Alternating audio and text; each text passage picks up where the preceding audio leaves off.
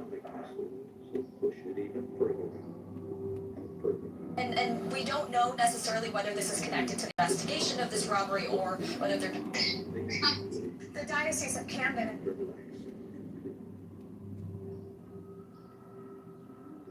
Most secretive organization. It runs on a black budget, laundering...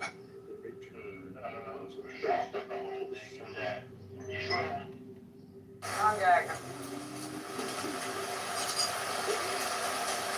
So, McGregor, what have you to say for yourself? I have been wronged by your lordship. My loss is certain.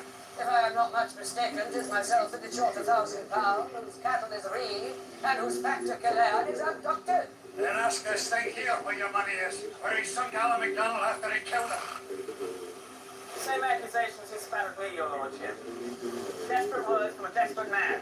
You have proofs of these matters. Feel your body relaxing, relaxing, relaxing. Well, I'm not a comedian. Unfortunately, I'm giving you the truth of the earth. Now coming into the toes of both of your feet at the same time. Moving right on down into your arches, into your heel, and on up into your ankle. Completely relaxed. Completely relaxed. And these soothing sensations are now moving on up your legs to your knees, relaxing all the muscles as it goes, and on up your legs to your thighs and to your hips, just completely relaxing. And your full attention is on the sound of my voice. And as the relaxing sensations move into the fingers of both of your hands, relaxing your hands. And it now moves on up into your forearms, relaxing your forearms, and on up into your upper arms, relaxing your upper arms. And your fingers and hands and forearms and upper arms are now just completely relaxed as the soothing sensations move on down into the base of your spine and then begin to move slowly up your spine, up your spine, up your spine, and into the back of your neck and shoulder muscles. And the back of your neck and shoulder muscles are now loose and limp, loose and limp, just completely relaxed. And the relaxing sensations now move on up the back of your neck and into your scalp, relaxing your scalp. Feel your scalp relaxing and feel the relaxing sensations flow down into your facial muscles, relaxing the facial muscles, just completely relaxing your facial muscles. Allow a little space between your teeth and your jaw is relaxed. And your entire body is now relaxed all over in every way. All tension is gone from your body and mind. All tension is gone from your body and mind. And it's time to imagine a bright white light coming down from above and entering your crown chakra of spirituality on the top of your head. Now this This is the universal light of life energy. See it, feel it, create it with the unlimited power of your mind, and feel the light within you, flowing through your body and mind, filling you to overflowing with this bright white protectory light. And now, vividly imagine the light concentrating around your heart area, and visualize it emerging from your heart area to totally surround your body with a protectory aura of bright white God light. And as you continue to listen to the sound of my voice, vividly imagine yourself in a situation in which you were going down, deeper and deeper down, as I count backwards from 7 to 1. Number 7, deeper, deeper, deeper, down, down, down. Number 6, deeper, deeper, deeper, down, down, down. Number 5, deeper, deeper, deeper, down, down, down. Number 4, deeper, deeper, deeper, down, down, down. Number 3, deeper, deeper, deeper, down, down, down. Number 2, deeper, deeper, deeper, down, down, down. Number 1. And you're now very, very deep, and you feel deep. But let's go down even deeper, even deeper, even deeper. Number 7, deeper, deeper, deeper, down, down, down. Number 6, deeper, deeper, deeper, down, down, down. Number 5, deeper, deeper, deeper, down, down, down. Number 4, deeper, deeper, deeper, down, down, down. Number 3, deeper, deeper, deeper, down, down, down. Number 2, deeper, deeper, deeper, down, down, down. Number 1. And you're now relaxed and at ease and at peace in a relaxing, altered state of consciousness. And each and every time you alter consciousness, you will go deeper than the time before, until you've reached your natural level, which can be maintained by using this technique several times a week. Now, if at any time you feel uncomfortable in any way, all you have to do to awaken is to mentally count yourself up from 1 to 5. So you're in control. You can awaken at any time you desire to do so. And you're now relaxed and at ease, and a quietness of spirit permeates your body and mind. And I'm going to begin by providing suggestions that will be communicated to every level of your body and mind. And they'll be accepted on every level of your body and mind. A quietness of spirit now permeates your body and mind. You release all tension created by stored up energy within your nervous system.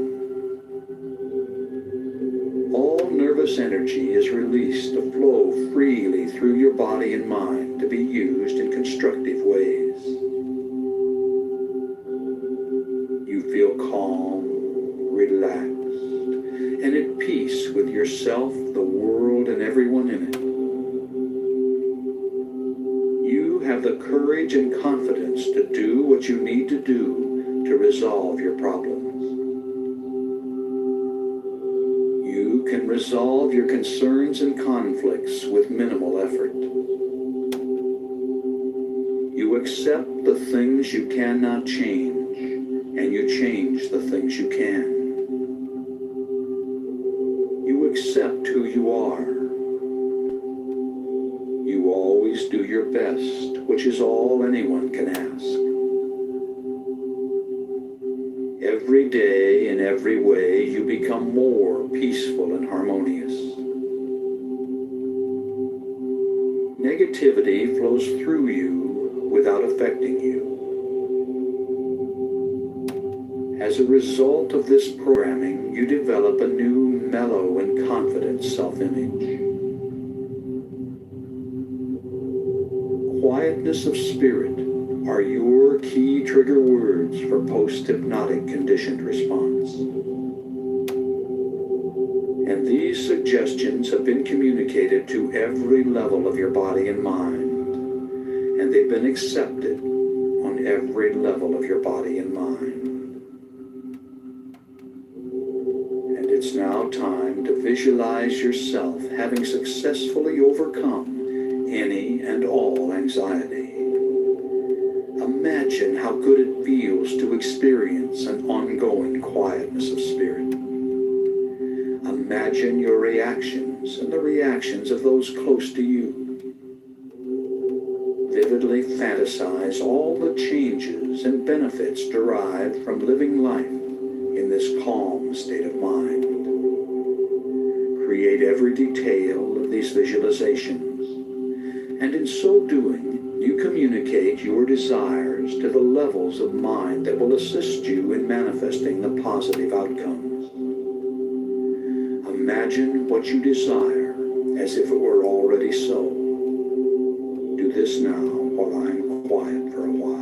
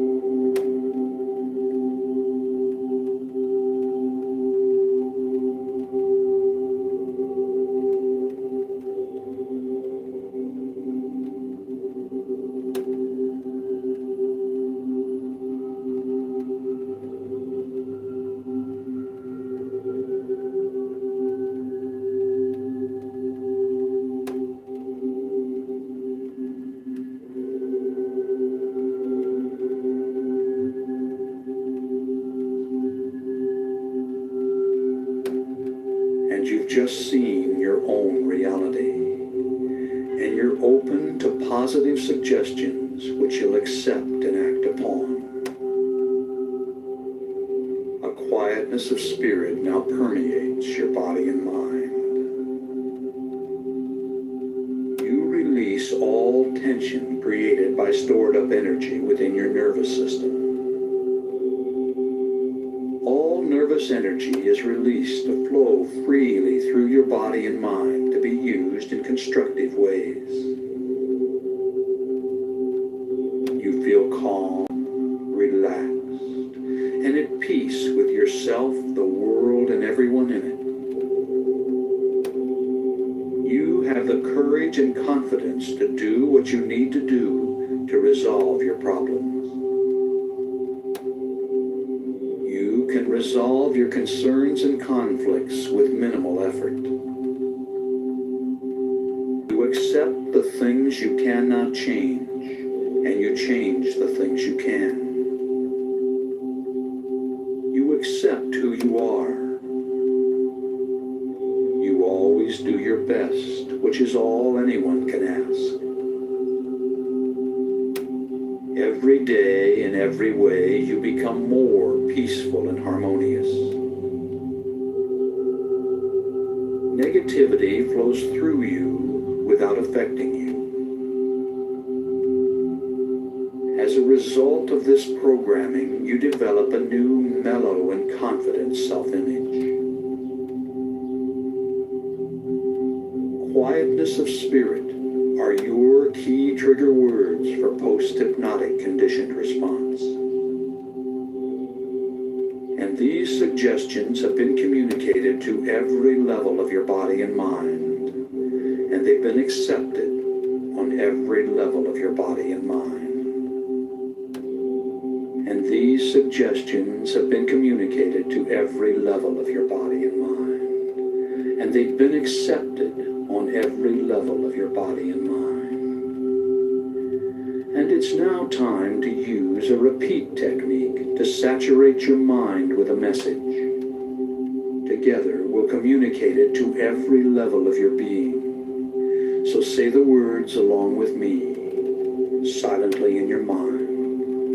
Shout them out silently, and hear them echo out across the universe and back to you. A quietness of spirit now permeates my body and mind, and my stored up energy is released to flow freely through my system. A quietness of spirit now permeates my body and mind, and my stored up energy is released to flow freely through my system. A quietness of spirit now permeates my body and mind, and my stored up energy is released to flow freely through my system. A quietness of spirit now permeates my body and mind, and my stored up energy is released to flow freely through my system.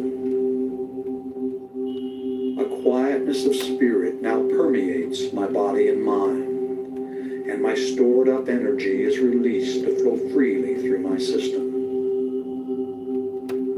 A quietness of spirit now permeates my body and mind, and my stored up energy is released to flow freely through my system. A quietness of spirit now permeates my body and mind, and my stored up energy is released to flow freely through my system. A quietness of spirit now permeates my body and mind, and my stored up energy is released to flow freely through my system. A quietness of spirit now permeates my body and mind, and my stored up energy is released to flow freely through my system. A quietness of spirit now permeates my body and mind, and my stored up energy is released to flow freely through my system. That's right. A quietness of spirit now permeates your body and mind, and all your stored up energy is released to flow freely through your system. And every day, in In every way, you become more peaceful and harmonious. Your new, mellow, and confident self-image is a projection of who you are. It is.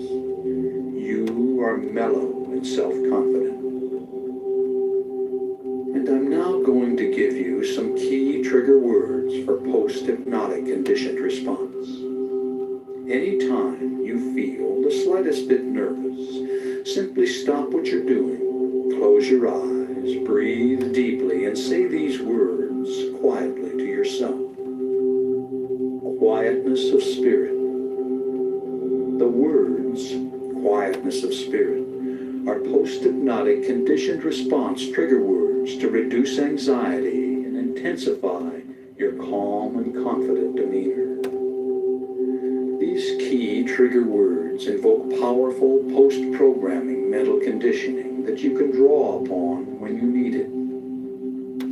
When you say the words quietness of spirit, you'll immediately feel a surge of calmness and confidence flow through your body and mind. And every time you hear this suggestion, and every time you use your quietness of spirit programming, it becomes more and more effective.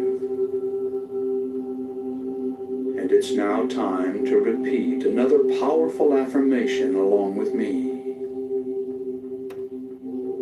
When I say the words quietness of spirit, I relax, regain control, and experience a surge of calmness and confidence. When I say the words quietness of spirit, I relax, regain control, and experience a surge of calmness and confidence. When I say the words quietness of spirit, I relax, regain control, and experience a surge of calmness and confidence. When I say the words quietness of spirit, I relax, regain control, and experience a surge of calmness and confidence. When I say the words quietness of spirit, I relax, regain control, and experience a surge of calmness and confidence. When I say the words quietness of spirit, I relax, regain control, and experience a surge of calmness and confidence.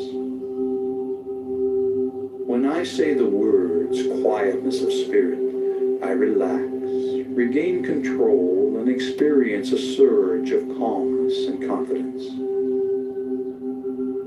When I say the words quietness of spirit, I relax, regain control, and experience a surge of calmness and confidence.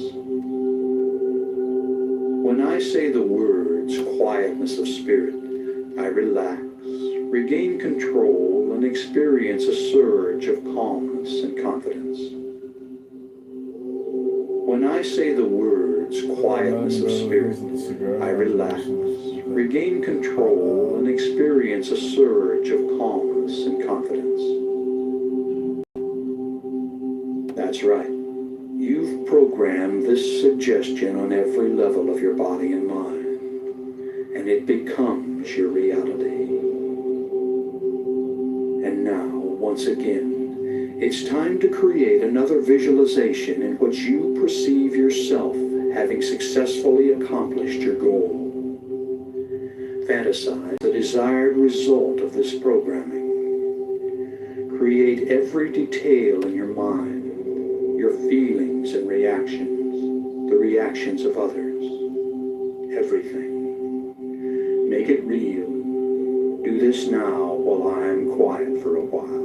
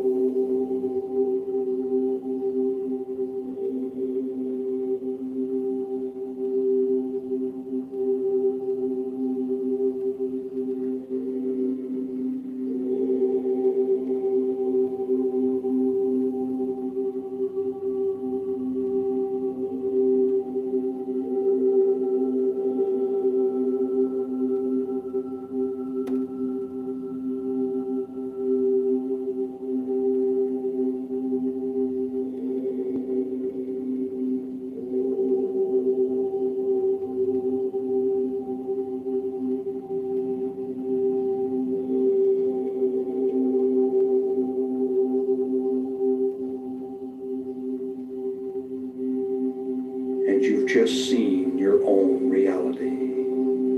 And upon awakening, you'll remember all that has been communicated. You'll awaken feeling as if you just had a refreshing nap. Your head will be clear, and you'll think and act with calm self-assurance, feeling glad to be alive and at peace with yourself, the world, and everyone in it. So let's come on up now. On the count of 5, you'll open your eyes and be wide awake. Number 1, feel the lifeblood returning to your arms and legs. Number 2, coming on up and at peace with all life. Number 3, coming on up feeling an internal balance and harmony.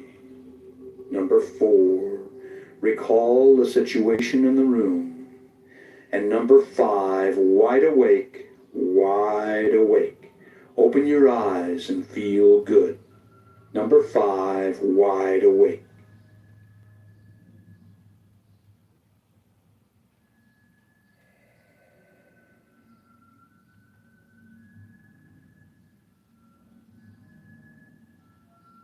You're wide awake and fully alert.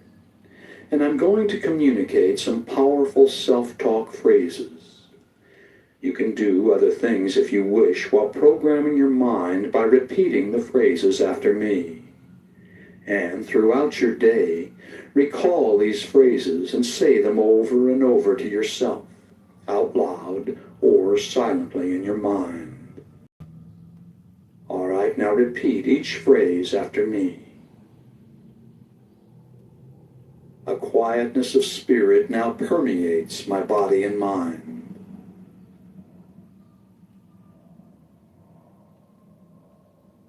I release all tension created by stored up energy within my nervous system.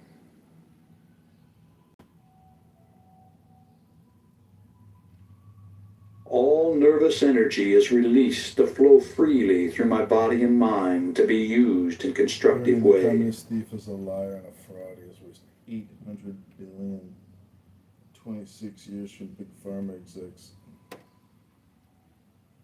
I feel calm, relaxed, and at peace with myself, the world, and everyone in it.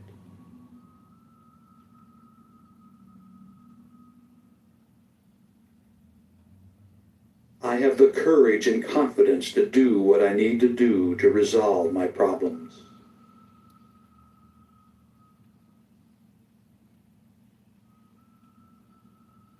I can resolve my concerns and conflicts with minimal effort.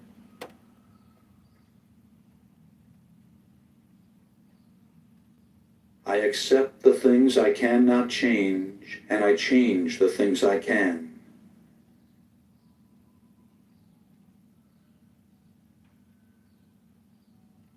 I accept who I am. I always do my best, which is all anyone can ask.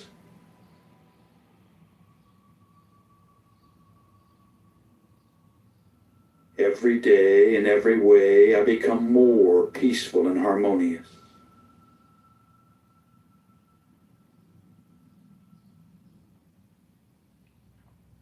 Negativity flows through me without affecting me.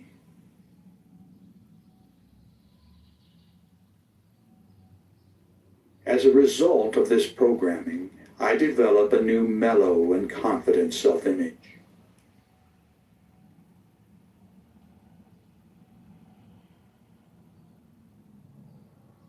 The words, quietness of spirit, are my key trigger words for post-hypnotic conditioned response.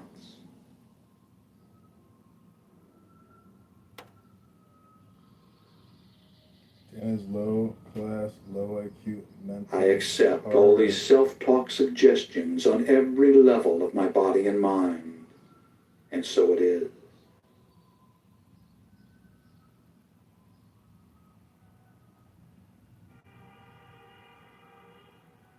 A quietness of spirit now permeates my body and mind.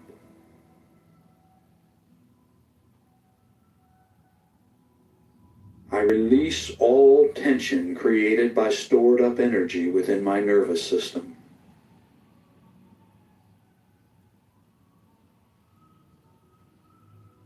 All nervous energy is released to flow freely through my body and mind to be used in constructive ways.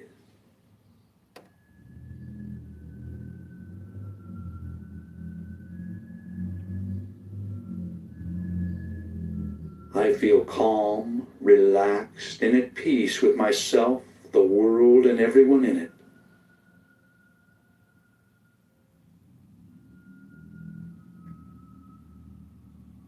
I have the courage and confidence to do what I need to do to resolve my problems.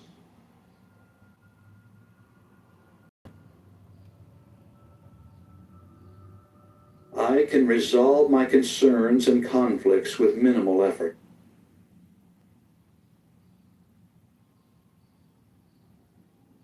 I accept the things I cannot change, and I change the things I can.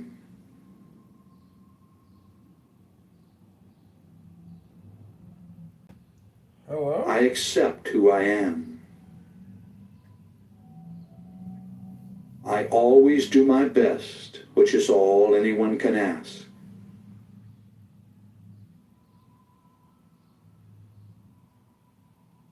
Every day, in every way, I become more peaceful and harmonious. Your Snapchat account has been reported. Negativity flows through me without affecting me.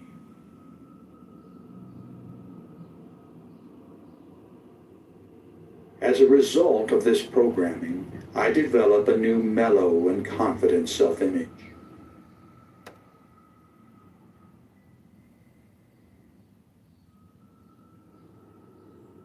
The words, quietness of spirit, are my key trigger words for post-hypnotic conditioned response.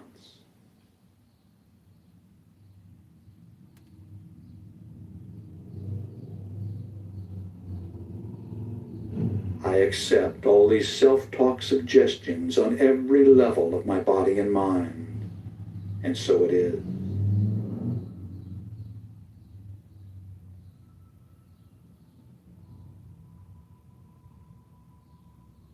A quietness of spirit now permeates my body and mind.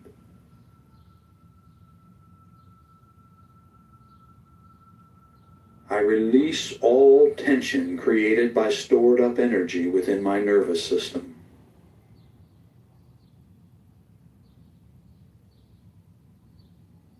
All nervous energy is released to flow freely through my body and mind to be used in constructive ways.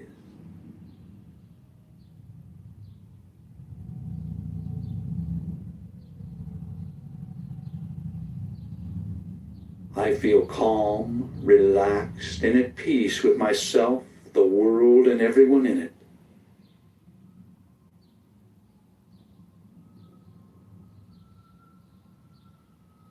I have the courage and confidence to do what I need to do to resolve my problems.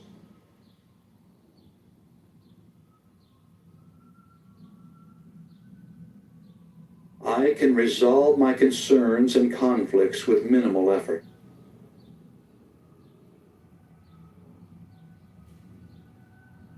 I accept the things I cannot change, and I change the things I can.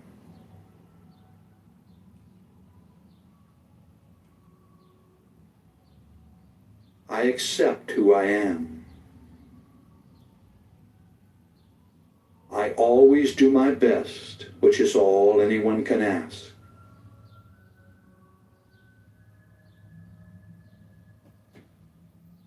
Every day, in every way, I become more peaceful and harmonious.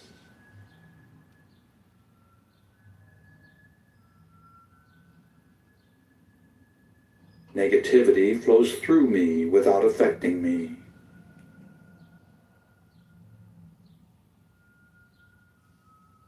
As a result of this programming, I develop a new mellow and confident self-image.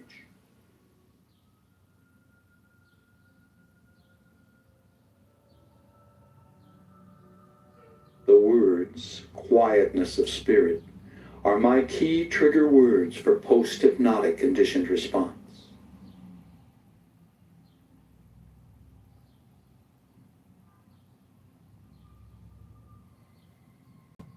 I accept all these self-talk suggestions on every level of my body and mind, and so it is.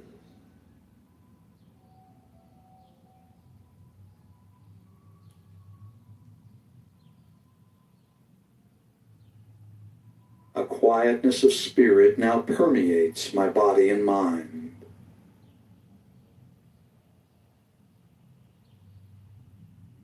I release all tension created by stored up energy within my nervous system.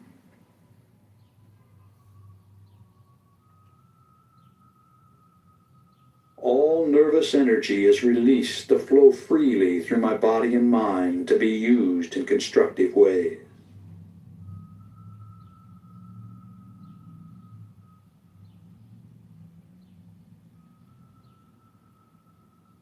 I feel calm, relaxed, and at peace with myself, the world, and everyone in it.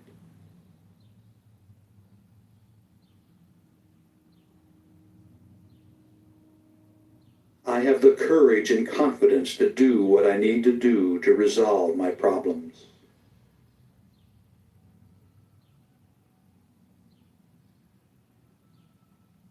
I can resolve my concerns and conflicts with minimal effort.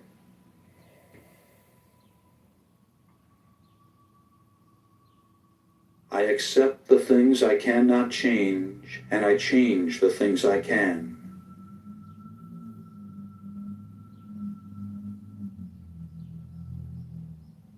I accept who I am. I always do my best, which is all anyone can ask.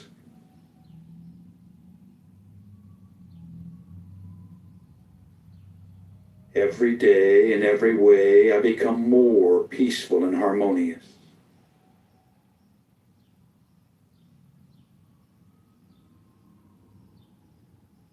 Negativity flows through me without affecting me.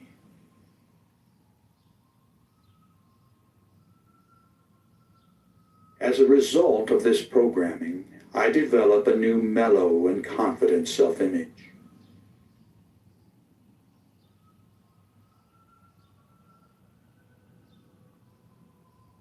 The words, quietness of spirit, are my key trigger words for post-hypnotic conditioned response.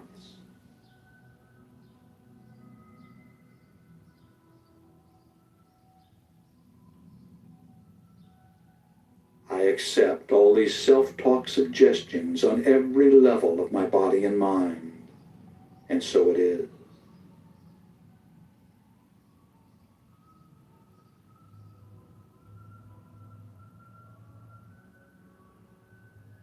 A quietness of spirit now permeates my body and mind.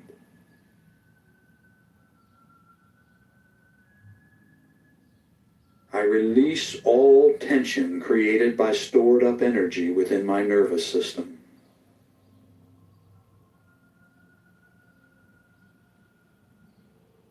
All nervous energy is released to flow freely through my body and mind to be used in constructive ways.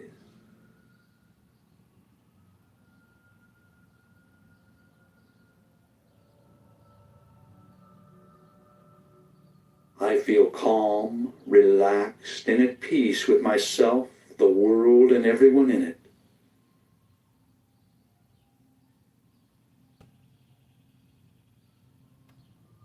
I have the courage and confidence to do what I need to do to resolve my problems.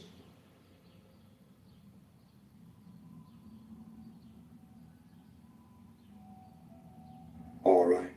The self-talk phrases session is now complete, and in 20 seconds, the sleep programming introduction will begin.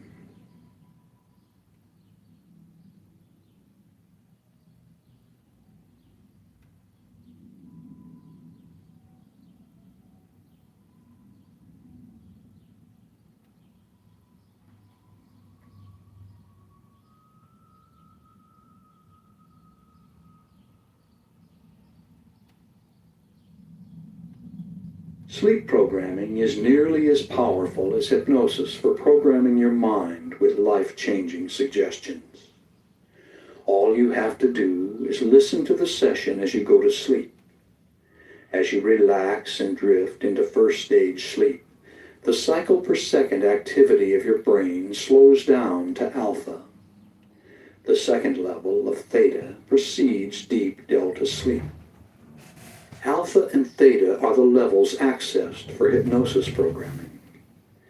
So on the following sleep programming session, I'll use the same induction as on the first session to take you to these levels quickly. Then, as you cross over into natural sleep, you'll continue to hear the suggestions. These affirmations are phrased for maximum acceptance by all levels of your mind.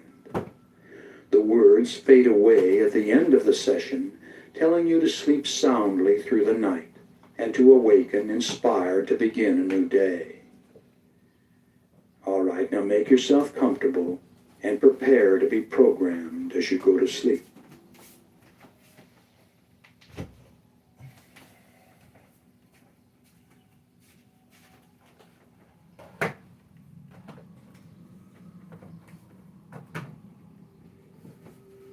Close your eyes and get comfortable. It's time to breathe deeply and relax completely. Breathe deeply and relax completely, allowing a quietness of spirit to come in. Feel the blood flowing through your arms and legs, through your body and mind. Relaxing, relaxing, relaxing. Take a deep breath. Hold it as long as you comfortably can. And then let it out slowly through slightly parted lips. And when the breath is all the way out, contract your stomach muscles and push it even further out and further out.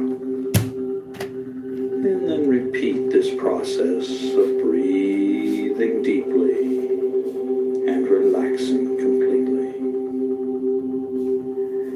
And if any outside thoughts should come into your mind, simply brush them aside and return your concentration to the sound of my voice. And breathing deeply and relaxing completely. Breathing deeply and relaxing completely. And now use your imagination and feel your body relaxing one part at a time in response to my words. Play the role, play the part, and mentally relay the relaxing suggestions into that part of your body and feel them take effect.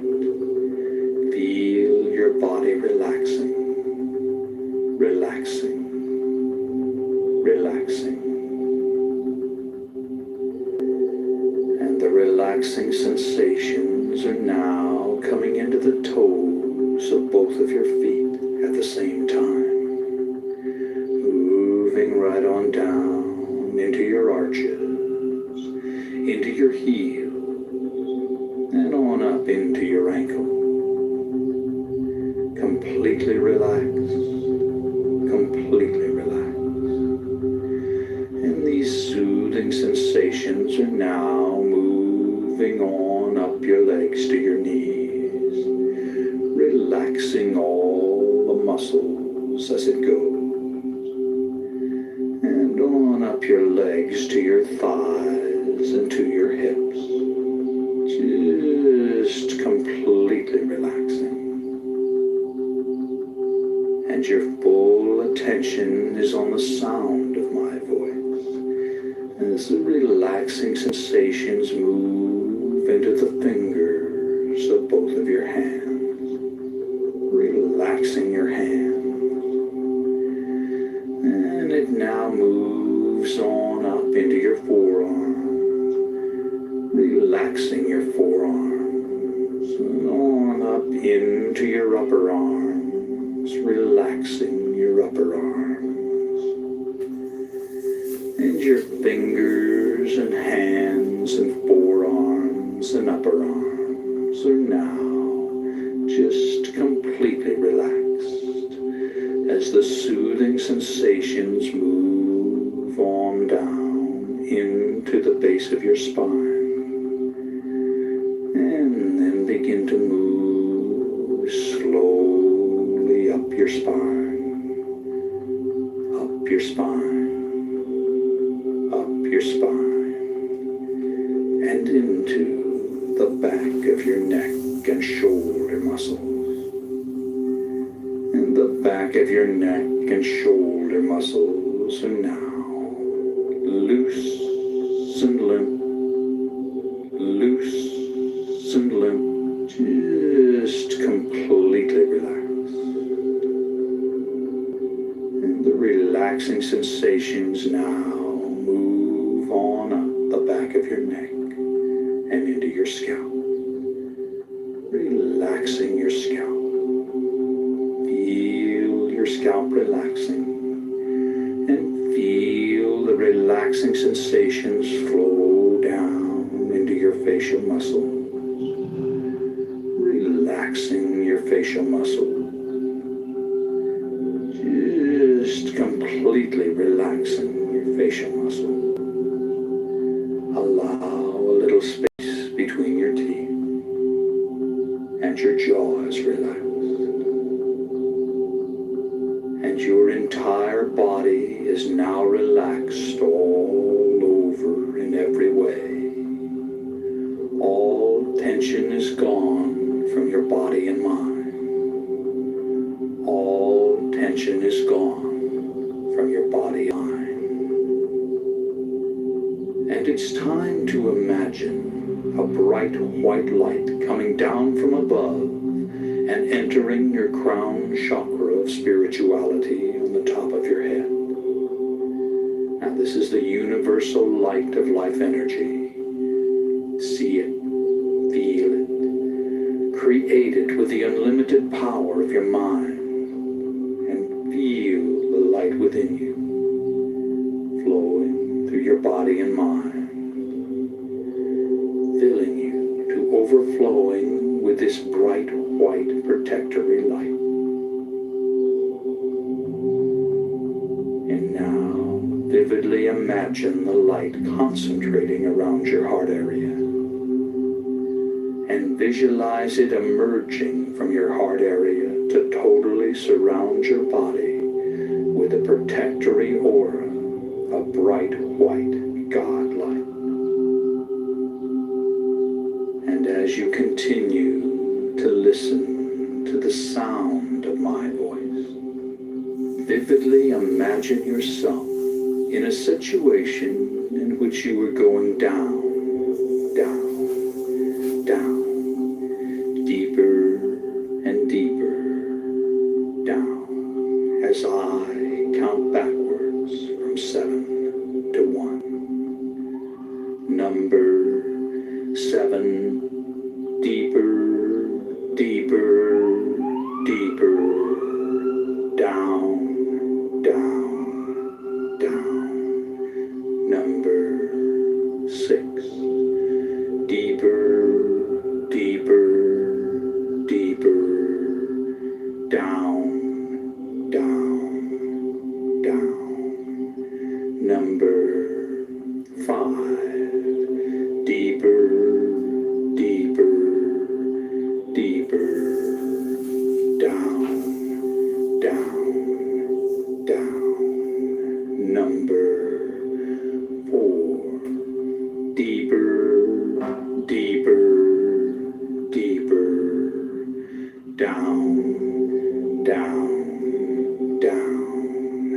Number 3, deeper, deeper, deeper, down, down, down. Number 2, deeper, deeper, deeper, down, down, down. Number 1,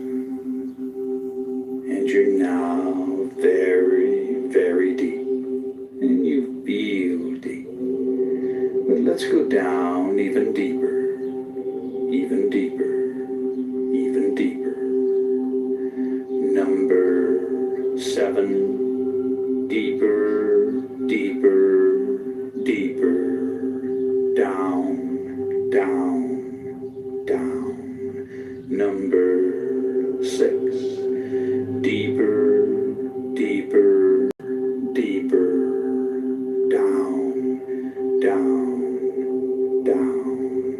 Number 5, deeper, deeper, deeper. Down, down, down. Number 4, deeper, deeper, deeper. Down, down, down. Number 3, deeper, deeper, deeper. Down, down, down. Number 2, deeper, deeper, deeper. Down, down, down. Number 1. And you're now relaxed and at ease and at peace in a relaxing, altered state of consciousness. And each and every time you alter consciousness, you will go deeper than the time before until you've reached your natural level, which can be maintained by using this technique several times a week. Now, if at any time you feel uncomfortable in any way, all you have to do to awaken is to mentally count yourself up from 1 to 5. So you're in control. You can awaken at any time you desire to do so. And your body is relaxed, relaxed, relaxed. And your mind is relaxed as you cross over into sleep. A peaceful, relaxing sleep. Peaceful, relaxing sleep.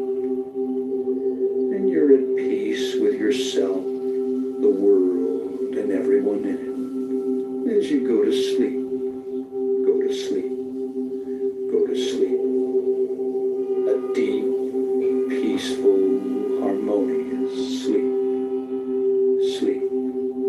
And you're going to sleep. And as you do, you accept the suggestions you hear. You accept the suggestions you hear. As you go to sleep, go to sleep, go to sleep. And the suggestions become your reality. The suggestions are accepted on every level of your body and mind, and they become your reality. You fulfill your desire. You do. You accept this. You accept the suggestion. You accept the suggestions as you go to sleep. Go to sleep. Go to sleep. A quietness of spirit now permeates your body and mind. You release all tension created by stored up energy within your nervous system. All nervous energy is released to flow freely through your body and mind to be used in constructive ways. You feel calm, relaxed, and at peace with yourself, the world, and everyone in it. You have the courage and confidence to do what you need to do to resolve your problems. You can resolve your concerns and conflicts with minimal effort. You accept the things you cannot change, and you change the things you can. You accept who you are. always do your best, which is all anyone can ask. Every day, in every way, you become more peaceful and harmonious. Negativity flows through you without affecting you. As a result of this programming, you develop a new, mellow, and confident self-image. Quietness of spirit are your key trigger words for post-hypnotic conditioned response. And these suggestions have been communicated to every level of your body and mind, and they've been accepted on every level of your body and mind. A quietness of spirit now permeates my body and mind, and my stored up energy is released to flow freely through my system. A quietness of spirit now permeates my body and mind, and my stored up energy is released to flow freely through my system. A quietness of spirit now permeates my body and mind, and my stored up energy is released to flow freely through my system. A quietness of spirit now permeates my body and mind, and my stored up energy is released to flow freely through my system. A quietness of spirit now permeates my body and mind, and my stored up energy is released to flow freely through my system. A quietness of spirit now permeates my body and mind, and my stored up energy is released to flow freely through my system. A quietness of spirit now permeates my body and mind, and my stored up energy is released to flow freely through my system. A quietness of spirit now permeates my body and mind, and my stored up energy is released to flow freely through my system. A quietness of spirit now permeates my body and mind, and my stored up energy is released to flow freely through my system. A quietness of spirit now permeates my body and mind, and my stored up energy is released to flow freely through my system. When I say the words quietness of spirit, I relax, regain control, and experience a surge of calmness and confidence. When I say the words quietness of spirit, I relax, regain control, and experience a surge of calmness and confidence. When I say the words quietness of spirit, I relax, regain control, and experience a surge of calmness and confidence. When I say the words quietness of spirit, I relax, regain control, and experience a surge of calmness and confidence. When I say the words quietness of spirit, I relax, regain control, and experience a surge of calmness and confidence. When I say the words quietness of spirit, I relax, regain control, and experience a surge of calmness and confidence. When I say the words quietness of spirit, I relax, regain control, and experience a surge of calmness and confidence. When I say the words quietness of spirit, I relax, regain control, and experience a surge of calmness and confidence. When I say the words quietness of spirit, I relax, regain control, and experience a surge of calmness and confidence.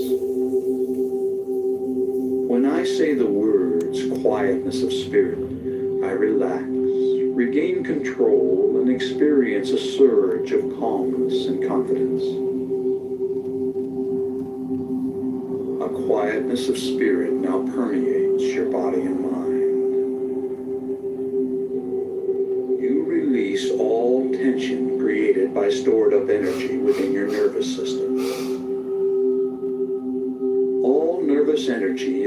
released to flow freely through your body and mind to be used in constructive ways.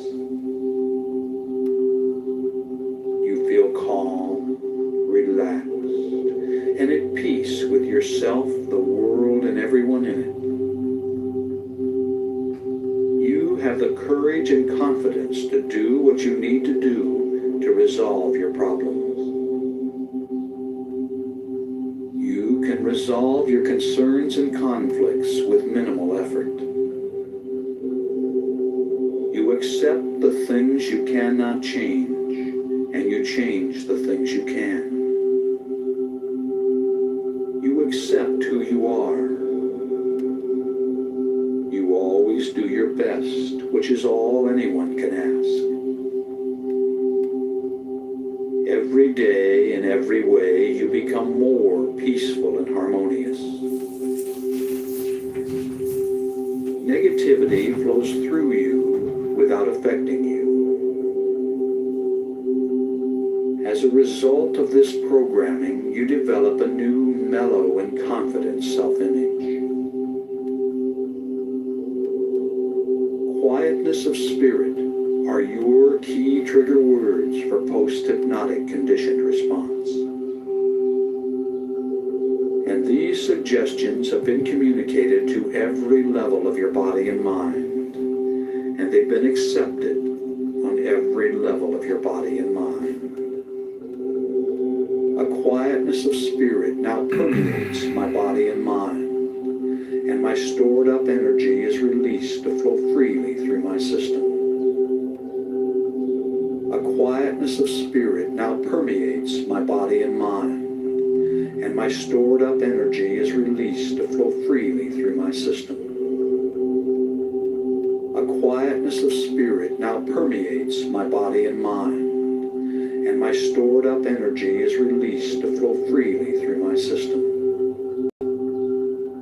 A quietness of spirit now permeates my body and mind, and my stored up energy is released to flow freely through my system.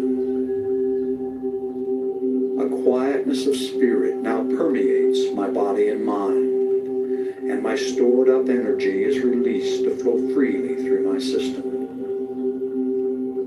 A quietness of spirit now permeates my body and mind, and my stored up energy is released to flow freely through my system. A quietness of spirit now permeates my body and mind, and my stored up energy is released to flow freely through my system.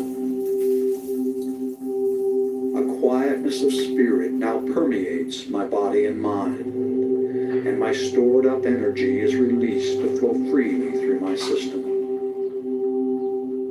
A quietness of spirit now permeates my body and mind, and my stored up energy is released to flow freely through my system. A quietness of spirit now permeates my body and mind, and my stored up energy is released to flow freely through my system.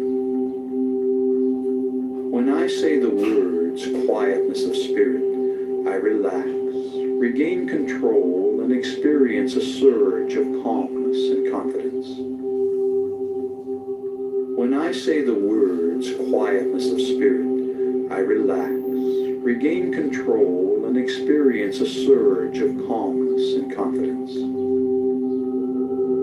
When I say the words quietness of spirit, I relax, regain control, and experience a surge of calmness and confidence. When I say the words quietness of spirit, I relax, regain control, and experience a surge of calmness and confidence. When I say the words quietness of spirit, I relax, regain control, and experience a surge of calmness and confidence. When I say the words quietness of spirit, I relax, regain control, and experience a surge of calmness and confidence.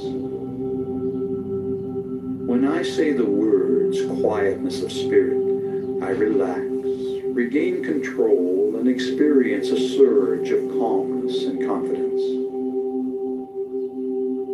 I say the words quietness of spirit, I relax, regain control, and experience a surge of calmness and confidence. When I say the words quietness of spirit, I relax, regain control, and experience a surge of calmness and confidence. When I say the words quietness of spirit, I relax, regain control, and experience a surge of calmness and confidence. A quietness of spirit now permeates your body and mind. You release all tension created by stored up energy within your nervous system. All nervous energy is released to flow freely through your body and mind to be used in constructive ways. You feel calm, relaxed, and at peace with yourself, the world, and everyone in it. You have the courage and confidence to do what you need to do to resolve your problems. You can resolve your concerns and conflicts with minimal effort. You accept the things you cannot change, and you change the things you can. You accept who you are. You always do your best, which is all anyone can ask.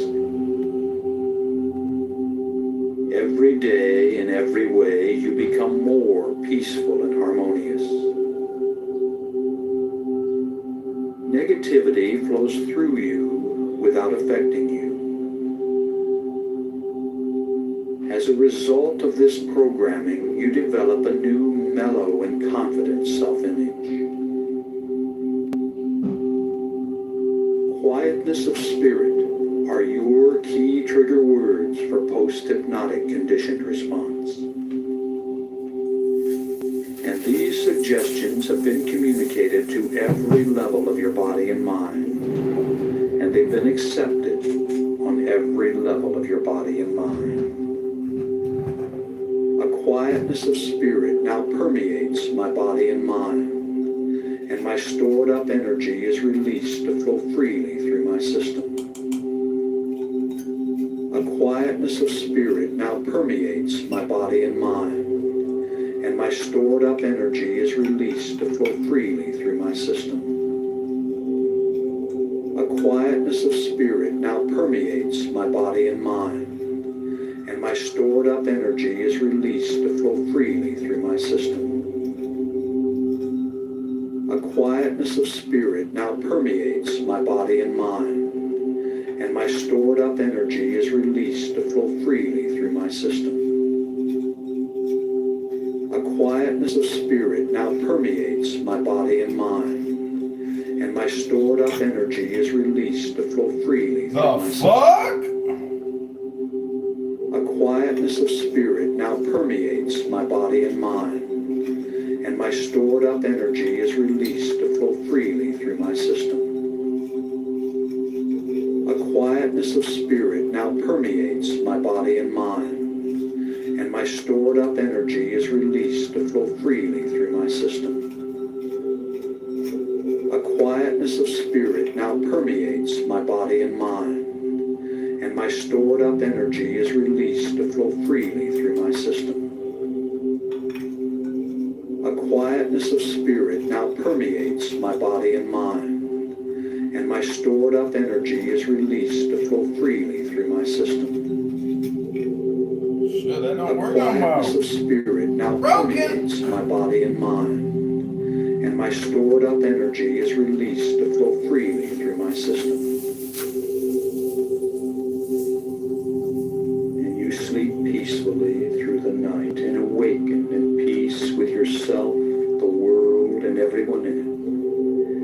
And you'll awaken feeling glad to be alive, refreshed, and thinking and acting with calm self-assurance, and inspired to begin a new day. And you accept these suggestions as you go to sleep.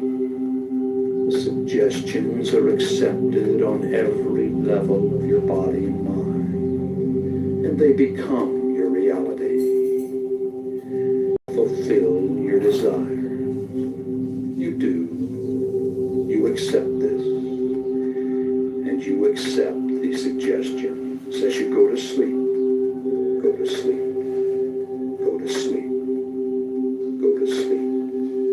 And you accept these suggestions as you go to sleep. Go to sleep.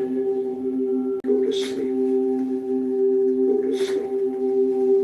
And you accept these suggestions as you go to sleep. Go to sleep. Go to sleep. Go to sleep. And you accept these suggestions as you go to sleep. Go to sleep. Go to sleep. Go to sleep. And you accept these suggestions as you go to sleep. Go to sleep. Go to sleep. Go to sleep.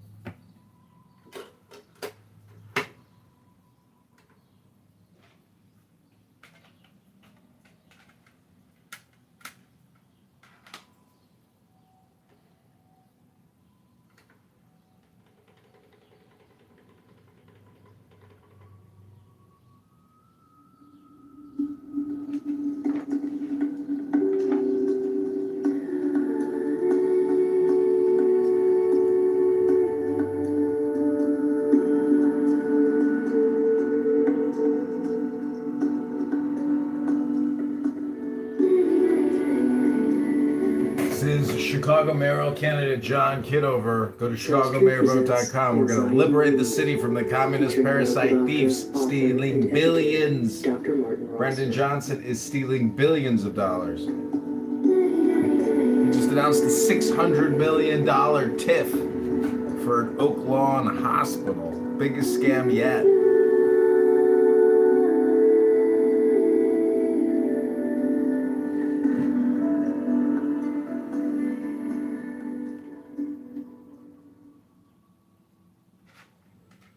Hi, I'm Dr. Marty Rossman, welcoming you to the Anxiety Relief Program.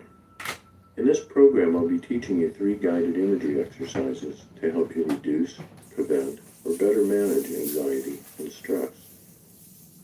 The tools we use are breathing, relaxation, and guided imagery, which has been shown in many studies to be effective in relieving or reducing anxiety. When you think about it, you realize that while there are certainly challenges we need to meet in life, most anxiety and stress comes from our imaginations. By dreading things that haven't yet happened, or regretting the past, we create stress reactions in our bodies that make us anxious, worried, tense, and can create a wide range of mental and physical symptoms. In this program, I'm going to teach you 3 imagery processes that will help you use the power of your imagination to reduce anxiety, solve stressful problems, and use your strengths to address important issues in your life. The first deep relaxation exercise is best used as a practice. And if you practice twice a day for 3 weeks, you'll find that you get very skillful and very comfortable going to a place of deep relaxation. That will allow you to relax when you need to, when you get in a situation that may produce anxiety. The second exercise, the dialogue with your inner advisor, is best used for addressing issues or problems that you haven't been able to solve and that are stimulating anxiety or stress.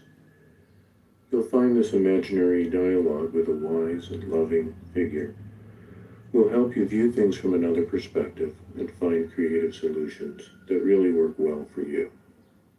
The third exercise, evocative imagery, will help you if you feel like you don't have enough of a particular quality to deal with a certain situation.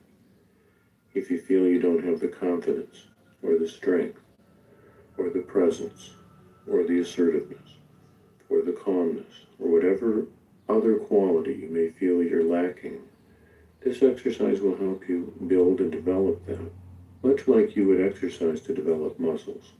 This exercise will help you develop personal qualities that will help you deal with stressful or anxiety-producing situations. Hello? As you get more familiar with each exercise and each technique, you'll be able to use whichever ones are most helpful for you in whatever situations you encounter. Before beginning any imagery process, however, it's best to make sure that you're comfortable in a place where you feel safe and where you won't be disturbed for about 25 to 30 minutes. Put a sign on your door and tell anyone who needs to know that you'd like some privacy during this time. Let yourself loosen any tight clothing or jewelry as you get comfortable. And as you begin to relax, you'll probably find it easier if you let yourself close your eyes. But you can open them anytime you like, and then close them again to return to your deep relaxation. The first skill to learn in reducing stress, tension, and anxiety is that of deeply relaxing your body and mind. We'll use your breathing and your imagination to help you do this. We'll begin by taking some time to focus on your breathing, then invite your muscles to relax and unwind, and then invite you to imagine going to a beautiful, peaceful place where you feel safe, comfortable, and at ease. And as you imagine yourself being in such a place, you'll find that your body and mind relax easily and naturally. Learning to relax with imagery simply involves learning to pay attention to different things. To shift your attention from your usual world, we might call it the outer world, to what we can call your inner world. We'll take some time to focus on your breath. Let that get a little easier and deeper. And then invite your body to relax part by part. And you'll find that your body really likes to relax. And it knows how to do that. You just need to invite it to do that and let it relax in its own way. So now let's begin. Begin by paying attention to your breathing. Just noticing that on the in-breath, you're bringing in new energy, vitality, and oxygen that flows to all parts of your being, especially any place that needs some special attention. And let every exhalation, every out-breath, be a real letting go kind of breath. A release. And let yourself make a small movement to signal the shift you're about to make into deep relaxation. Like briefly lifting a finger, or rolling your eyes up in your head and taking an especially deep breath. And then let your eyes become comfortable again and begin to relax more deeply.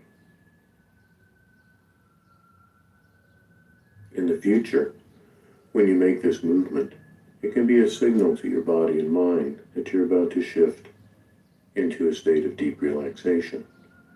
And as you practice, you'll find it easier and easier to move into that deep relaxed state of comfort and ease.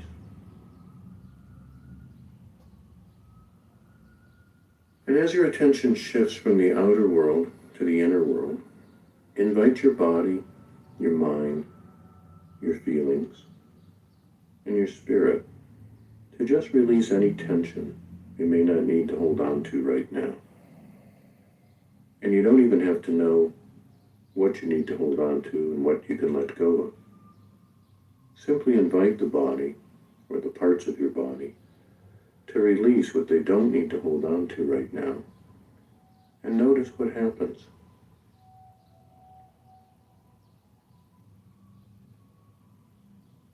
You'll probably notice that some parts of your body release easily, and others take a little more time. And that's perfectly okay.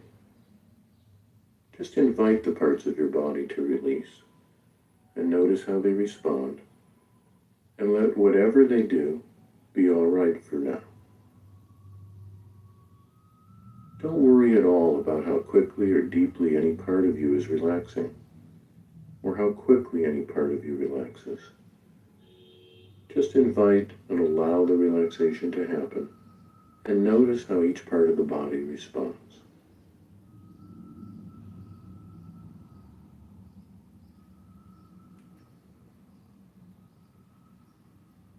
As you focus on different parts of your body, notice that you may feel things in them that you didn't notice when your attention was elsewhere.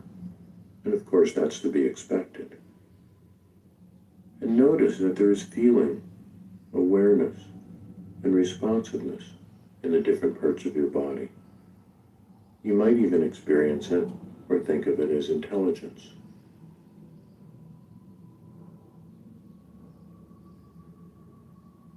So notice this intelligence and awareness in one of your feet. Andrew, good afternoon to you. They And bought notice it any 30 years tension ago for or a certain amount. Now sensations they're that may being be told there. it's worth so much. And notice what happens when you invite that foot to release any tension it doesn't need. Simply inviting the foot to begin to relax more deeply and comfortably.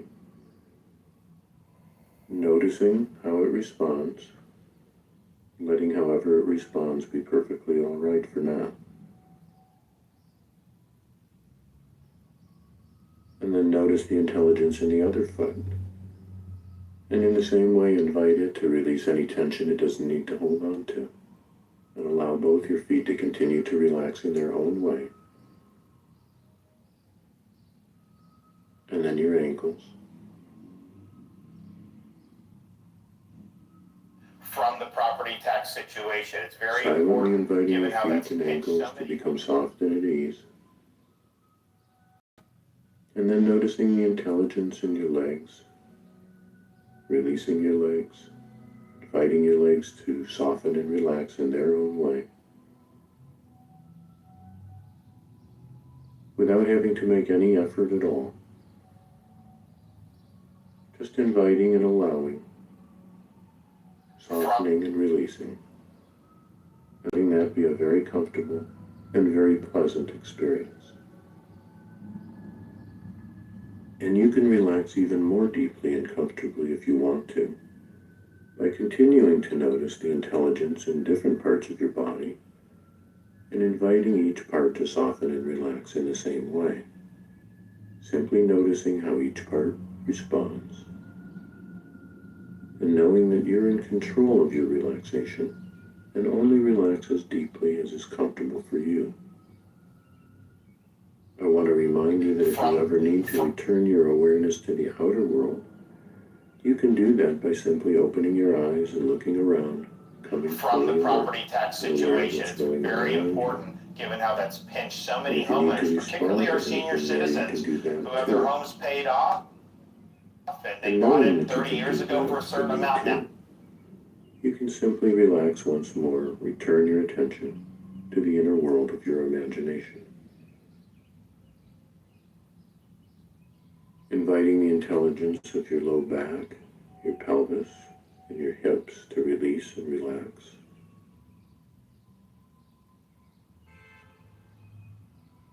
And the intelligence of your abdomen and midsection.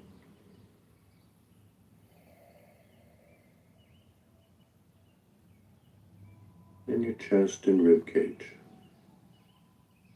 Inviting the whole trunk of your body to soften and relax, easily and naturally, without effort or struggle.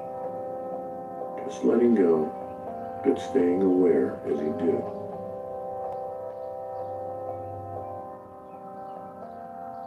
Inviting the intelligence between and across your shoulder blades,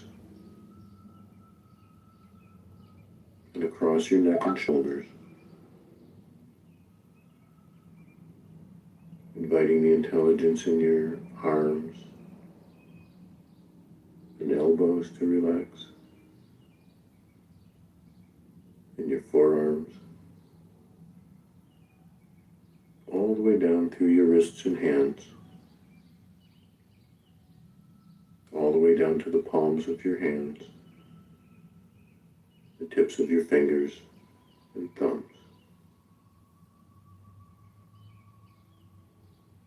Becoming aware of the intelligence in your face and jaw muscles, and inviting them to relax and let go, to become soft and at ease. You may notice that your upper and lower teeth may want to drift apart a little bit as they relax, and that's perfectly all right. Becoming aware of your scalp and forehead, inviting them to be soft and at ease. And the little muscles around your eyes softening, relaxing, releasing. And even your tongue can release and be at ease.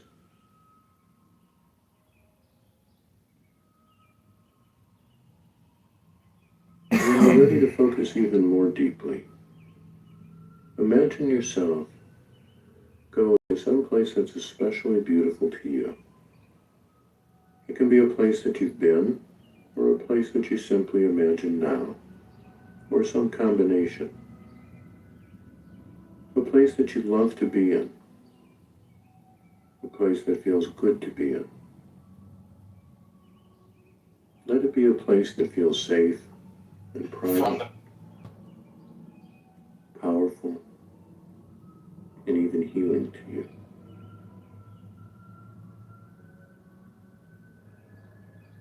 Imagine that you're in a special place that's just for you, a place where you feel safe and at ease.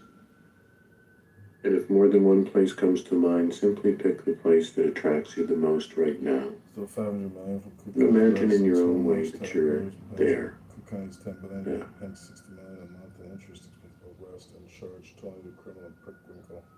Take some time to look around this place. You may not see exactly the same way in your inner world as you do in the outer world, but you can tell what you're imagining, even if you don't exactly see In the same way, from the property tax situation. It's very just notice important. what you imagine seeing here. The colors, the shapes, and the things you notice.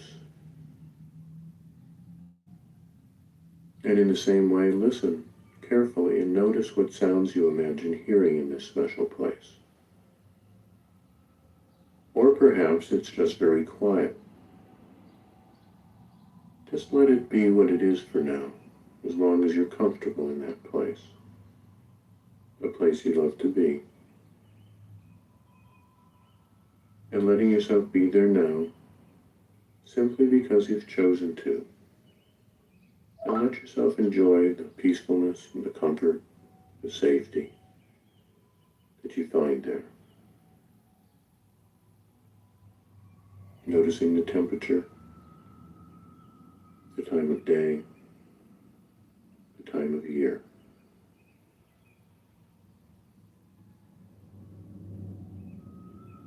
And noticing any sense of relaxation and peacefulness that you find here.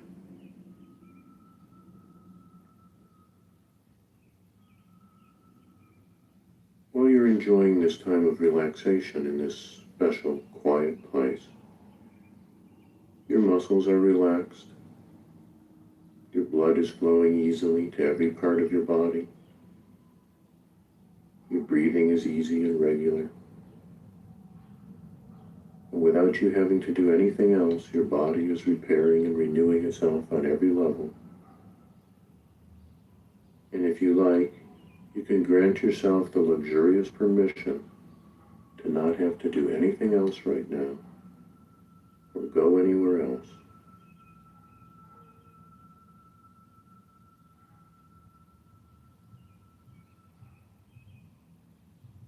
And just let yourself feel what that's like for a few moments. To do absolutely nothing and have it be good for you. So that you're actually doing something by doing nothing. And letting your body and mind relax, repair, restore, and renew. Simply by relaxing in this place.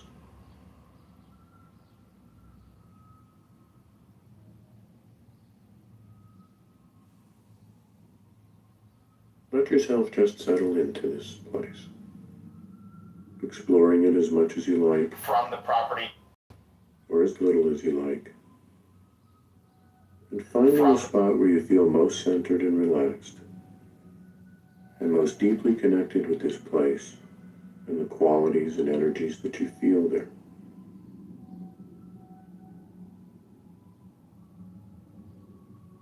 Just let this be a place of healing and comfort,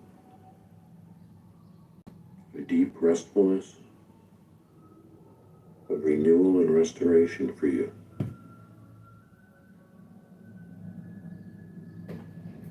And as you deeply relax here, you may want to pay attention to what it feels like to be surrounded and supported by the energies that you find healing in this place. And if it feels comfortable to you, just let yourself soak up whatever feels good, whatever feels nourishing, vitalizing, strengthening. Just like you're a sponge, just soaking up these good things.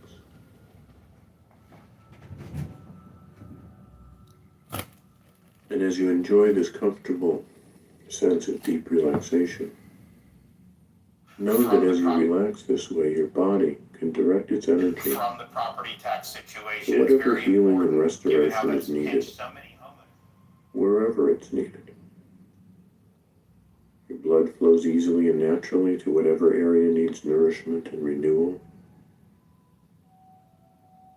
in your body, in your brain, in your mind, and replenishes and restores your sense of confidence and well-being.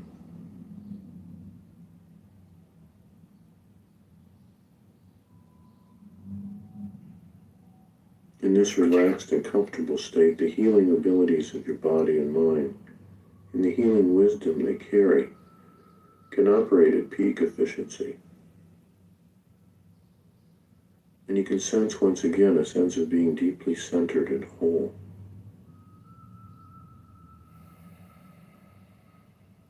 And as you relax, you can remember your wholeness, your strengths, and your capabilities for handling From the property tax situation, it's whatever very life may bring your important, way. given how that's pinched so many homeowners, particularly our...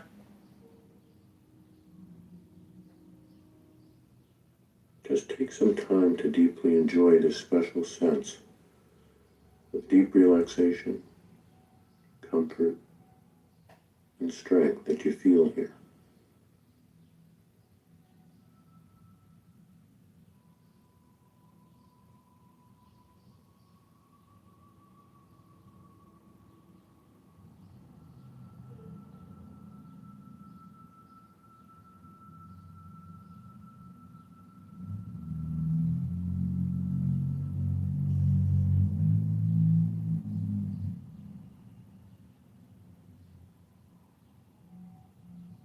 Now let yourself stay relaxed. Soon I'll be inviting you to bring your attention back to the outer world. But before you do that, please understand that any time you want to return to this deep state of relaxation, all you need to do is get comfortable, put your breathing it deeper, make the relaxation signal you've chosen, and then deepen your relaxation by inviting your body to relax part by part and go back in your imagination to your place of relaxation, peace, and comfort. And stay there as long as you like. And when you come back to the outer world, you'll come back feeling more relaxed and refreshed, clearer in your mind, feeling stronger, more whole, and more comfortable in both body and mind, and more confident in your ability to deal with whatever life presents to you.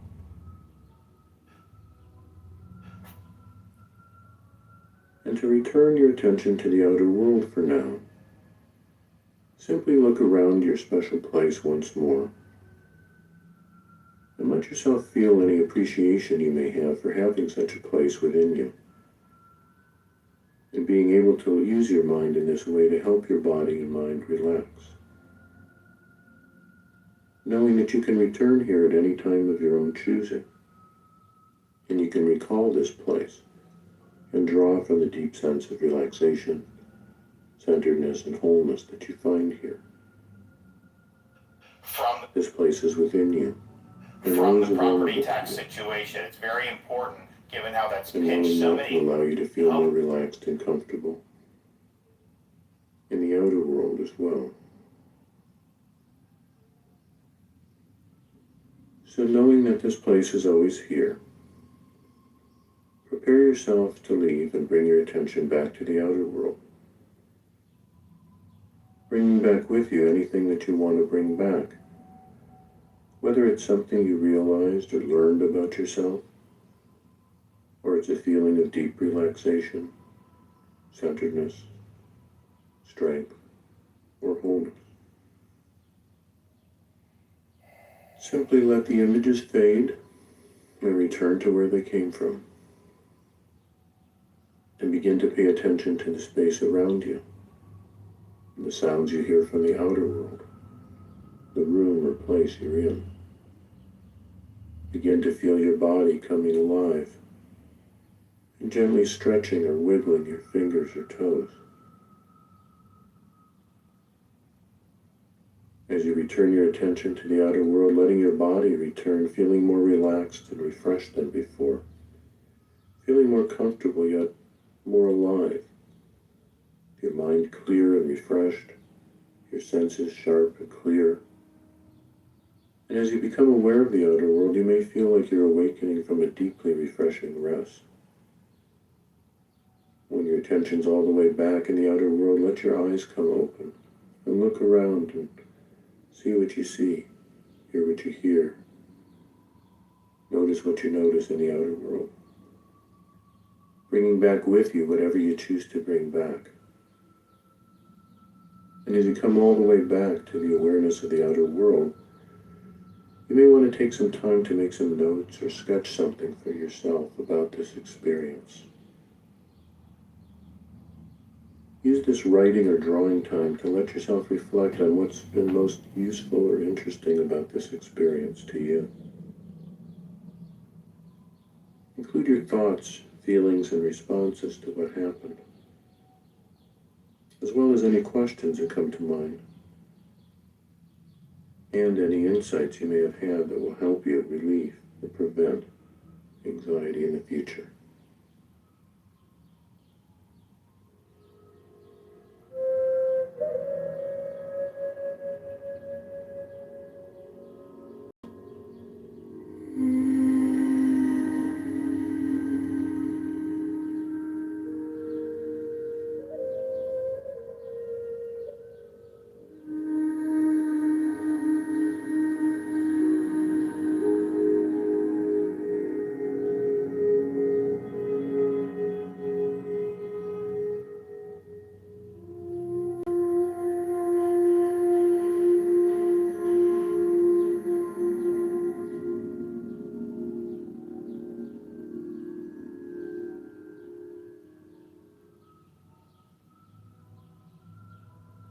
This next guided imagery process can help you view any issues or problems that are stimulating your sense of stress or anxiety and help you explore possible solutions.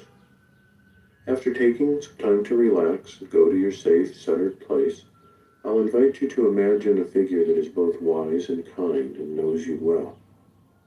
This figure, which we often call your inner advisor, may come in any form, and it can help you connect with the wisdom and compassion that is within you.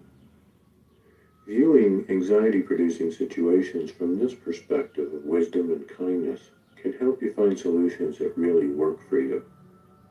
Let the process be an exploration and notice what happens. So now let's begin. Begin by paying attention to your breathing. Just noticing that on the in-breath, you're bringing in new energy, vitality, and oxygen that flows to all parts of your being, especially any place that needs some special attention. And let every exhalation, every out-breath, be a real letting go kind of a breath. A release. And let yourself make a small movement to signal the shift you're about to make into deep relaxation.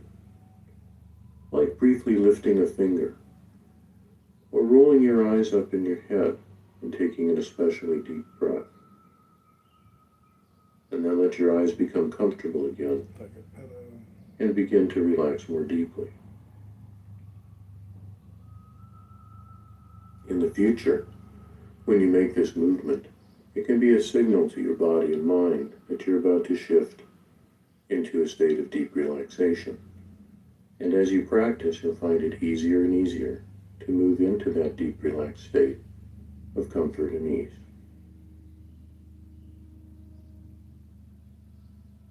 And as your attention shifts from the outer world to the inner world, invite your body, your mind, your feelings, and your spirit to just release any tension you may not need to hold on to right now. And you don't even have to know what you need to hold on to and what you can let go of. Simply invite the body, or the parts of your body, to release what they don't need to hold on to right now, and notice what happens.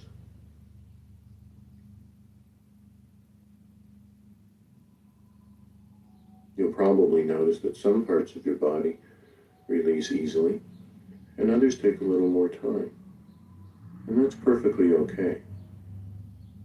Just invite the parts of your body to release, and notice how they respond, and let whatever they do be all right for now. Don't worry at all about how quickly or deeply any part of you is relaxing, or how quickly any part of you relaxes. Just invite and allow the relaxation to happen, And notice how each part of the body responds.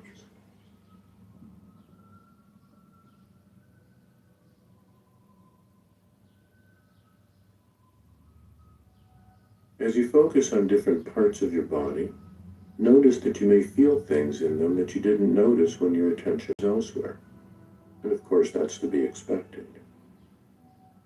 And notice that there is feeling, awareness, and responsiveness in the different parts of your body. You might even experience it or think of it as intelligence.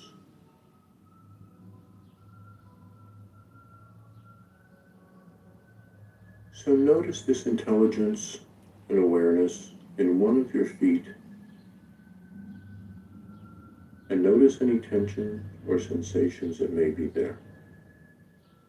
And notice what happens when you invite that foot to release any tension it doesn't need. Simply inviting the foot to begin to relax more deeply and comfortably. Noticing how it responds, letting however it responds be perfectly all right for now. And then notice the intelligence in the other foot.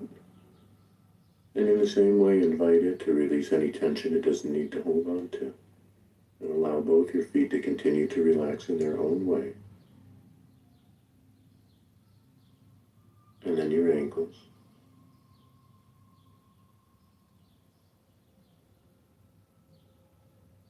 Silently inviting your feet and ankles to become soft and at ease.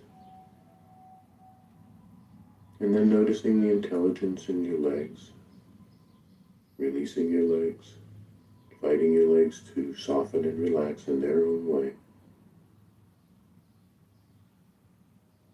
Without having to make any effort at all. Just inviting and allowing. Softening and releasing. And letting that be a very comfortable and very pleasant experience. You can relax even more deeply and comfortably if you want to, by continuing to notice the intelligence in different parts of your body and inviting each part to soften and relax in the same way. Simply noticing how each part responds and knowing that you're in control of your relaxation and only relax as deeply as is comfortable for you. I want to remind you that if you ever need to return your awareness to the outer world, you can do that by simply opening your eyes and looking around, coming fully alert and aware of what's going on around you. And if you need to respond to anything there, you can do that too. And knowing that you can do that if you need to, you can simply relax once more, return your attention to the inner world of your imagination. Inviting the intelligence of your low back, your pelvis, and your hips to release and relax.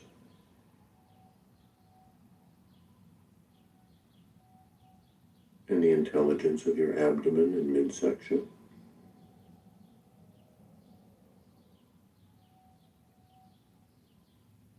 And your chest and rib cage. Inviting the whole trunk of your body to soften and relax, easily and naturally, without effort or struggle. Just letting go, but staying aware as you do.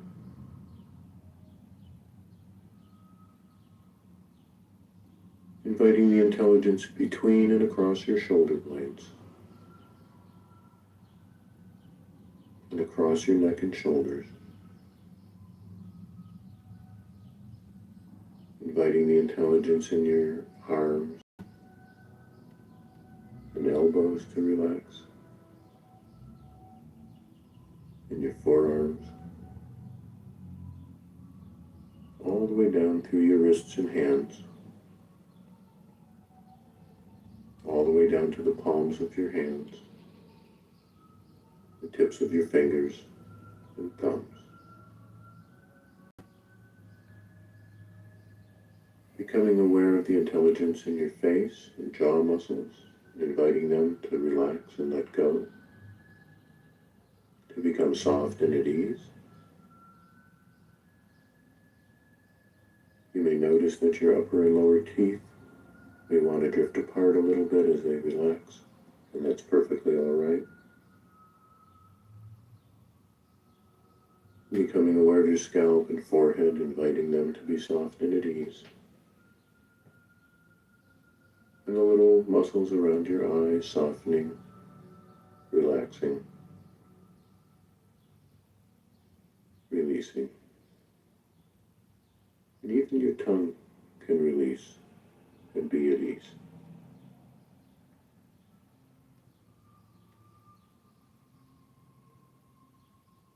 And when you're ready, invite an image to appear that represents the wisdom and creativity within you.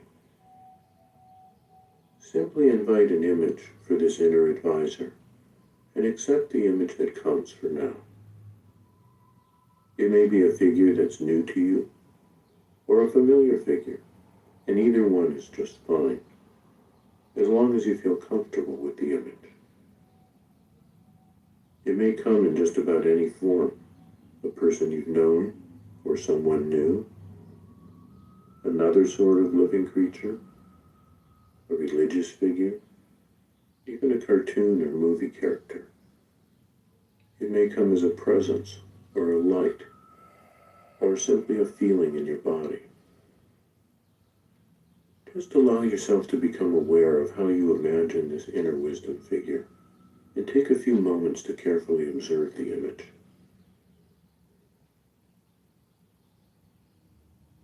It's important to notice whether you feel comfortable in the presence of this figure. Notice whether the image seems kind and caring. And notice, too, if it seems to have wisdom. Take some time to really check it out.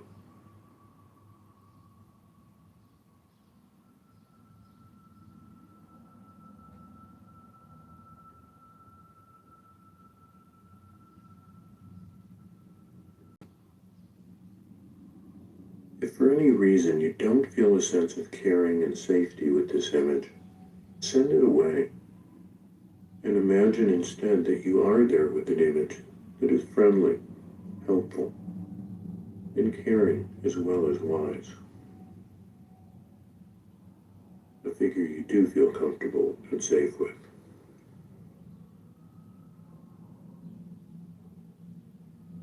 Imagine that you can communicate with this figure and ask it its name. And imagine that it can respond to you in a way that you can easily understand. And accept whatever name comes back to you, as you would from anybody else.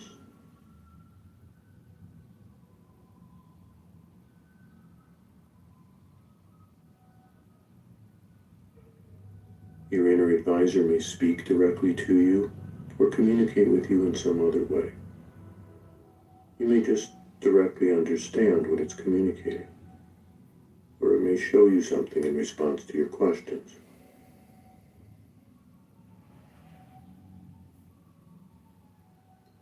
Thank your inner advisor for coming.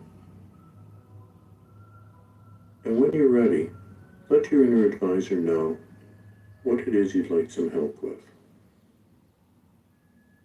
And allow it to respond to you.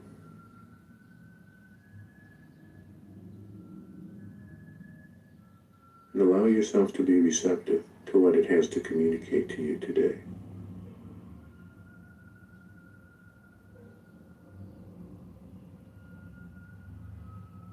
Pay careful attention to any guidance or advice that comes from your advisor.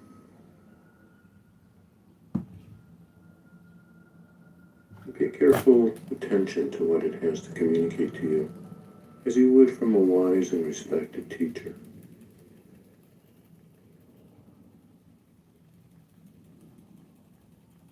Feel free to discuss any other questions you may have about relieving or reducing anxiety with your inner advisor, letting it respond to you each time. Again, listening carefully to its responses. Take some time to have this conversation.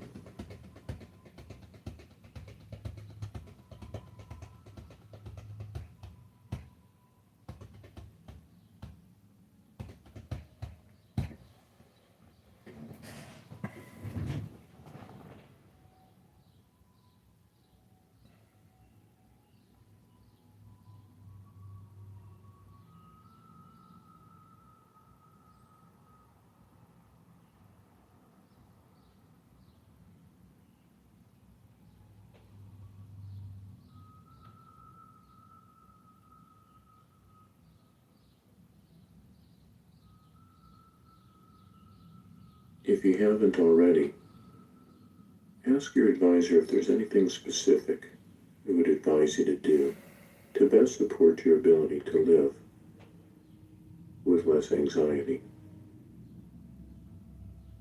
Again, paying careful attention to its responses.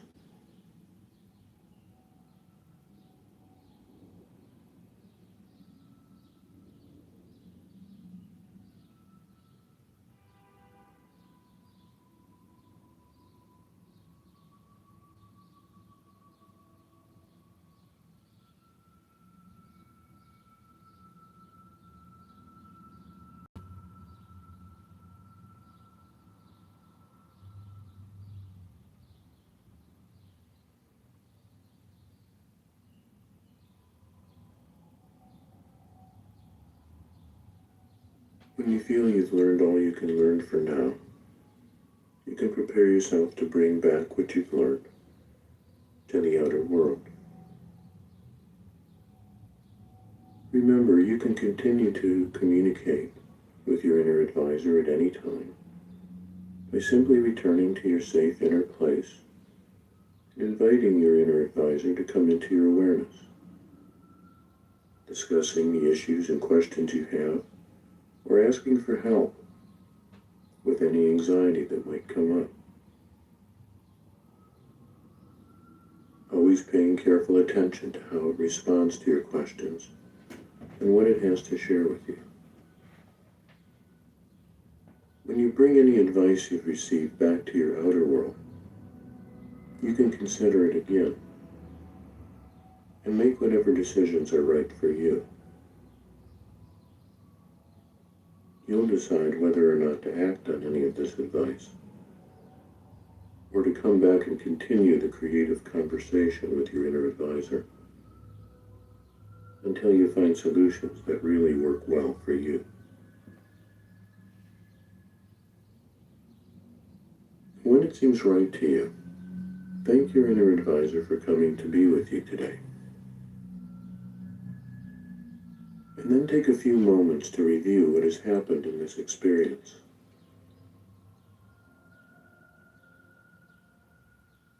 Notice especially anything that you want to make sure to bring back with you when you return your attention to the outer world. Whether it's an action you want to take or a feeling you have within you.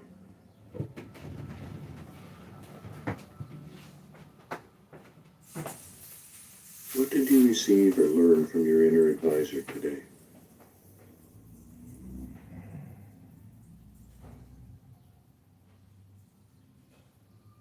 Is there anything in particular that you've learned that you want to make sure to bring back with you when you return your attention to the outer world?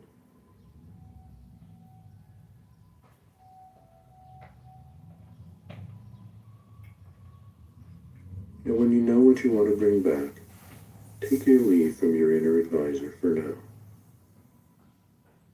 in whatever way seems appropriate to you.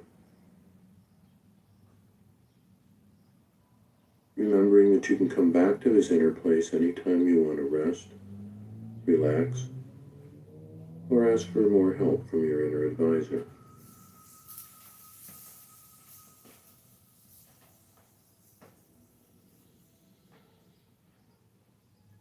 And to return to the outer world for now, simply look around your special place once more and let yourself feel any appreciation you may have for having such a place inside and being able to use your mind in this way to help your body relax, your mind relax, and to find solutions to issues and problems that are important to you.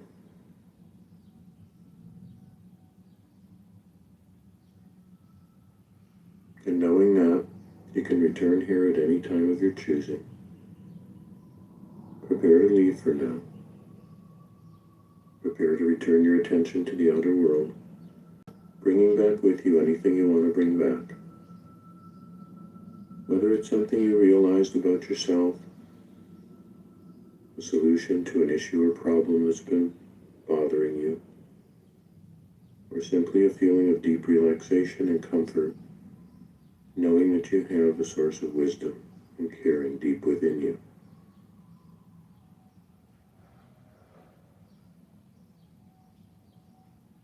And to return to the outer world, let all the images fade and return to where they came from. Begin to pay attention to the space around you, the sounds coming from the outer world, the room or the place that you're in. Beginning to feel your body once more, gently stretching or wiggling your fingers and toes. And as you return to the outer world, letting your body return with a more relaxed and deeply refreshed feeling. Your mind clear and refreshed, your senses sharp and clear, bringing back whatever's important or interesting from this experience. You may feel like you're awakening from a deeply refreshing rest. And when you're all the way back, letting your eyes open, looking around, coming all the way awake and alert, bringing back whatever you choose to bring back.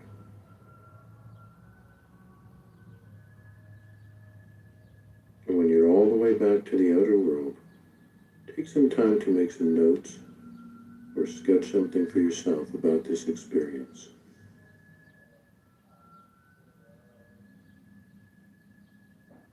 Use this writing or drawing time to let your experience continue to unfold, to record what happened, including your thoughts, your feelings, and your responses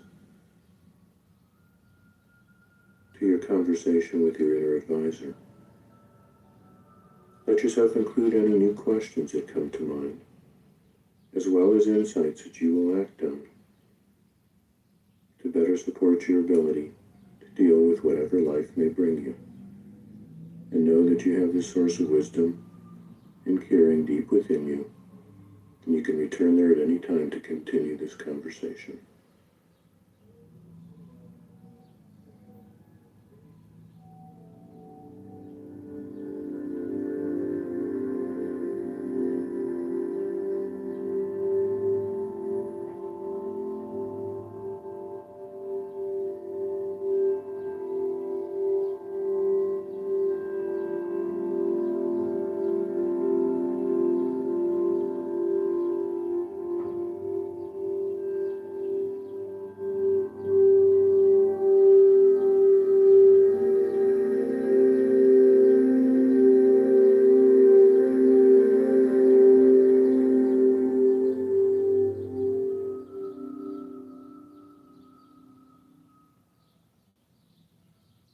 This third anxiety-relieving skill is called evocative imagery.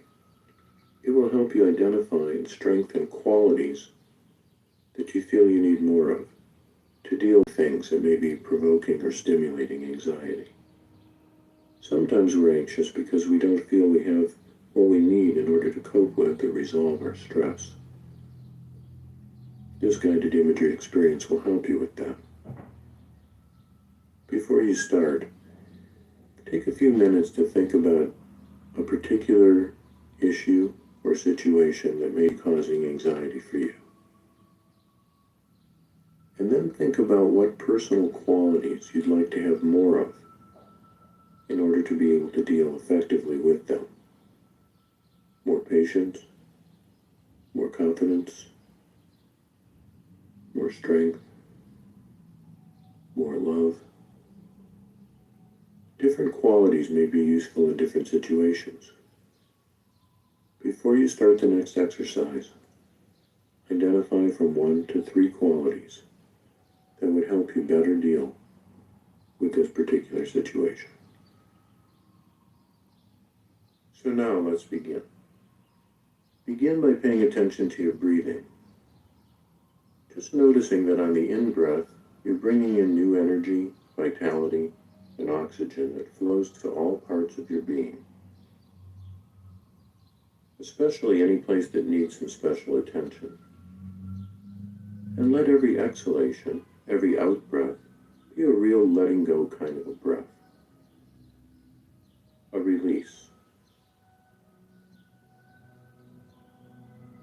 And let yourself make a small movement to signal the shift you're about to make into deep relaxation, like briefly lifting a finger, or rolling your eyes up in your head and taking an especially deep breath.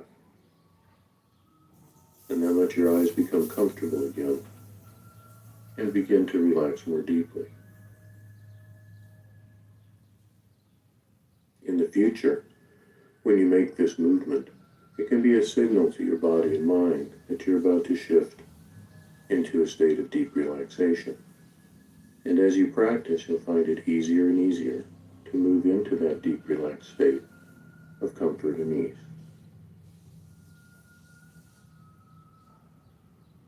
And as your attention shifts from the outer world to the inner world, invite your body, your mind, your feelings, and your spirit to just release any tension you may not need to hold on to right now.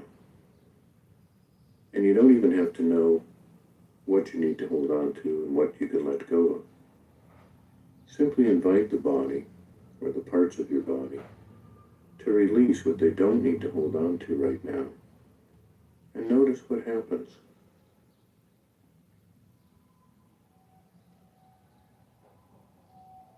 You'll probably notice that some parts of your body release easily, and others take a little more time.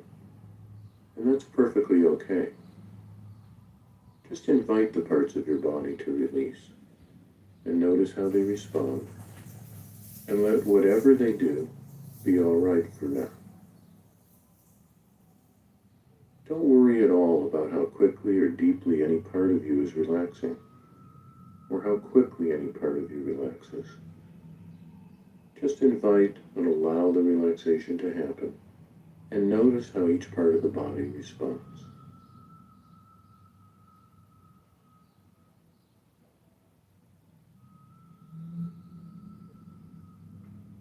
As you focus on different parts of your body, notice that you may feel things in them that you didn't notice when your attention was elsewhere.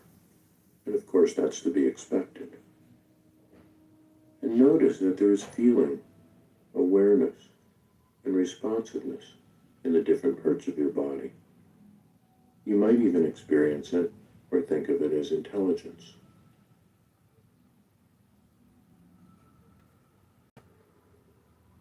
So notice this intelligence and awareness in one of your feet, and notice any tension or sensations that may be there. And notice what happens when you invite that foot to release any tension it doesn't need. Simply inviting the foot to begin to relax more deeply and comfortably. Noticing how it responds. Letting however it responds be perfectly all right for now. And then notice the intelligence in the other foot. And in the same way, invite it to release any tension it doesn't need to hold on to. And allow both your feet to continue to relax in their own way. And then your ankles.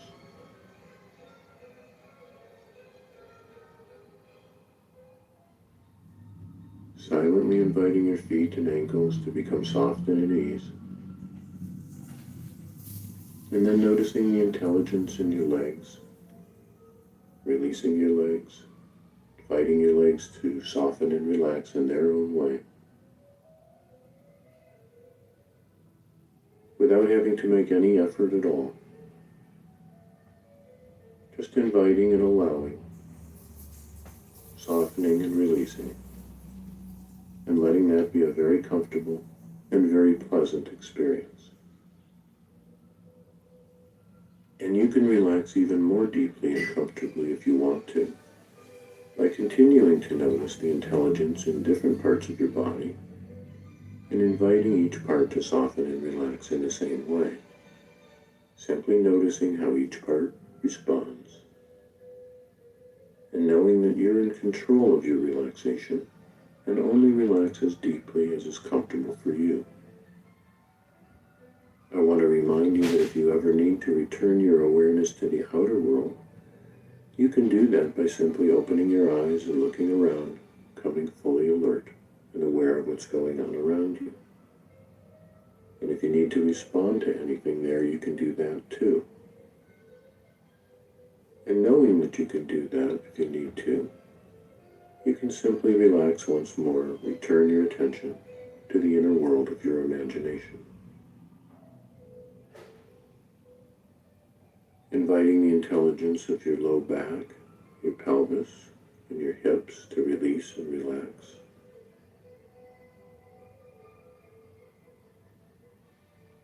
And the intelligence of your abdomen and midsection.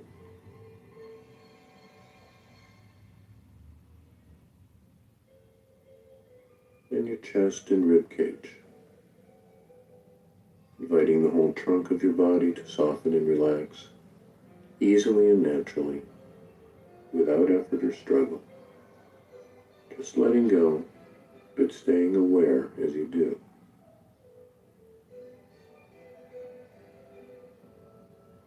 Inviting the intelligence between and across your shoulder blades, and across your neck and shoulders. Inviting the intelligence in your arms and elbows to relax, and your forearms, all the way down through your wrists and hands, all the way down to the palms of your hands, the tips of your fingers and thumbs. Becoming aware of the intelligence in your face and jaw muscles, and inviting them to relax and let go, to become soft and at ease. You may notice that your upper and lower teeth may want to drift apart a little bit as they relax, and that's perfectly all right. Becoming aware of your scalp and forehead, inviting them to be soft and at ease. And the little muscles around your eyes softening, relaxing, releasing. And even your tongue can release and be at ease.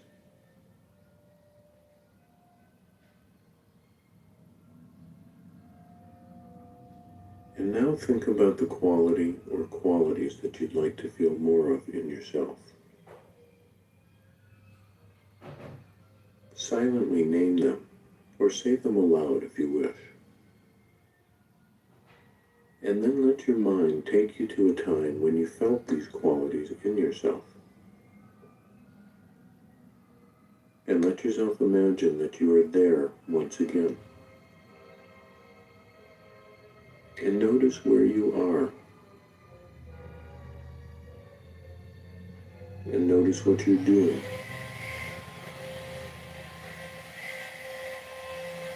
And who you're with, if anyone.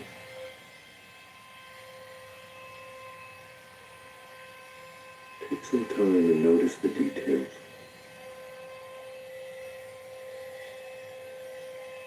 Notice what you see as you look around.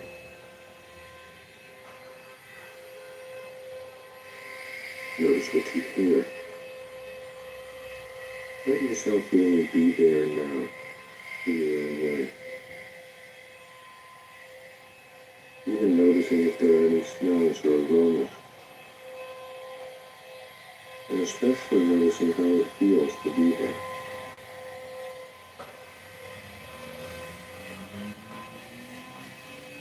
And if there was never a time when you felt these qualities in yourself, simply imagine what it would feel like if you did feel them. Now, you might imagine someone else that you've noticed these qualities in. Someone you know, or a historical figure, or dramatic character.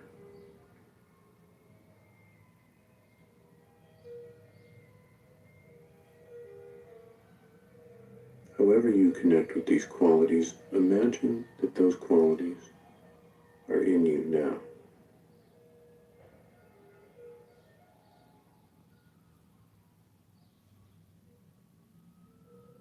special attention to how it feels to sense these qualities within yourself.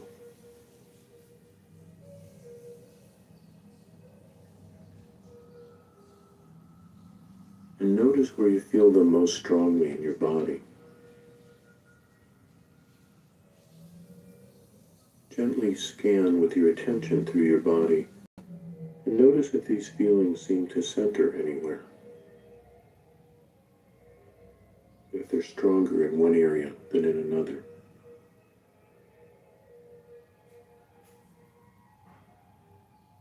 Do they seem to concentrate in your face or head? In your chest or heart? Your abdomen or pelvis? Arms? Legs?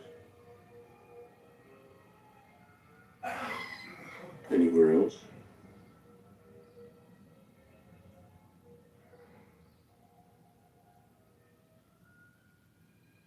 Notice how your body posture is as you feel these qualities within you.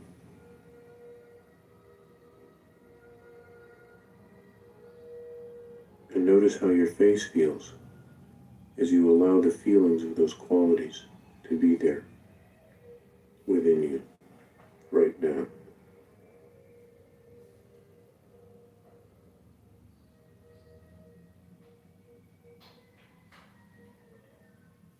How do you imagine your voice is as you talk with the awareness of these qualities in you?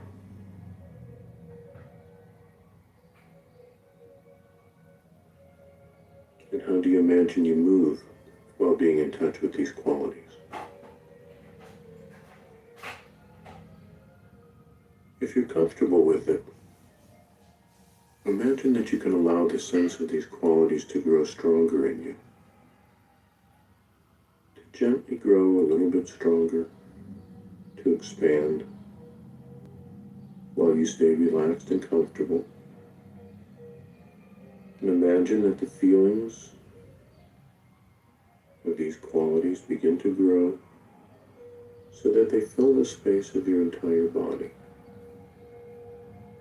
As if every cell of your body was touched by the feelings that go with these qualities.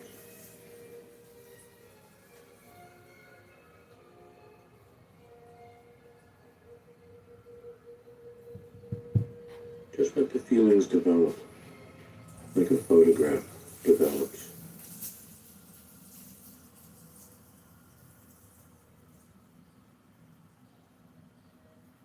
Imagine that the feelings associated with these qualities radiate out from wherever they are centered. Radiating out in all directions, like the light radiating from the sun. Allowing yourself to fill your body with these qualities. Imagining that you can feel the quality all the way down your legs to the bottoms of your feet.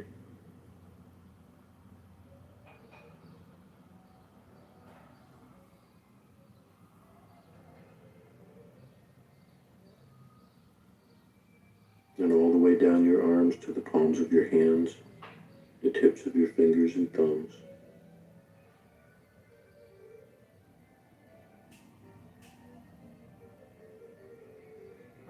Filling your face and touching the very deepest core of your being.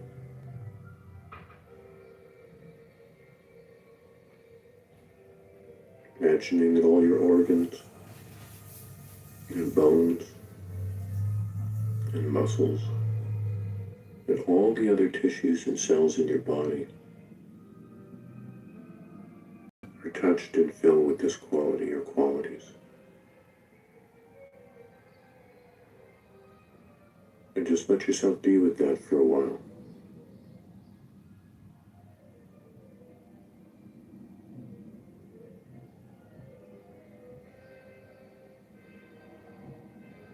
Letting yourself become saturated with these qualities.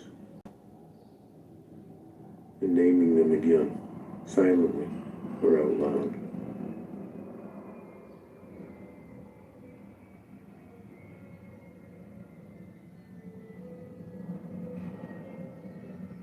And then if you like, imagine that you have a knob or a control like you do on a radio or television set.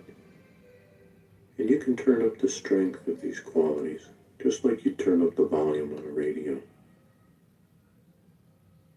And imagine turning up the volume so that the feelings of these qualities overflow your body for a foot or so in every direction.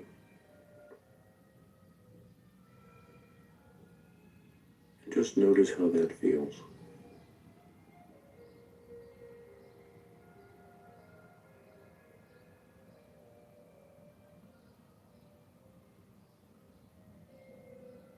And if you like, you can turn it up even stronger, so that you fill the space around you for several feet in every direction. And notice what that's like.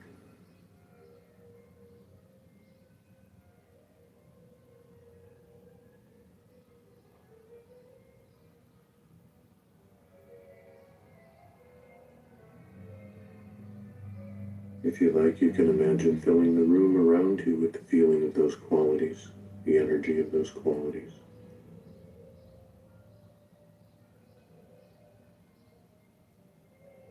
Even the town you're in.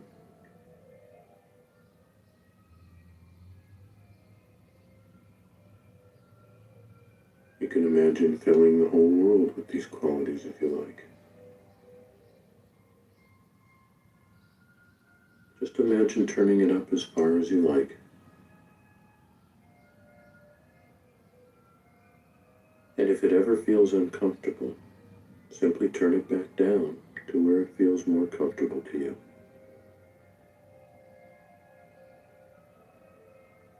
Bigger isn't necessarily better. Just let yourself experiment so that you can feel these qualities strongly within you.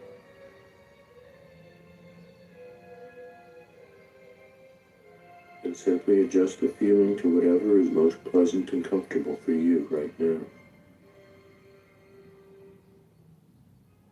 It's like listening to a radio when you're the only one in a room. Whatever is most comfortable for you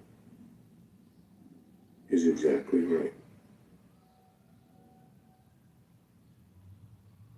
So adjust the strength of the feelings to be most comfortable for you right now. And enjoy that for a few minutes more. And feel free at any time to adjust it either way.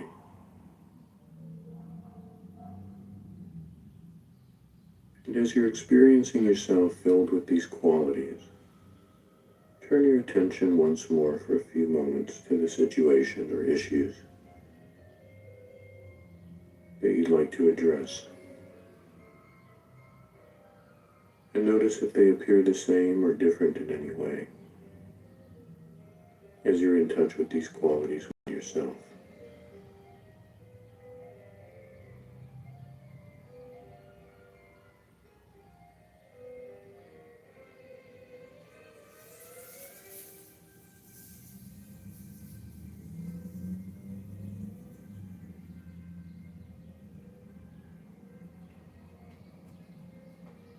And experiment with adjusting the strength of these qualities until you can imagine dealing with these issues in a more effective way for you.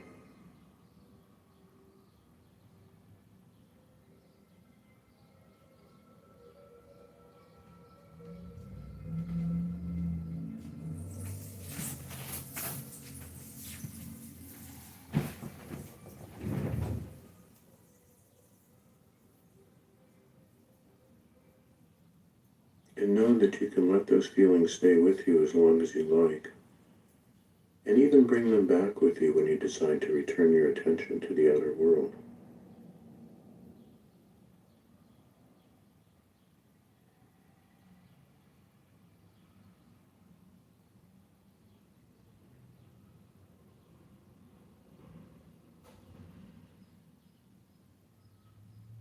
And when you're ready to return your attention to the outer world, silently express any appreciation you might have for being able to use your imagination in this way.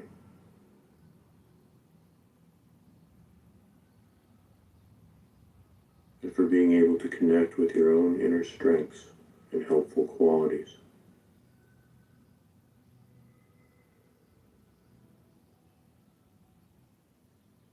And when you're ready, notice once more the sense of those qualities within you.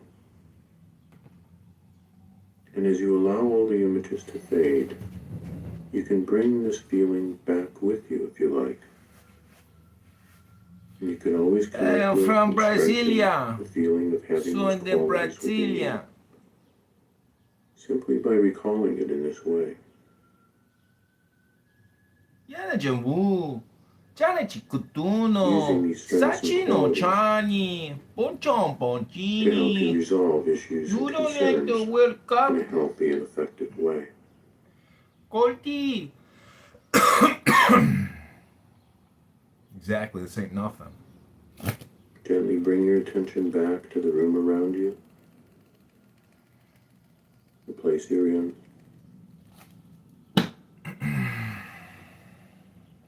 Coming back into your body, feeling your body relaxed and alive and full of the qualities you've connected to. Letting yourself wiggle your fingers and toes and become aware of your body again. And as you bring back what's important to the outer world, allowing your eyes to open and looking around, noticing what you see in the outer world, what you hear there. Bringing back what's important to bring back. Feeling like you're returning from a deeply refreshing rest.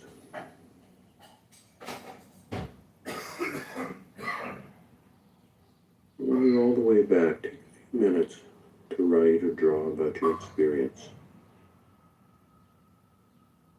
Recording whatever seemed important to you. Your own thoughts and feelings in response to what you learned. And ways that you can use the qualities you've now connected to relieve or resolve anxiety in your life.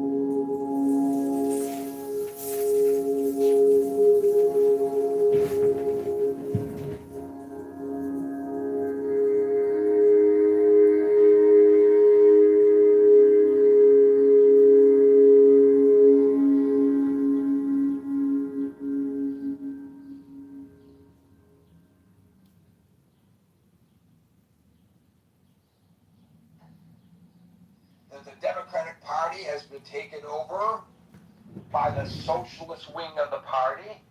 I think actually, and this is not based on Gary's opinion, but based on the number of Democrats in Congress and the number who self-identify as socialists, that is far from the truth.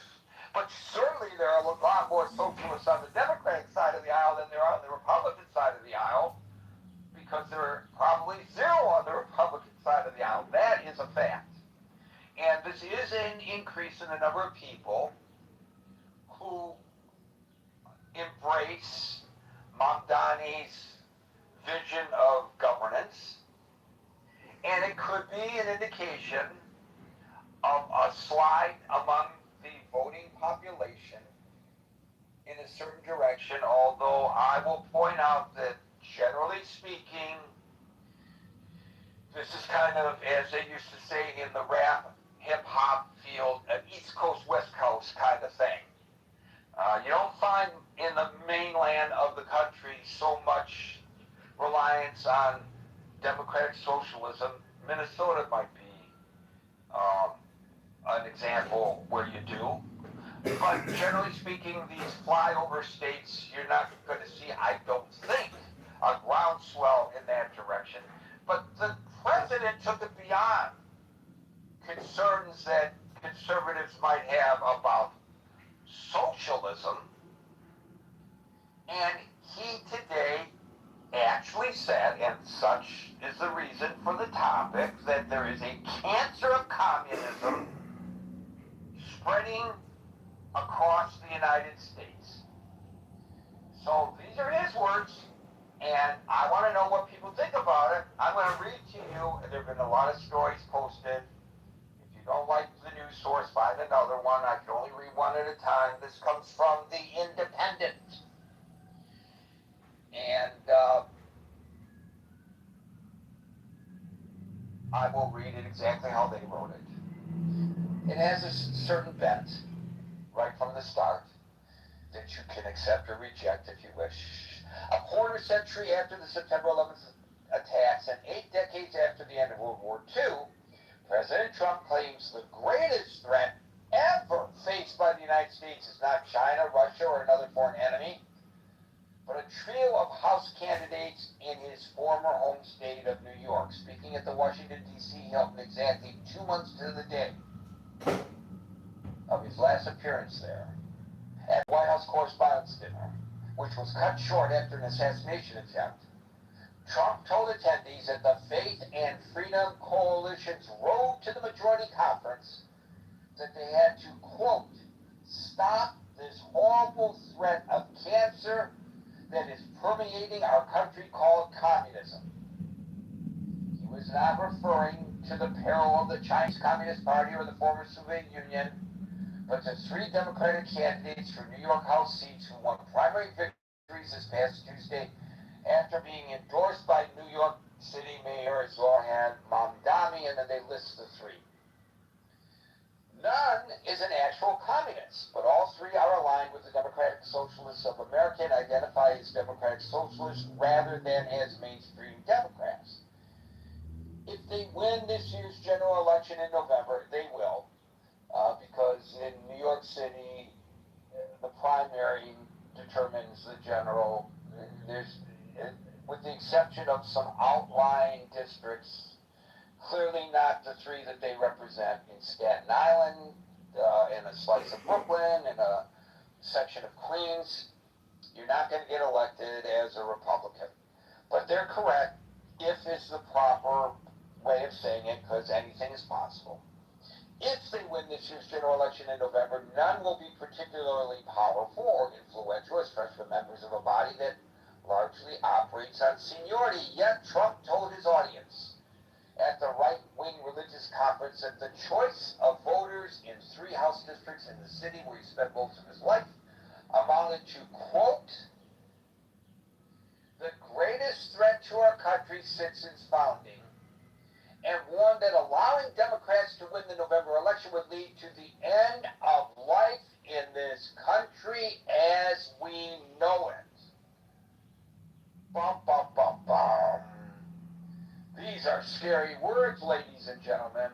Scary words. Continuing with The Independent and not Gary's sarcastic interjection. Quote, these ruthless communists will attack all religions, but in particular Christianity. They always do, he said. They will close your churches in this country. They will go communist, and they're trying to. They will kill your people.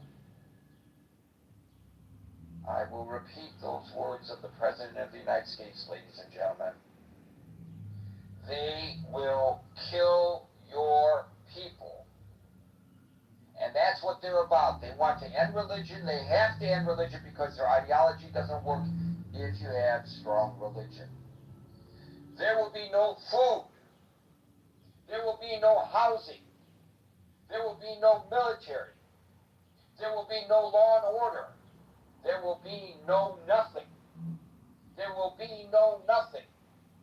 You'll be a third world inhabitant in every way, and everyone will suffer or die. He later added that the New York House candidates in question are animals. And, quote, people that want to destroy our country, close quote, while warning that it is, quote, all too easy to get elected. Wow. interjecting with Gary's emotive responses. I apologize. Trump also found harbingers of doom in the New York City Rent Stabilization Board's decision to enact a 2-year freeze in rent increases for the relatively small number of rent-controlled apartments left in his former hometown. The policy, which was approved earlier this week, last night, fulfills a major campaign promise of Mamdani's.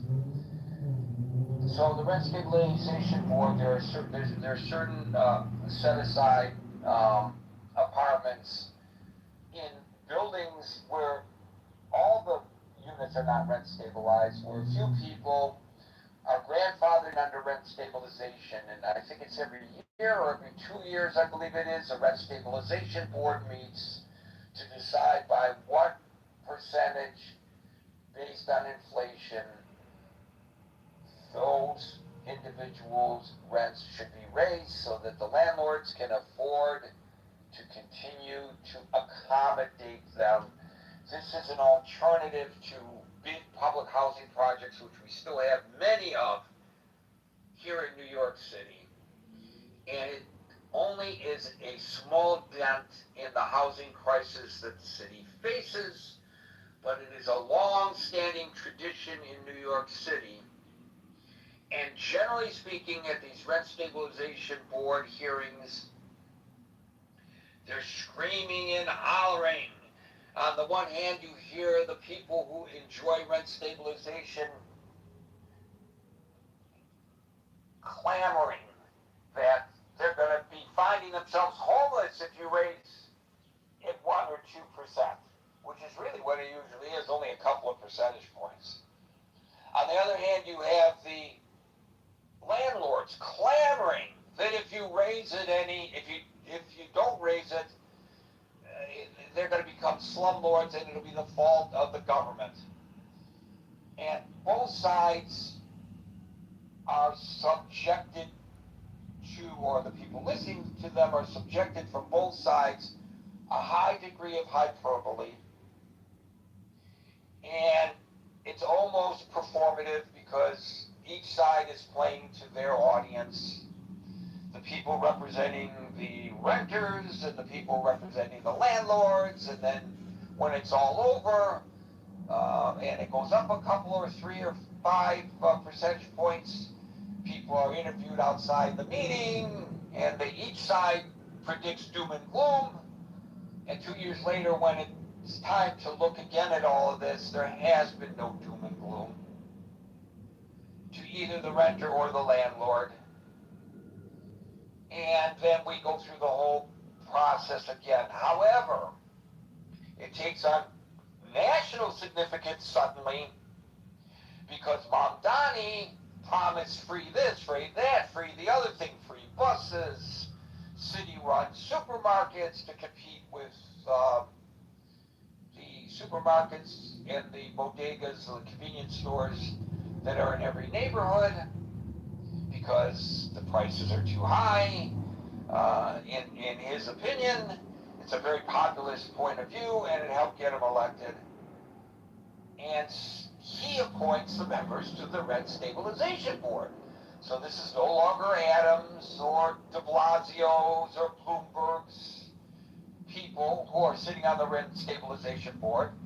They are Mamdani's people, and so what happened last night was something that was absolutely predicted. They didn't raise the rent. And the president makes this part of his argument that the communists are taking over the nation. So let me just say that there are arguments for and against certain socialist type programs. And in Gary's opinion, for what it's worth, you're stuck listening to it, I guess, if you want to stay in the room. In Gary's opinion, sometimes it can be a good thing. If you really look at it, our highways are funded by the populace, our schools are funded by the populace, our libraries are funded by the populace, Medicare and Medicaid are funded by the populace, and of course, Social Security funded by the populace, all quote-unquote socialist programs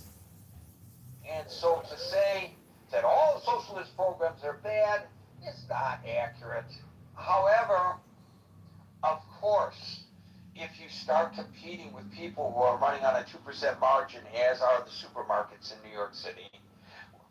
Stores that are not just dealing with the cost of transportation and delivery and rent, which is extraordinarily high in order to stay in business, in order to put that produce out there for you to purchase. They have to pay a lot of money for the privilege of doing it. Therefore, it's going to cost you more to buy produce here than in a rural community. And it's a unfair and undue strain on the poor of the city, absolutely. But I think arguably if you say it should be, subsidized stores by the government to compete with those folks, then the entrepreneurial spirit, the capitalism comes under attack to a degree. And maybe some of these stores that are on very thin margins may have to close up shop. And I have seen with my own eyes in Detroit, when the supermarkets started closing left, right, and center, people went into food insecurity when they weren't into food insecurity before, because they had to go to these little convenience stores, which of course can't buy in large volume, so therefore their suppliers are charging them more, and then they have to pass that charge on to the population, and so in the aggregate people lose out. So something that might be well-intentioned from a socialistic standpoint may actually turn out to be counterproductive for the very people that they intend to serve. So from Gary's perspective, for what it's worth, sometimes socialist programs are good and sometimes socialist programs are not good. I think, if my understanding is correct, both socialists and communists want reform in this direction, but socialists do it through the system and gradually. And communists, and I know some communists, and I know what they truly believe, what they advocate. One of them is an editor of a communist newspaper. I know him very, very well. I know how he organizes. I know what he advocates and what he represents. Ultimately, they want to achieve these kinds of goals through revolution, because they do not believe that the system is sustainable. The system is sustainable nor beneficial to the populace. So there may be some kindred spiriting going on between the socialists and the communists, but they are not at all in agreement with their tactics. So I personally, from Gary's perspective, feel that it is inappropriate to even call these people communists. And by the way, I say this in defense of folks who got elected who wouldn't have gotten my vote, because I don't agree with their positions on other things. And you probably know what those positions are. But we're not here to talk about that today. So, are we slipping into, or is there a tsunami of, and in fact, if this is leading toward communism, as the president says, and perhaps it is, because as I said, there is some kindred spiritualism between the two of them, or spiritism between the two groups, the socialists and the communists. Maybe this, is a slippery slope going into that direction. But listen to the rhetoric of the President of the United States. This is the worst threat ever to face our nation. And I know by making the comparisons that the Independent made, it shows that they have a certain bias, but it's not inaccurate what they said. So with that, and I'm glad to see we have so many people in the audience whose hands are up. I'm glad to see we have so many people in queue already on the stage. I will do provide this to get to everyone, and I will start calling people in the order in which I see them on the stage. And today that order begins with Marshall, followed by Alan. Do I think we're under the direction of communism?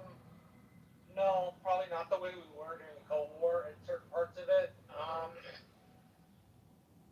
Do I think my generation and younger than me has this like fanciful utopian idea about what socialism could be? Yes, very much so. I think my generation and the generation prior to me have never known true hardship or devastation, and as a consequence, they see the system not functioning now, and socialism seems appetizing to them. Despite the fact that in practice it just doesn't work. Um, I don't know whether I agree with the president that it's a cancer. It's certainly an economic system which you do not want to run the country, right? There's not a place in the world where it's been tried that it actually works. So cancer, I don't know if I would say that a concern. Yes, certainly I would say it's a concern. I also don't know if I would say that Medicare, Social Security are socialist programs. I think you can have social spending and not be a socialist, or participating in elements of socialism. Maybe I'm quibbling, and so it really doesn't matter. But I mean, I oppose society. I would not vote for these people. I would not want them in office. I would want them, in fact, actually nowhere near any kind of power ever.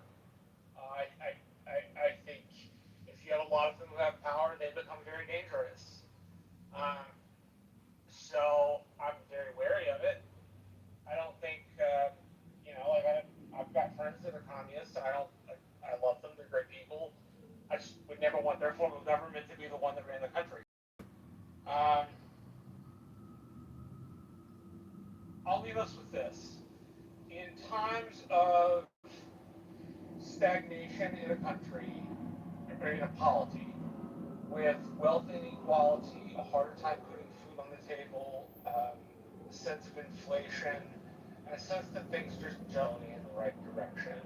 Evolutionary ideology in all societies becoming, to some degree or another.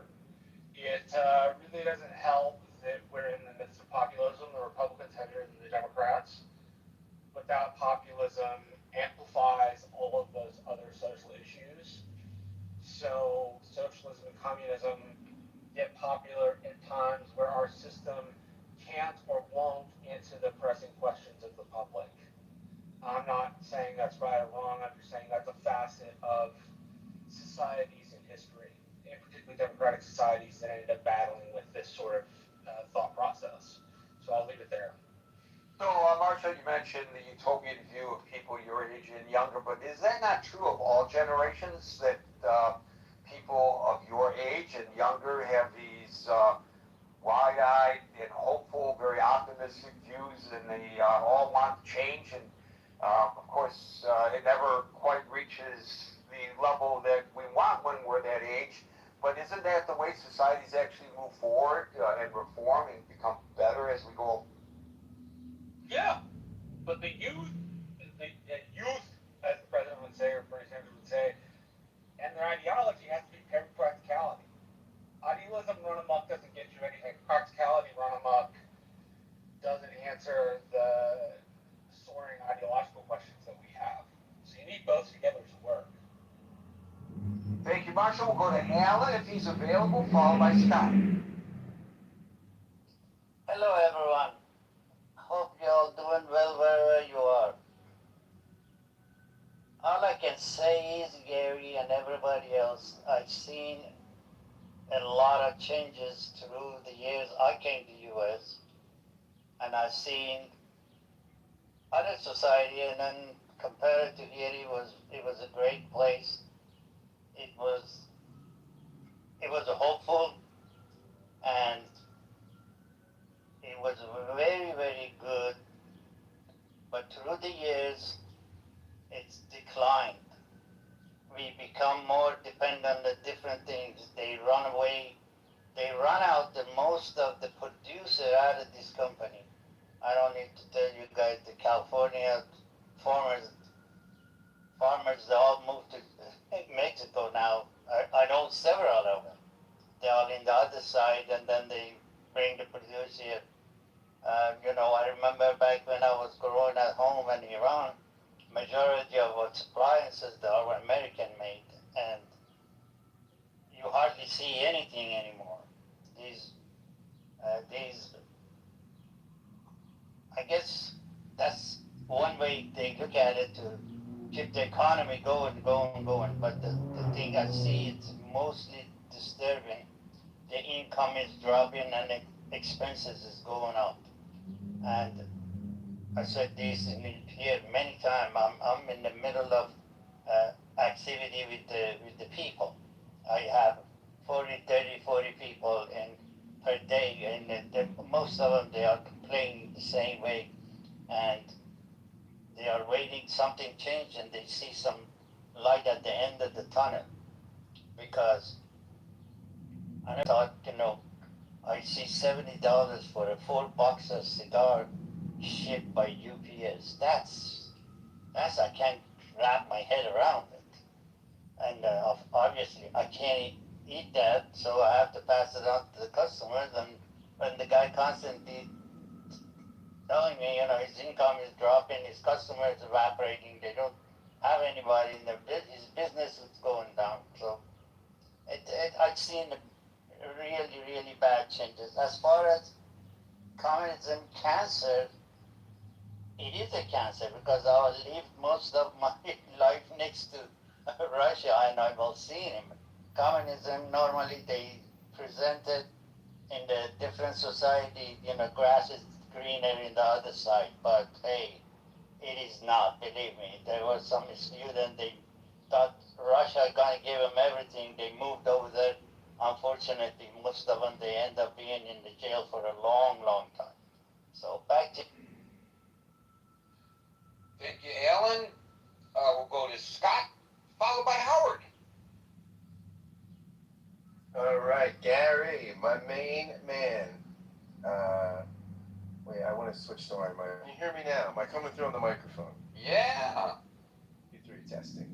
1, 2, 3. All right, Gary, coming to you live at the Drive at 5. Schuylkill Express right now. I would love to be a radio guy. Yeah, I am. I'm so envious of you. It's so many of my heroes, communication-wise, have been in radio, the great medium. Howard Stern is one of the top. Yeah, radio's great until iHeartless Radio kills it for everybody, but that's another. Gary, we're gonna make sure radio always has a job. Duncan's getting it. Huh? Go ahead, Scott. Go ahead, Scott. Yeah, so, I mean, a couple of things. Yeah, I mean, I don't know where to start, but when we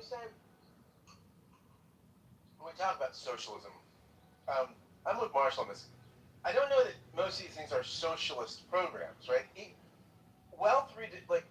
Taking wealth and redistributing it for ends in society is not socialism, right?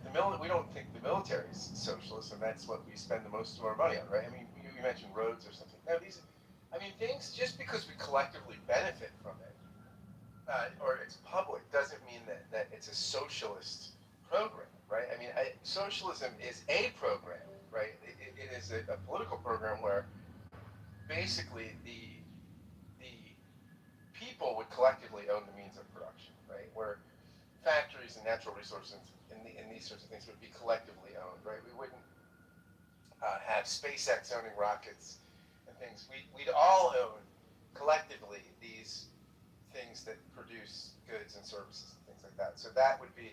Now, I mean, the difference with communism is there's still a lot of room in socialism for private property and most forms of socialism and some sorts of inequality, right? I mean, it's not a perfectly...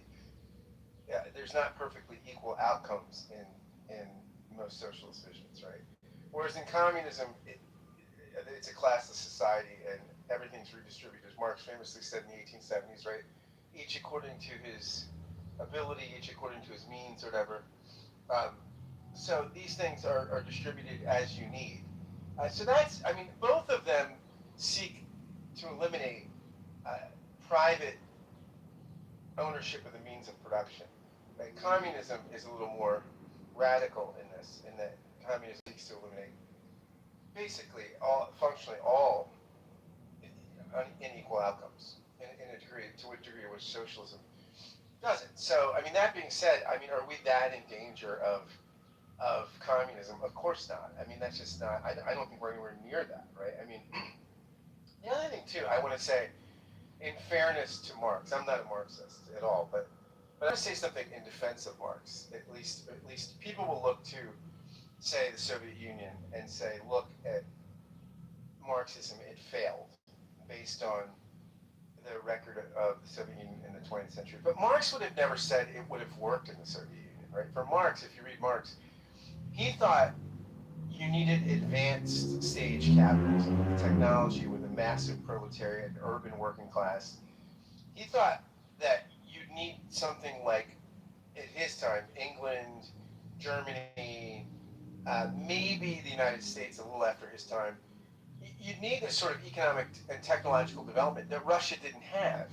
You couldn't have an agrarian peasant revolution. He thought peasant agrarian types were reactionary and kind of backward. He thought you'd need an urban sophisticate class, the proletariat, that would be the vanguard of the revolution. So, I mean, now you could argue against Marx that, well, the reason why it doesn't happen is because once you give people iPhones, they don't become revolutionary. They're too busy playing, Words with Friends and all these other inane games and looking at TikTok. So that might be the firewall against Marx's revolution might be, TikTok and all these sort of solitaire on your phone or something. But in that sense, Marxism, we could argue, has not been tried because it's never, maybe it's impossible, but for Marx you would need something like the United States today, or maybe contemporary England or something. You'd need an advanced. Now, China is an interesting hybrid, right? Because it's state-sponsored capitalism. So it's got a communist party that runs a state-driven capitalist society, which is I don't think Marx foresaw that either. So I don't think what Marx said has been really tried and embodied in in the sense that programmatically he thought it would develop. So there you go. But I don't worry that communism is spreading in the USA. I mean, it's very interesting. I have conservative friends that would say that Obama's a socialist or Kamala Harris is a socialist. I'll tell you what, they get an awful lot of Wall Street money to be socialists. Moneyed interests don't tend to throw their resources behind socialists. So, there you go, Gary. I think sorry that was kind of random in stream of consciousness, but that's what I got today. So you recommended reading Marx, and I think a lot of people probably have read Marx, and perhaps since your comments, people will want to go back and read Marx again to refresh their memory.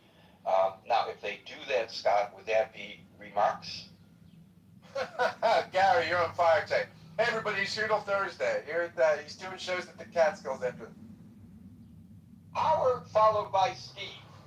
Traffic on the fives. Yeah, Gary, we've talked before on this stage about the role of social media and how it plays in dividing and not conquering, but really further dividing our society. So when you think about from the kind of like stepping back and zooming out, communism spreading, if it is, to me, we definitely live in this era of anti-establishment. I think most people would agree that we're definitely in an anti-establishment mode for a lot of people, a lot of sentiment that the traditional organizations, the traditional parts of our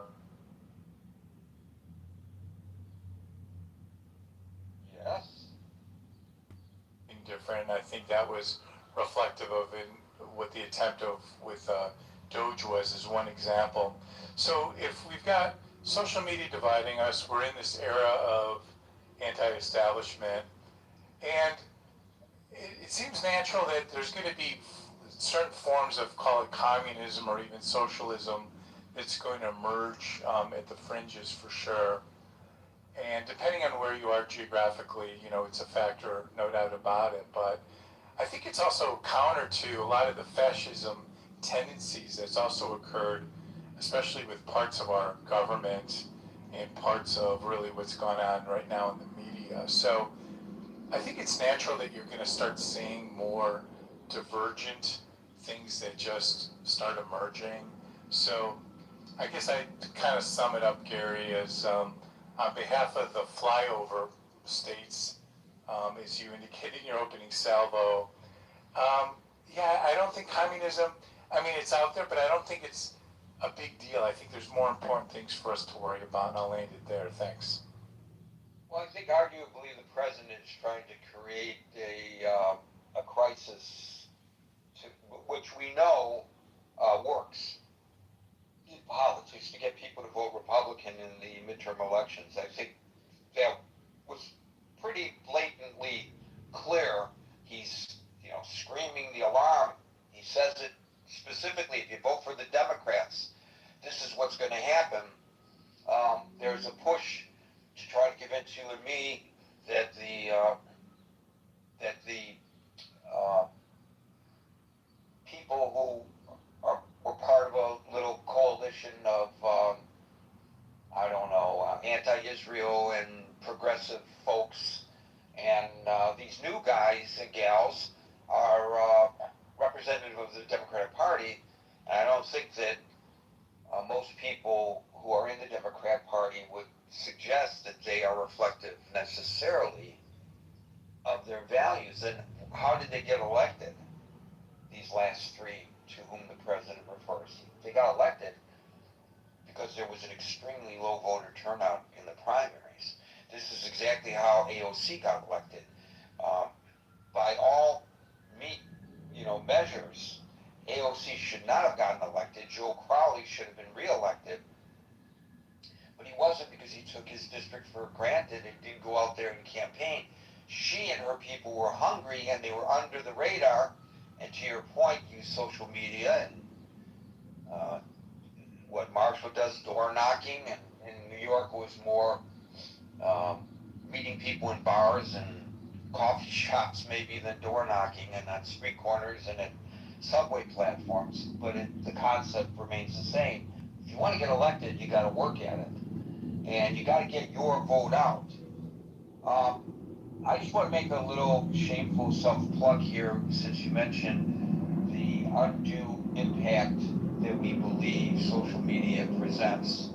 I wrote a piece earlier this morning on my Substack, which is linked to in the main chat, which is linked above, talking about the overwhelming anti-Semitism, the comments that have been made on my social media for having the audacity to suggest that the hate crimes, which are on an exponential rise against Jewish people, ought to be more firmly addressed. And that resulted in representation of the kind of people who commit the hate crimes in large, massive numbers. And it would make one perhaps think that they are representative of a larger group of society than we would feel comfortable. The studies, if you read my very short piece that is in the main chat, would suggest otherwise. Now, these studies had to do with the Jew haters, but I think the same goes true for any fringe aspect of our society. The internet, to your point, Howard, has given people voice when they never had voice before. When I was coming up, the way the communists got their message out is they published their revolutionary newspapers, and they would stand at the Rouge plant, the Ford Motor Company Rouge plant in Dearborn, Michigan, and as people were walking in at shift change and people were walking out at shift change, they would hand out their weekly publications. Workers Unite. Each of them had a different take. They all hated one another, by the way. socialist workers didn't like the Trotskyites didn't like the Revolutionary Communist Party. The Revolutionary Communist Party didn't like the Communist. I mean, the fracturing was just amazing. So when you talk about this Red Scare that the president is trying to gin up, they're very fractured, these people. But the point is, you can't go by what you see on the internet, because the actual polling by very respectable organizations like the Pew Foundation will show that these are all outliers that have greater voice than people who are just simply trying to live their lives and don't necessarily feel motivated to go onto the internet to try to express their views in order to change the minds of the good people of the United States and elsewhere in the country. So I don't think that's a fair barometer. It's disturbing, but I don't think it's a fair barometer. If gone unchecked, it could gain momentum, but we shouldn't be pushing the panic button if we are really concerned that the commies are going to take over the country, because three democratic socialists, who, as the Independent pointed out, as freshmen members of Congress, will have no say in what their party's policies will be. It doesn't mean the country is facing this crisis that the president claims that we are. And I would just point out, Howard, that yesterday, the president, who was frustrated that Chuck Schumer has not shown fidelity to his foreign policy vis-a-vis the Middle East, he declared that Chuck Schumer is a Palestinian. He said, Chuck Schumer is a Palestinian, Chuck Schumer has become a Palestinian, Chuck Schumer is a Palestinian. So just by claiming that Chuck Schumer, who is Jewish, is a Palestinian, doesn't make Chuck Schumer a Palestinian, and just claiming that there's this big red threat doesn't mean that it is true. But we saw this during the age of McCarthyism, and it took root then, and I'm hoping that it does not today. Yeah, Gary, as you say that too, it just reminds me of something even happened more recently, the campaign trail, and I think it was when the president was perhaps in debate with the Democratic challenger. The claim and the damage it was done, going back to Springfield, Ohio, about the Haitians were eating all the cats and dogs. There's just another example of just this verbose rhetoric that has no substantiation, but he's out there basically putting that into the ether, if you will, and people react to it. As we are today, Howard, guilty as charged. Steve, followed by Gary, also, can we just say something I forgot to mention that I think, you alluded to before, but I think the anti-Israel stuff was at least as big a driving force as the economic stuff, or bigger. I mean, I think that they campaigned hardcore, those folks, as being anti-Israel, right? And it's funny because I saw a woman who had tattooed on her forehead. I saw, I'm sure that many of you saw this, a woman from New York. I'm just going to say I'm going to say it. Forgive me for being crass, but she had "fuck AIPAC" tattooed on her forehead. This woman, her Twitter account, I think, was Sunrise Movement or something, and she said, "Feeling confident for New York City elections tomorrow, #fuck AIPAC," and a picture of her getting a "fuck AIPAC" tattoo on her forehead. So let's not minimize the significance of the anti-Semitism, which I think probably fueled and energized a lot of people more than the economics.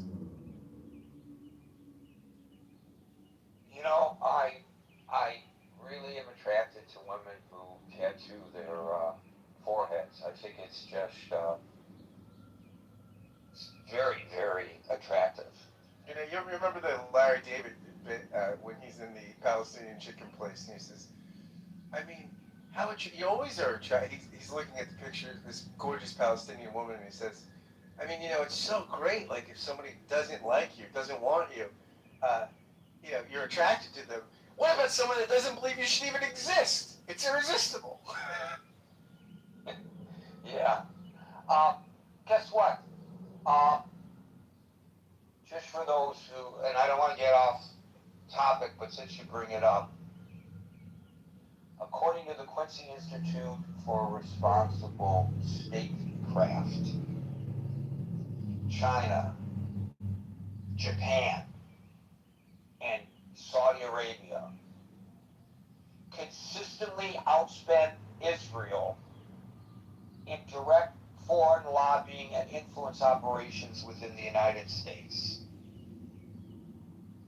Just want to point that out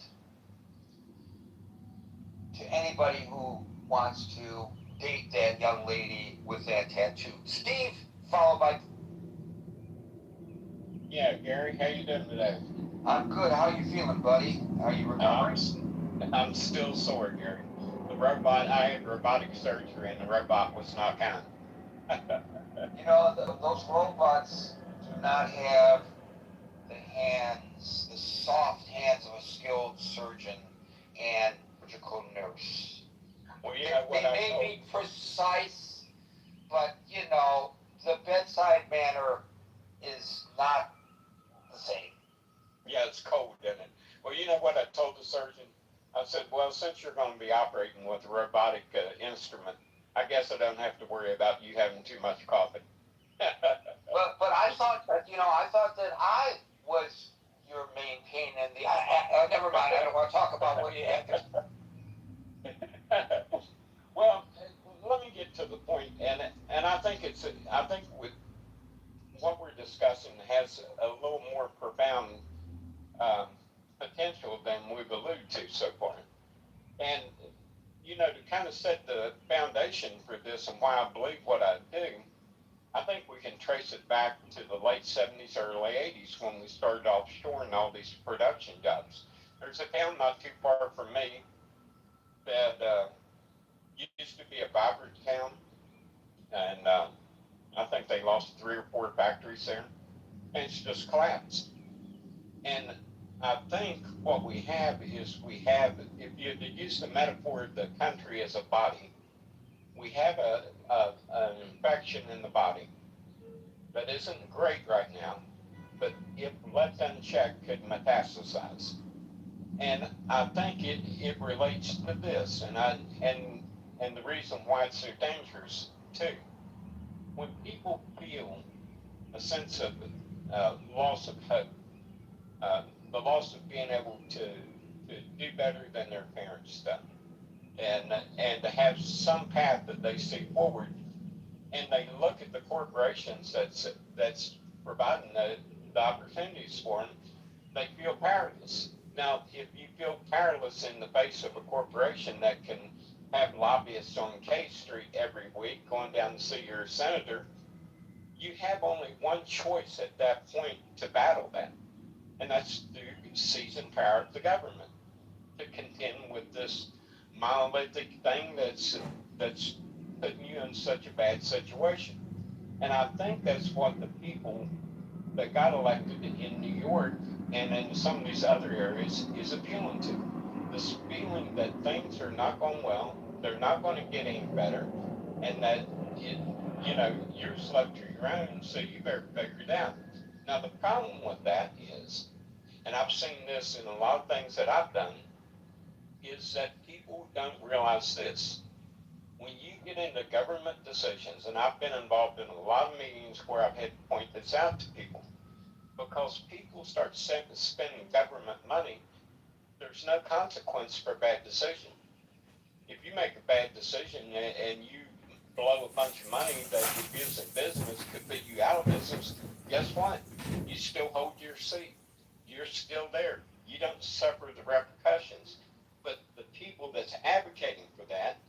see that part of it. All they see is a mechanism to gain a level of control that they perceive, and this is the key element, they perceive is going to make their situation better.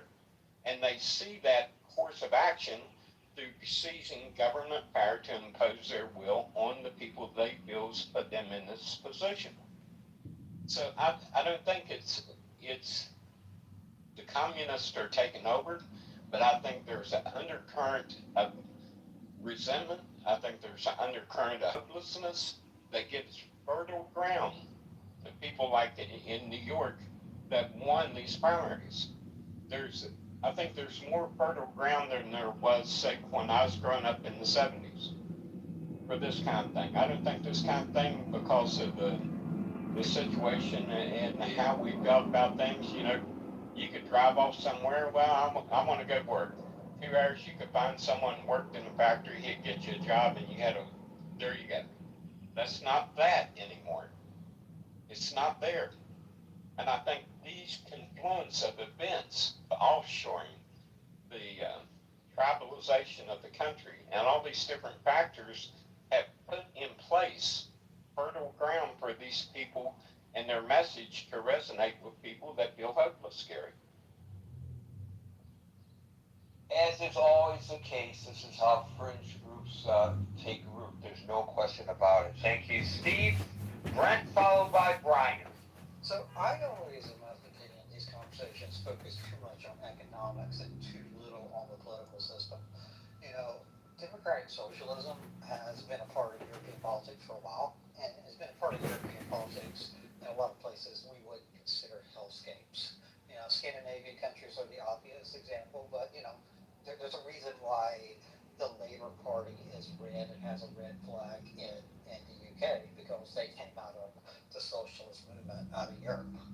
I think what kind of separates a place where it's tolerable to live and where it's intolerable to live is not really the economic system of a particular party that gets in power. It's the ability of those people that are the populace as a whole to make a decision if their policies are working for them. Where you see things go awry is when the population loses that ability. And that is whether you're talking about left-wing communist countries, obviously a lot of hellscapes there, Stalin, etc., or frankly, whether you're talking about right-wing authoritarians. Pinochet, you didn't want to live under him. You didn't want to live under the Franco regime in Spain. You certainly didn't want to live under Adolf Hitler in Germany. All horrible situations to live under. So, policies, economics Guess come who and go. has presented herself? Say again?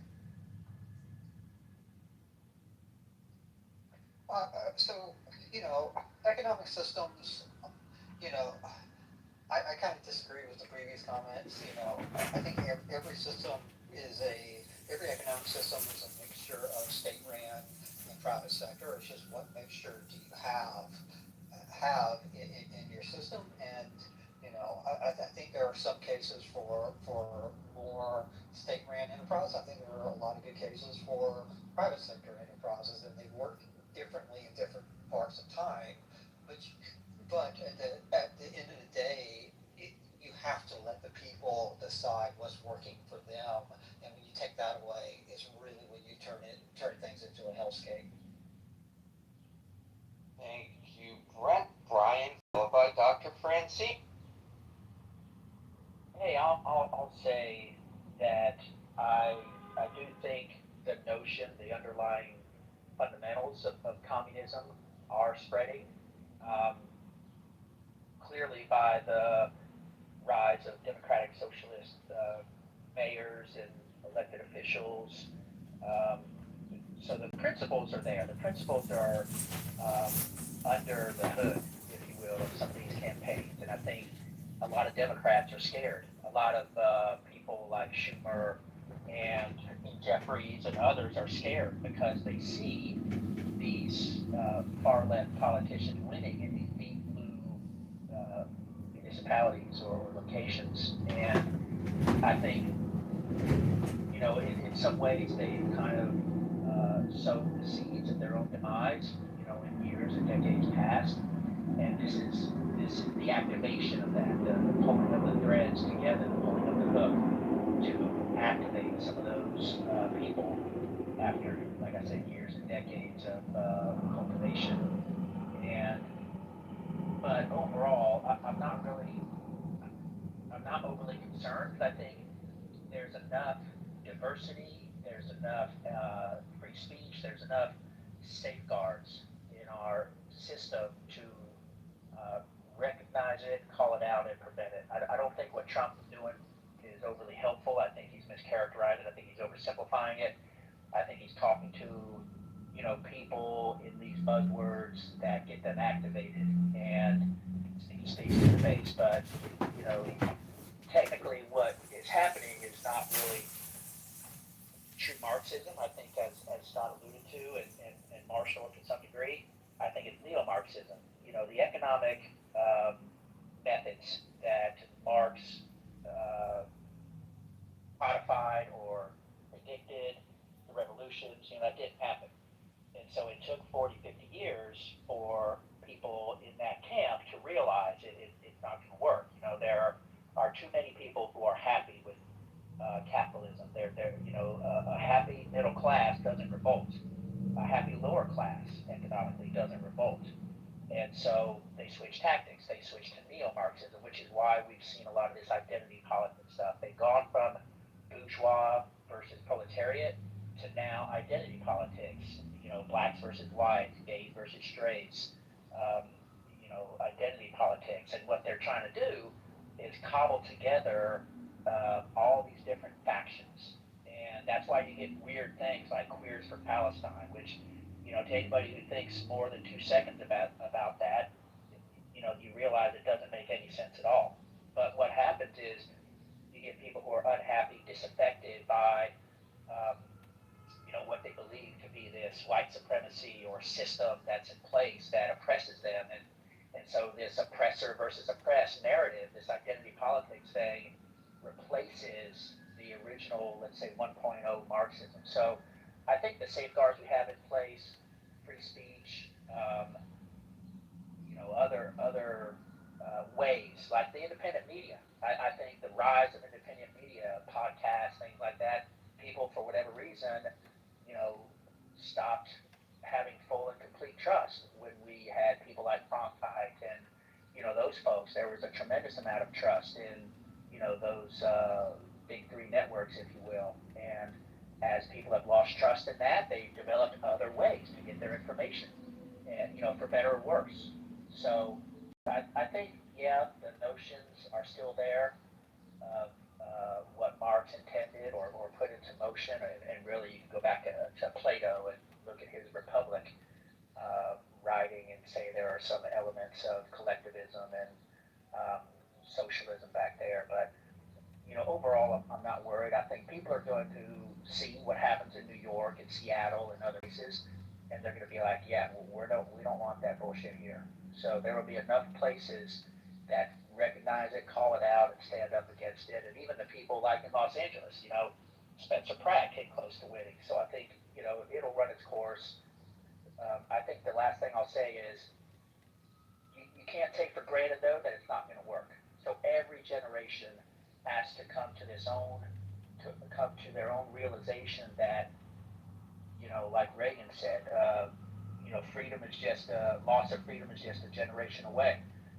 Look at what happened in Cuba and Venezuela, places like that. So it's not like there's zero risk, but I think we have the mechanisms and safeguards in place to repel. It's just up to each individual and each generation to recognize the failures of collectivism and resist it.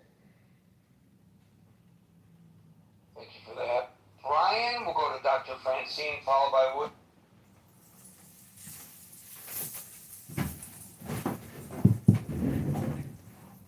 Dr. Francine. Dr. Francine, you there? William, followed by Les. I couldn't get my microphone. Hold on there, William. Dr. Francine, followed by William. Sorry. Sorry, William, that was weird.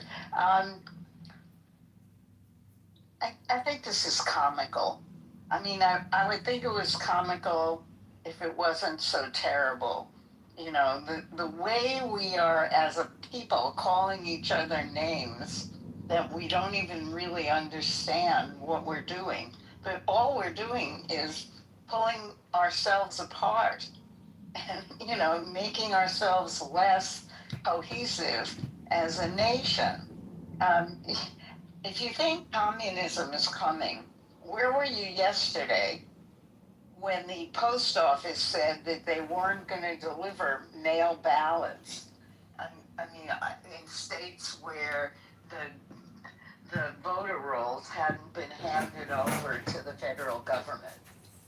That very fortunately was blocked by a judge. But that's the absolute opposite of communism. And the fact that 3 people got elected in New York City, you know, which is always a place that's good for immigrants and good for unusual political theories, it always has been, because it's got immigrants from all over the world, and they get to try out their thoughts and philosophies in New York.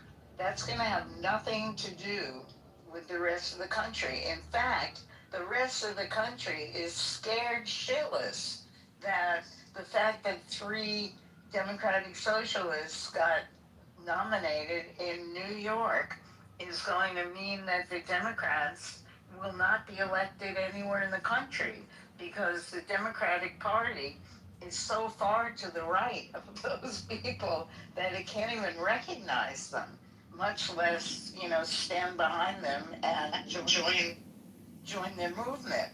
I mean, this is all crazy, and it's just words. And the only reason that I'm concerned about it is that it is being done by Donald Trump out of fear. It's his fear, it's everybody's fear. And the more he makes the public fearful, the more what happens is unpredictable. And I'm tired of living in fear. Nothing that happens in this next election, you know, should be fearful, except maybe if Donald Trump decides to run again. And the reason, and I don't think he will, I think he's done. He's got everything he needs out of the presidency. I mean, he's raped the country. We're in debt like, you know, we've never been before. And, and 3 people who have somewhat left-leaning beliefs are not going to change any of those accomplishments of his. I'm being sarcastic. Thank you, Dr. Francine. William, followed by Les. I want to follow up on what Brent was saying, and that is that there's no country where it's purely capitalist, purely socialist. It doesn't exist. And when you look at a communist China, is it purely communist? No. There is private property ownership to the extent that they've allowed businesses to really function on free market economy and capitalism. I think that's where they've been the most successful and the most productive, because that model, the capitalist model, allows the money to go where it should, based on market demand, and that's a powerful force. But what they call themselves communist country, they say it's the Communist Party, and it's a one-party system. There's one party that's in control. They have a monopoly on power, and then there's a fight within the Communist Party. There are power struggles within the Communist Party, and it may as well not even be called Communist Party. It could just be the ruling party. But when you have when you have Donald Trump, and I think he did the right thing, going out and having our government buy 10% share in IBM. And I liked it. My IBM stock went up. But I think it's important that we have some central planning, to have some vital chip makers and foundries within the United States, and to the extent that is invested in, does that mean that now that the government has a 10% share of IBM or Intel? What was it? It was Intel. I'm sorry. And now that the government is partial owner of the means of production, does that make us a communist country? Maybe. Fascist. Well, look at Putin. So when Putin says, I need more money for the war, he calls in all the oligarchs who he made rich, and like a mafia boss, he says, I need more money. I need more of your, I need a bigger vig. I can't just settle for the 50% that I already own that's off the books. So, that's, at the edges, does fascism and communism bleed together and have certain elements that are indistinguishable from one another? Arguably, yeah. So,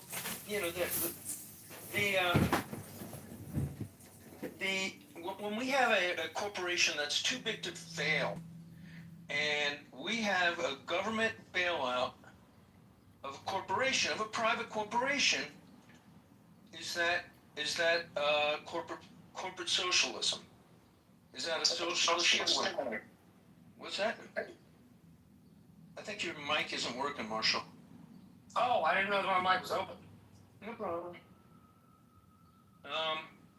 So, there's, if you follow the strict definitions, we all funded economy to some degree, where there are elements of communism, elements of socialism. When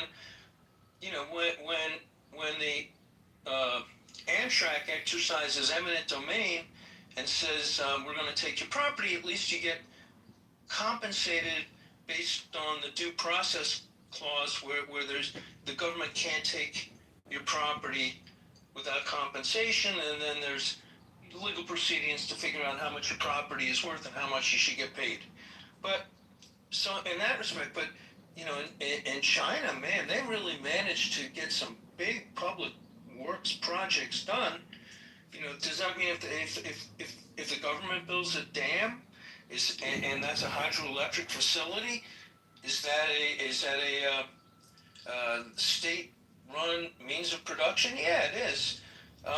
Is it a utility? Yeah. So to some degree, utilities, if they're owned by the government, to some degree you can categorize that as being communist. Yet, there are private aspects to the utilities. It gets pretty murky. So I don't think we have pure economies that are either communist, capitalist, or socialist. And in a lot of ways, when social programs were instituted, like Social Security, which I agree with Marshall, it's not purely socialism because we contribute into it. It's supposed to have a trust fund, which then gets rated by the government to pay for other programs.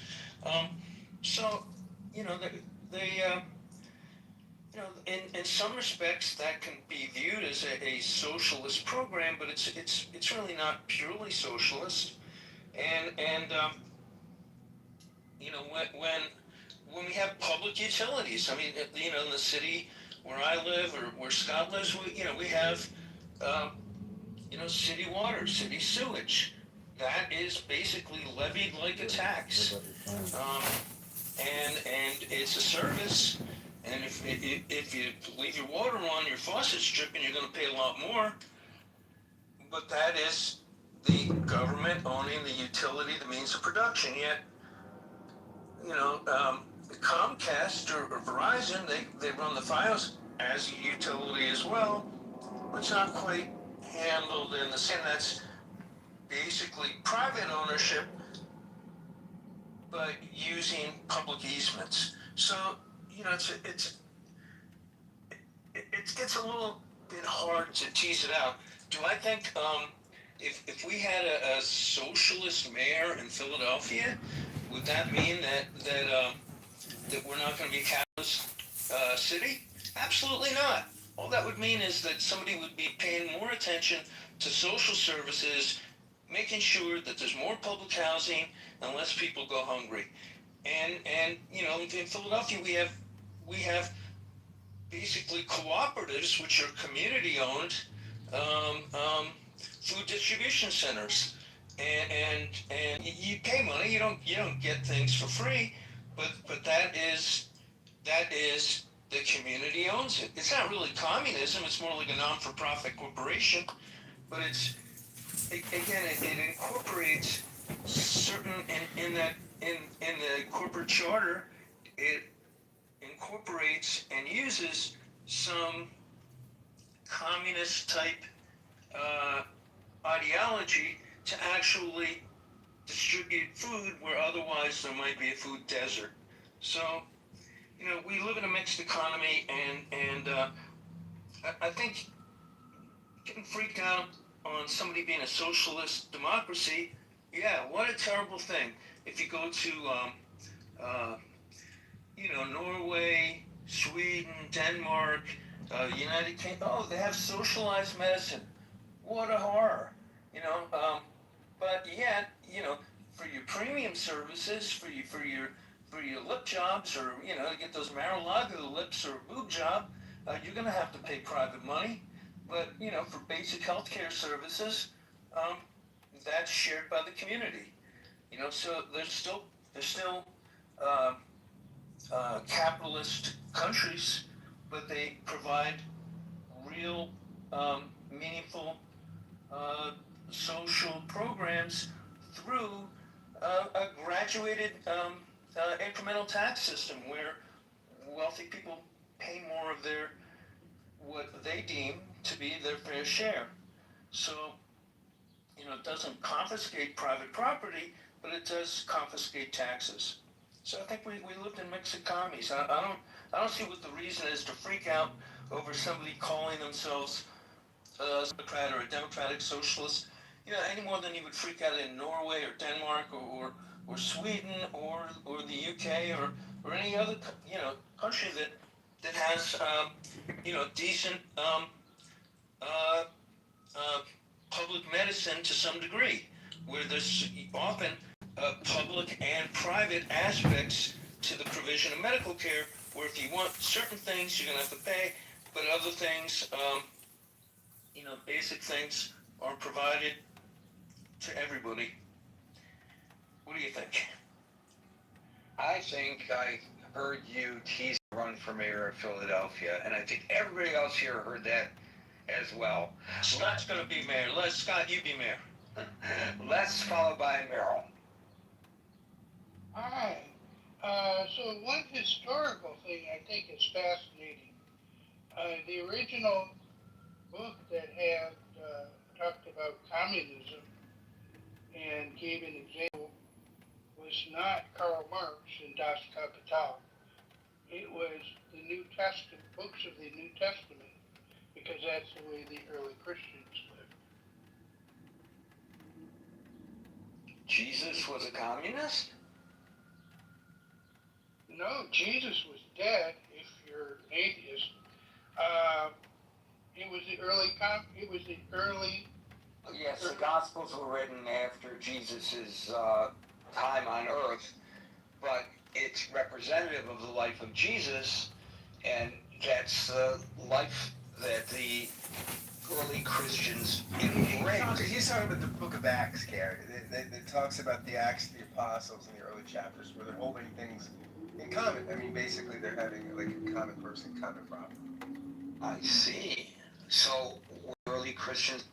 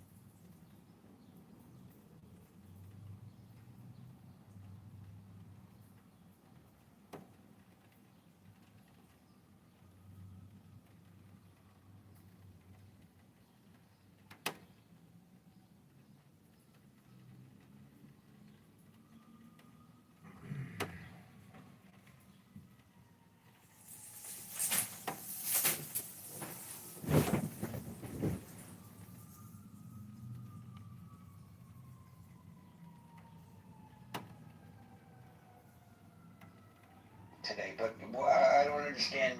You think we're off topic? No, I think I'm like Dr. Francine. I think we spend a lot of time talking about, and it does boil down to the politics. You did acknowledge that. It is political. And we've spent a lot of time talking about who the people were that won the election and Mondami and all of that. And then we talk about, we've had people here talk about the far left, and communism is associated. And what we don't talk about is, we don't really talk about the true politics of this. And Dr. Francine hit on it. We're not talking about, are we afraid? Are people really afraid? Communists, are we afraid of a revolution? Is that really what's growing here? Is that the cancer? Because if that's the cancer that's growing, I think we should be concerned about that. We don't have national security right now. We don't have a department that's investigating domestic terrorism. We don't have, we have a problem with somebody who wants to take people's voting rights. We aren't talking about, we're not addressing a big picture. We've talked about those things on this stage ad nauseum, to the point where conservatives claim that this particular forum is an echo chamber of hatred toward the president. So I don't know why you say we don't talk.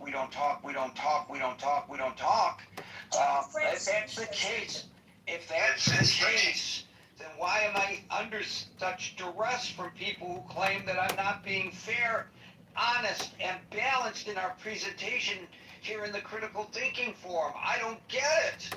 I feel like I'm in a squeeze. I don't know which way to turn. Help me, Meryl. Help me, Meryl. Help me, Meryl. You want to make fun, Gary? I'm not making fun of you, Gary, and I'm trying to point something out to you. You didn't make fun of Dr. Francine when she talked about the post office. Dr. Francine didn't come on here and say we shouldn't be talking about what we're talking about or something like that. I did not say that, Gary. Where did I use those words? You just said we don't talk about this, we're talking about that, why don't you just make your point, Meryl? Just make your point. It's the politics of it. We stress the politics of it. We don't, and to one side. When we talk about the left, when we talk about people that want what they want, we did this the other day. It was the young people, everybody wants, and all the things that people aren't getting, and it's coming from the left. And we don't talk about, Dr. Francine, Gary, this show has never talked about the post office. We never. Oh, see, there we go. We're talking about the wrong thing. I didn't bring up the topic of the post office. Bravo. You know what? I'm hearing, Meryl, honestly, when you're talking. That's it, Gary. I am not being rude to you. Meryl, I'm trying to be lightheaded in my response to your criticism. Then go back into chat while we're waiting to talk. Who are you to tell me to go back into chat? Why are you starting an argument with me? Gary, you go into chat while people wait to talk, and when I speak, you're bad. You make fun. I'm sorry. I don't say it the way you want me to.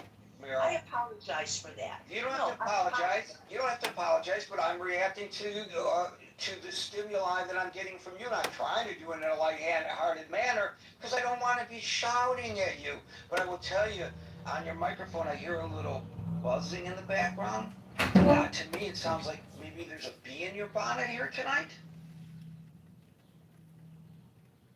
You want to respond to that, Gary? Sure, please do. I threw it out there, so it's fair game. I'm not going to have a cat fight with you, and that's what you're trying to do.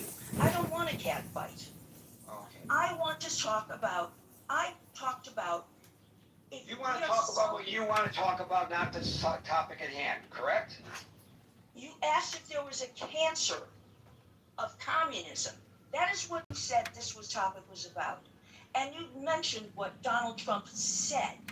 And then the conversation is about it winds up being about how unhappy people are. And who are the people that are unhappy? And we hear the word the left. That's what you said many times. Many times. And when Dr. Francine talked about what we should be of, you didn't make fun of that. I'm talking about, yes, I'm afraid of that. I am much more concerned about the fact that the very person who is telling us what is wrong with this country and what we need to be afraid of isn't doing anything to prevent that. He isn't doing anything to check on domestic terrorists. He isn't doing those things. And by saying that means I hate Trump. No, I'm talking about, we can't talk about, it's not right to talk about what people fear and what he wants us to fear without addressing that he does nothing to help them. He does nothing to make that fear better, when in all make that fear worse, when in all reality, we should be worried about what he's not doing. That's my point. And I'm sorry if that offended you. I'm sorry if I didn't say it, if I didn't articulate it right, and I'm sorry I brought up that you were in chat.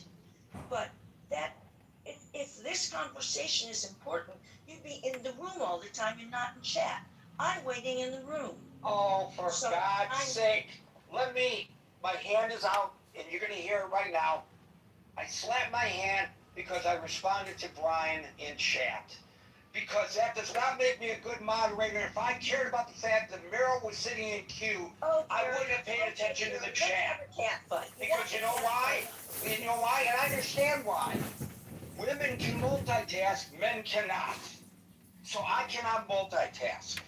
You know, that's not... Meryl, if you come up to discuss the issue and not come up with loaded for attacking me, I don't know why you did that. And then I should just sit here and not respond to it? If you don't like the topic and the way I moderate the room, don't come to the room. I'm not everybody's cup of tea. I recognize that. Okay, I'm not. And you're right. I want to apologize to the people in the room because I answered Brian in chat. What a horrible thing for me to do. I am wrong. I will spend the weekend repenting. David, followed by... Gary, do you want me to hear your confession after this, Gary? You know, I'm Jewish, but Jesus was a Jew, so by extension, sure. You can hear my confession. But, Scott, I'm not so sure my confession to you will be as interesting as yours to mine. Oh, that's probably true. Oh, wait a minute, I'm making fun. I shouldn't have made fun. David followed by Murad. What happened to Ching? I lost Ching. She was there and she's gone. David. Thank you. I guess I have to preface remarks with, for some reason, I was here at the beginning, but I didn't realize we were responding to something Trump said. I see the title, and in my mind, what I wish is it said, is the cancer of socialism spreading in the USA? I think... But that's not what the president said. Right. So if he had said that, I would use the term socialism up there. I know. You know, I'm not going to rewrite. By the way, I took a lot of heat over the past week and a half on my Facebook for simply quoting the president. How dare I quote the president of the United States? And you know why I was wrong for quoting the president? Because the majority of people in the United States, I was told, David, are incapable of judging for themselves after all these years that he's been in office, his veracity when he opens his mouth. So I have to tell them when the president is lying, as if I know, by the way. You know, like I'm omnipresent and I would know. If I'm omnipresent like that, Scott, I don't mean to offend you, Scott, but I'm going to start my own church. So people I'll take a collection. I'm in charge of taking collection. Oh, Sounds like we have a plan. Anyway, David, go ahead with your point. I apologize. No. I enjoy lighthearted banter. I like what Steve said, and I don't always agree with him. There's dissatisfaction with government. There's dissatisfaction with corporate and work conditions. And sorry, I'm driving. And income inequality in this country. And I think government isn't working for too many people anymore. Pacific Northwest is I have a mayor of my city that lived in literally her parents' basement. She was the leader of a socialist transit riders group. That's her business experience. And it doesn't matter to them. They want people who have no political experience. They don't understand that they're going to get, I think, poor results because of that. But if you look at the people that won in New York, that were Mondami supported, I think they were mostly political neophytes or had little political experience, and that doesn't seem to matter to people. All of them, as you pointed out, were anti-support for Israel, and I think as a Jew, you really have to understand that nationally that's starting to happen in potential elected officials. So I think that socialist politicians and the growth of, I don't know, you can't say a trend towards communism, but they're birds of a feather. They're running on the same ticket. We had an open communist on our city council that ran on the Democratic ticket in a very liberal part with a lot of young renters voting. And two socialists, and many of the people who are middle of the road were cowed by those people and put through a lot of their proposals. I think what you said and what many have said before, low voter turnout is enabling this, right? When you talked about AOC, she shouldn't have been elected, but it gives the power to those fringe candidates when 25% or less of the people show up for a primary election. And I think we have to take back our government through participation and voting. And I think one of the biggest problems is we have a young generation that seems to really only see the good parts in their mind of what socialism and communism is. They don't listen when every person who lived under that system comes here for the reason to escape it, and that they know that it's replacing one corrupt system for another. And that's the bottom line. Can I just ask you to make a distinction? You said communism and socialism. So somebody earlier pointed out that the Scandinavian countries are pretty much socialistic countries, and the polling would suggest they are the happiest people in the world in those countries because of the programs that they have, from cradle to grave to take care of them. Now they don't have the problems that a superpower, the United States, as the United States has when it comes to global security, and they're not under the kind of homeland security duress generally that the United States might be, although Russia's expansionist possibilities may change that a little bit. But that's not, people are not flooding the United States to escape Norway and Sweden, are they? No, but they are from other communist. Communists, but Norway and Sweden are not communist countries.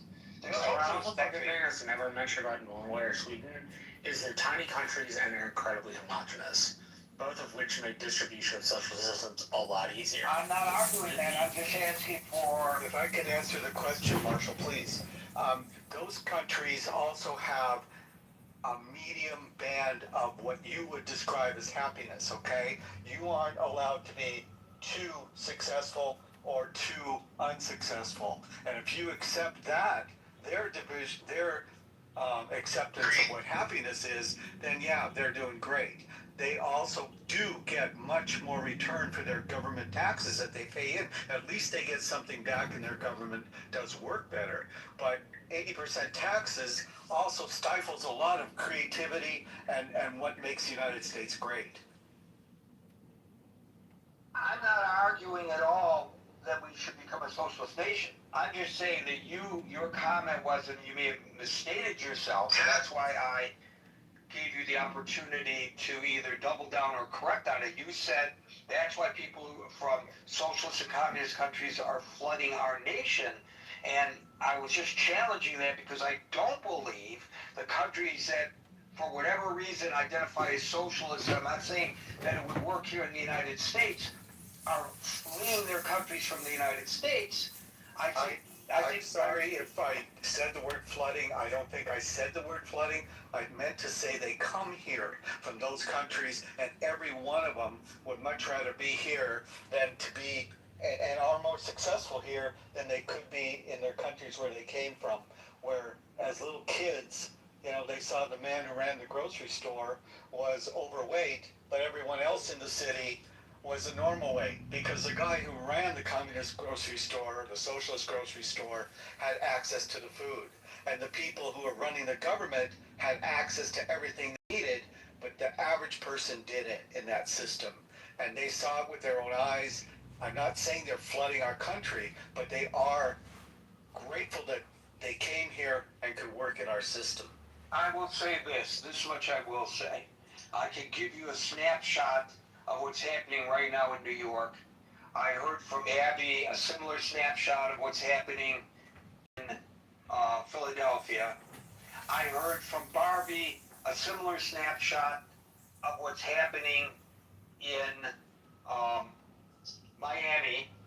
And I've been reading similar snapshots about what's happening in Los Angeles. And that is, there are people from all around the world, from very different systems of government, from varying socioeconomic backgrounds, who are here from the World Cup, and they seem to be universally delighted by the experience that they are having here in the United States. Absolutely. And sometimes, myself included, I'm not preaching here, sometimes we as Americans forget or don't recognize the bounty that this nation provides. And when I say bounty, I'm not just referring to economic bounty as we discuss the problems of our nation, which we do have a myriad of problems in this nation, of course. But I find I take great comfort and I get great interest when I get off the train to walk to work tonight, as I have every night during the World Cup. I do what New Yorkers avoid. The one place New Yorkers do not go is Times Square. Yeah. I have been walking through Times Square. I've been seeing people wearing different colors, wearing different flags on their shoulders, waving different flags in the air. Competitors on the pitch who are enjoying one another's company and enjoying the amenities of this city, as we are seeing in Philadelphia, Miami, elsewhere in the country.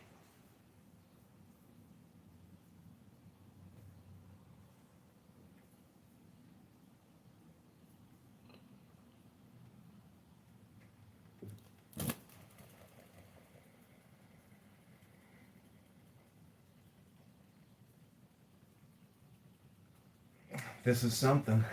It ain't nothing. That's projection. Projection alert speaking. Projection says what? Projection alert. Projection says what? Hello? Projection alert says what? This ain't nothing. Projection alert. Projection alert says what? Projection says what?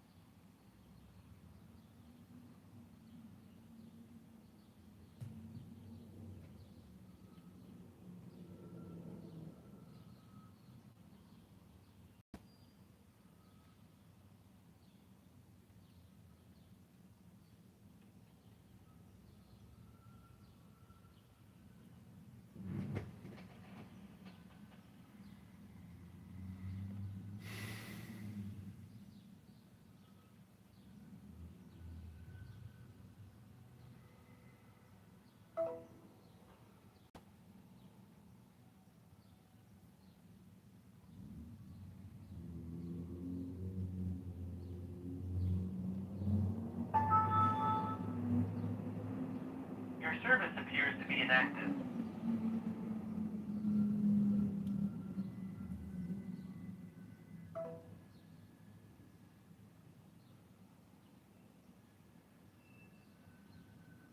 This trend of Madami is going to be good for a national campaign.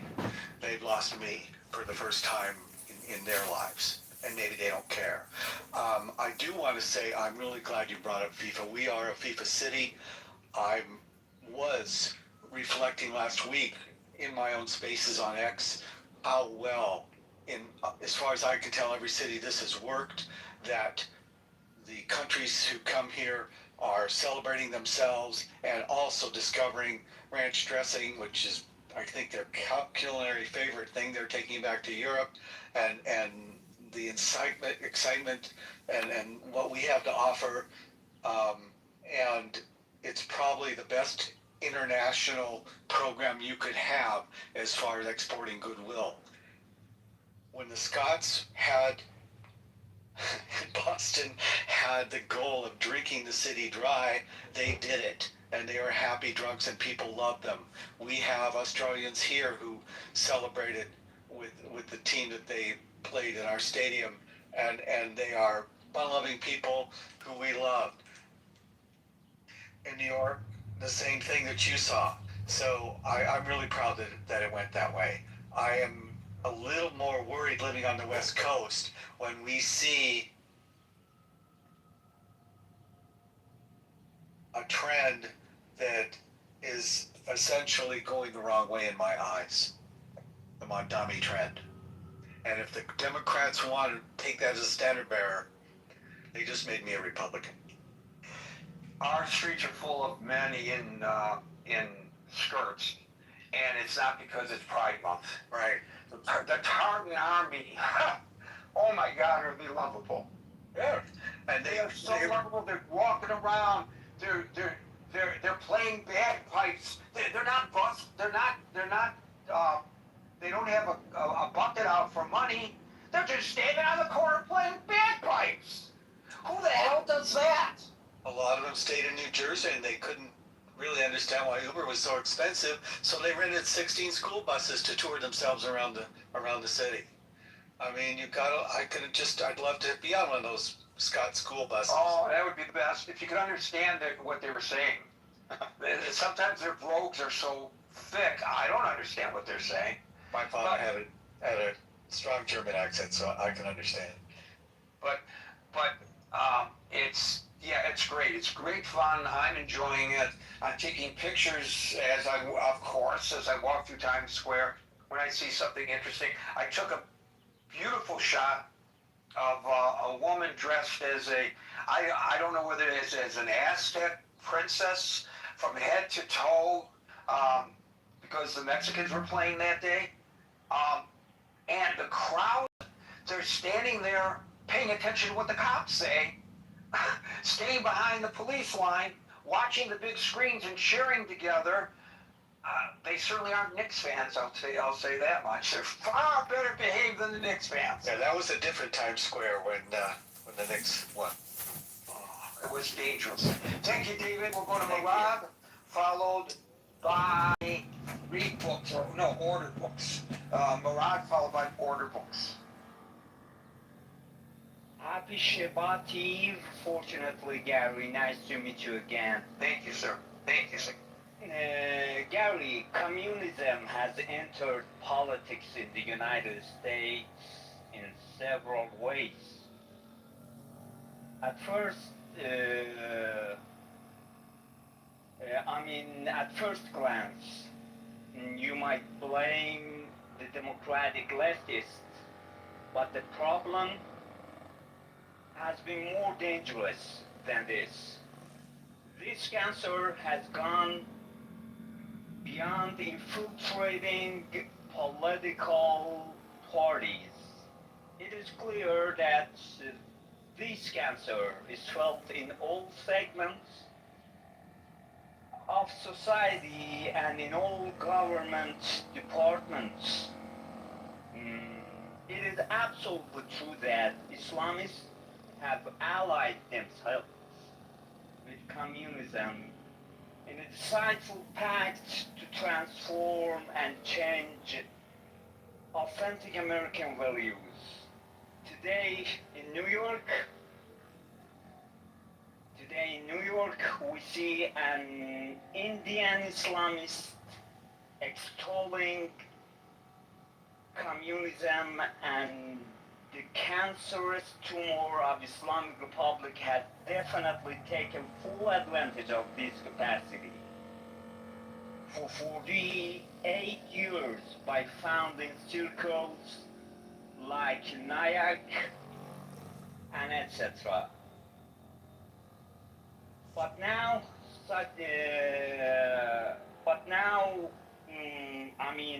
with the departure of the smooth-talking Democrats from the forefront of power, the literature class has been reformed to push the Republicans aside, and you know that Seattle tonight is in the front of fire, and it suffices. My political strategist said, take a photo with your feet. So here I am, making feet videos. We sell pictures of John Kitover, Chicago mayor candidate's feet. Anybody want to buy a motherfucking feet photo? $9.99. $9.99 a photo. Many of the things that they've What said you think about my feet? are totally inaccurate. They're the libels against Israel. And by the way, this is important to people who have legitimate beefs with the policies of the state of Israel. And I've written pretty extensively about this. I actually did a reel recently, and I just wrote a Substack today about this. You cannot go on the internet today and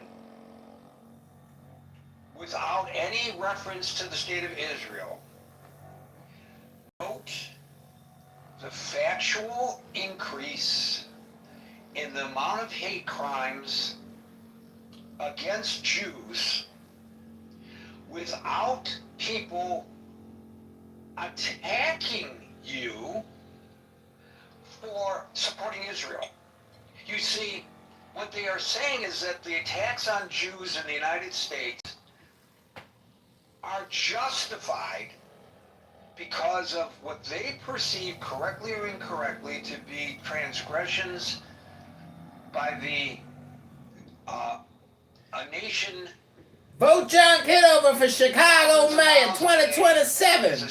My political campaign strategist, Maxwell Rice III, told me to make videos of my feet, and he said they'll go viral. And together, my feet, we will defeat the communists in Chicago once and for all, forever.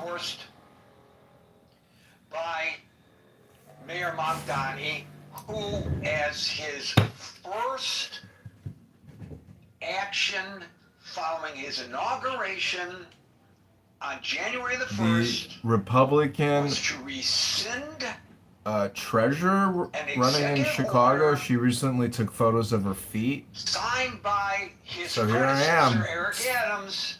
I didn't create the strategy. Buffer zones The strategy around created the houses of candidate. worship, all houses of worship, so that people could This is enter called the and exit Elaphor. the place where they These wanted things to used to be like practice their $199, $299, $399, $499. Now they're like $19.99. even though it protects They got 20 million Chinese in a warehouse outside Beijing making these. If you ain't bought one of these, you don't know how to fix arthritis and rheumatology. I'm Dr. John Kitover, a rheumatologist, criticism at the Chicago mayoral election. Go to ChicagoMayorVote.com right now to cure your cancer and to cure your rheumatoid arthritis. communism specifically in this country. We got the cure. Now, I know you can't make outlandish medical claims on YouTube, but the Elaphor is what you're looking for. LFO. It's not the Fix your arthritis now, because all you do is click and scroll 30,000 miles a week, and you're going to fix all that rheumatoid arthritis. We should be concerned Dr. John, rheumatology. and their ilk who are running for office because they give sustenance to the people who would attack me walking down the street on my way to work today simply because I am Jewish. And I think that's the real issue here, frankly. Thank you for that. Moran will go to the reader of books who tells us we should read books and buy them, or order books and buy them. No, order books and read them. That was referring to the actual order book in financial markets, not actual books. Like the continuous limits order book, that's the mechanism in modern electronic financial markets. It's called the order book, or the continuous limits order book. As far as your title goes, I don't think that America is in danger of communism. In fact, I think it's the opposite is true. That America is in danger of cancer of capitalism, not communism. If you look at the GDP of the USA, the percentage, it's mainly driven by, I mean, America has been from the property tax rules on the black budget. Second World War. John Rivers was a pioneering Most of the from the property tax situation. From the and the majority from of the US economy is based on financial services. You have so much capital chasing so little value. You have the surge in crypto, the kind of scammy AI. Also, another indicator that America is heading towards cancer of capitalism is that the society has become materialistic. You see the women chasing men for size, either size, I mean, length. This man is tall, this man is short.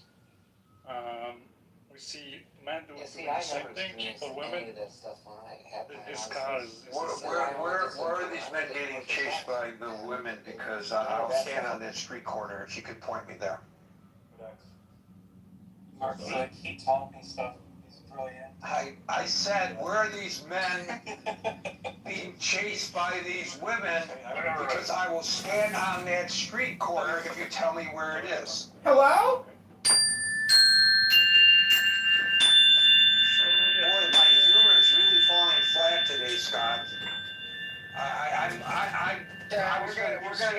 We're gonna do a workshopping material after this, right?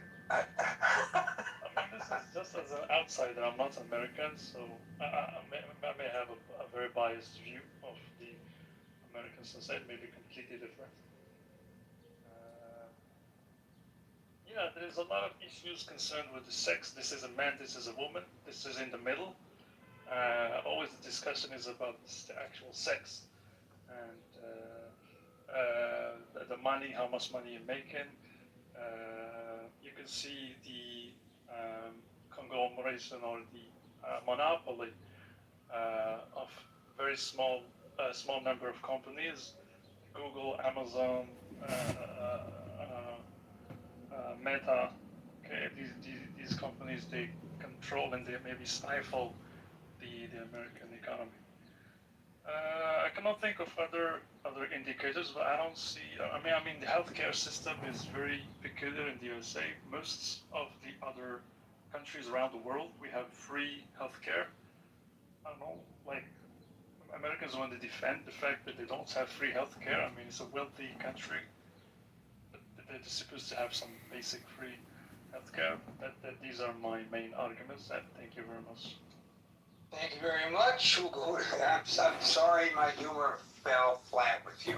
But I don't know. I don't know what what your country you're from, but I'll if you tell me, I'll be happy to look. Huh? I'm from Morocco. Welcome to Morocco. Morocco. So you're from Morocco. I gotta look at how humor is presented in Morocco. Come back. I'll be ready for you next time with some good old Moroccan humor for you. Because it really fell flat just now. Flat on his face. But okay. But I'm into couscous. Welcome. I'm invited for That much I know about Moroccans. They make good couscous. Thank you, sir. We'll go to David, followed by Chin. Bye-bye. All right, Gary, a lot of jokes landing flat here at the forum, but I'm sure we can pick it up tomorrow. Well, as I tell the people at work when I tell jokes and I'm the only one laughing in the newsroom, I don't tell the jokes for your benefit. I tell them for mine. And if you happen to laugh along, that's a cherry on top of the sundae. But, you can still enjoy the sundae without the cherry. There you go. Well, Gary, I think in this nation's, long to 250-year history, we have several iterations of where capitalism forced the hand of labor to evaluate other ideas and policies, such as communism. This nation, obviously, without doing too much of a deep dive, was built on the backs of the cheapest form of labor, that's free labor, i.e. the slaves. And a lot of money was made and growth was made off of that reality. Until Lincoln's Emancipation Proclamation, we had to do away with that form of capital, and then it forced companies into other forms of abusive labor. We have to only look at the Gilded Age in the 1800s, where the robber barons emerged as the new industrialists, Rockefeller, Carnegie, Vanderbilt, and the like, and we saw how we saw them bring in cheap labor from China to build our railroads. Right. So that was kind of a form of servitude as well, to a degree, wasn't it? 100%. So. But I will say that the president is doing his best to get rid of the cheap labor in the United States. He's sending them all back to Haiti. They'll be in South Florida. There'll be nobody to take care of the old people any longer. I think, he's really very progressive in that manner. I mean, that begs the question, why would they force out labor that we need here in this country and when there aren't people willing to do those jobs, unless you pay them a lot of money to do them. And that tends to not benefit the businesses that need to hire those or to provide those services because they become too expensive. And that's literally what our capitalistic model said and I'm sure your guest Ching to my right will be able to speak about regarding China, but then we exported our jobs to a Chinese communist model. So we didn't eat our own cooking defending this great capitalistic model. Instead, we used the model where we drive costs down to the lowest denominator and take it to a foreign nation 10,000 miles away where there was no regulation with regard to labor, state oversight, abuses of the wazoo, and the corporate power structure said, hey, we'll look at our 5-year model on our forecast is going way up, and Americans started enjoying cheaper goods over here, and the Walmarts of the world started to emerge. So what's that?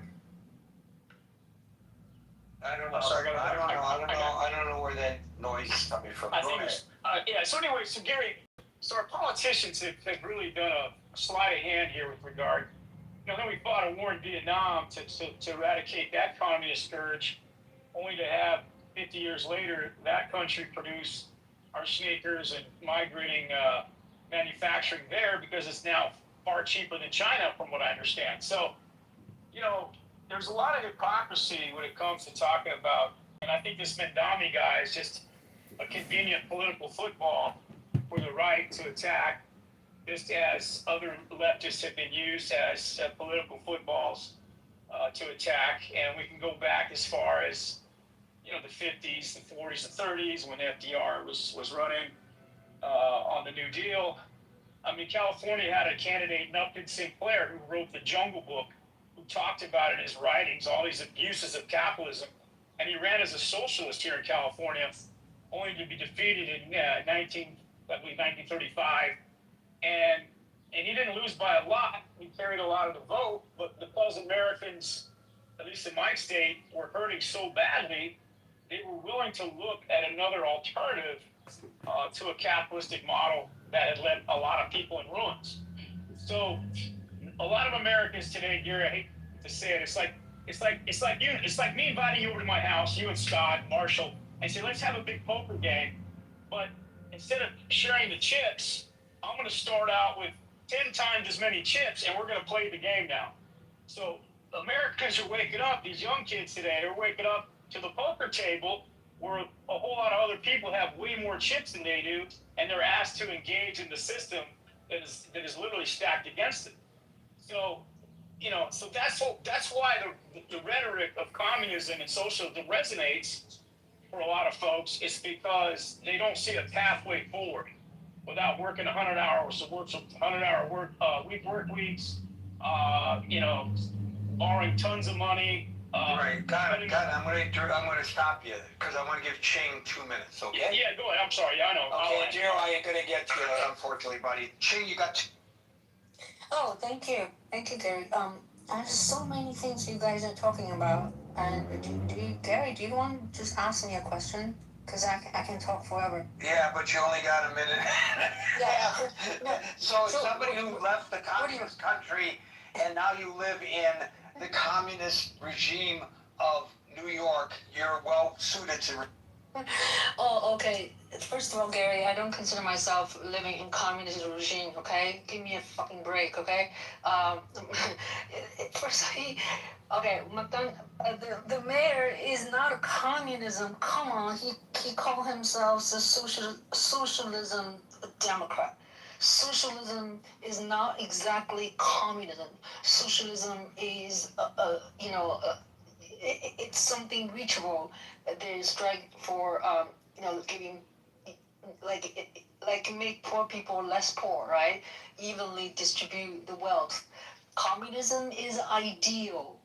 We don't have communism yet, not even China. Mainland China is not a communism society. There's still socialism, but looking forward to reach that ultimate goal of communism. So say we are already in communism, this is not it. We're not it. And plus, we're just such a small portion of this 3-person being, endorsed by the mayor, and they win. And this is not a huge. I don't see it as a huge deal yet. America is so much more, like you said, capitalism. You cannot just with this election with the 3 people, and you can say we're already a communism. No, we're not socialism either. Yeah, there's no way America, New York, anywhere will become socialism. Not even 10% socialism. You guys, you have no idea what socialism is. You will be crying, you will be crawling, you will be fighting, you will suffer. Come on, we're not socialism here. That's it. Thank you, Ching, and I will take you up on your offer to hang out in your hood very soon. Yay! Folks, we're here Monday through Friday at 5 o'clock New York time, so until 5 o'clock New York time on Monday. For the next edition of the Critical Thinking Forum, everybody be safe, have a great weekend, and peace out.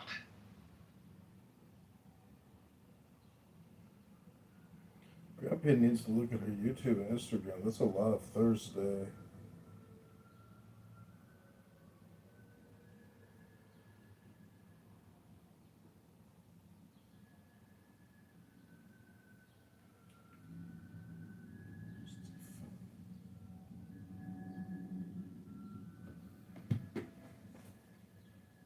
Have you been watching them play for the past 3-4 years? Because if you have, then you would know that, like, sometimes they got their head on right and they play, and then other times they be back on that bullshit. Okay? There were some people talking earlier this morning who had a lot of concerns. One of the mods, I'm not going to say any names, said.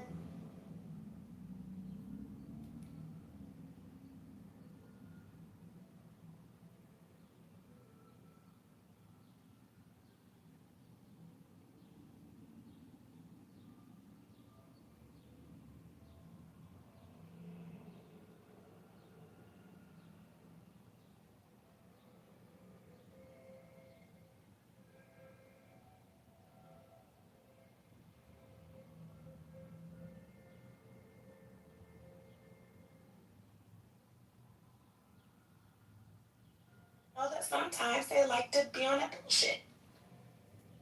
I have faith in my scrubs. It's the size of a mustard seed, but that's enough. She got faith in her scrubs. Well, Britt, have you Got a mustard size seed faith. That's enough. Maneuvers to ritually purify yourself, to enter in a state whereby your faith reaches its destination? Have you cleansed yourself? Now that you're speaking, I think I might need to go do some more rituals and purify myself so that my faith can grow greater than what it is currently. I have backslid. I'm not going to hold you. If you want the United States to beat Bosnia, after what we saw last night, in fact, I was watching it. I was on my couch, and I was watching it. I was kind of reading at the same time. I'm always reading. It's a beautiful thing. And it's the most fulfilling activity of my life. That's my own testimony. But I was watching it, and I looked up, and I saw the end. And I saw the last 5 seconds of the match. I threw my head back.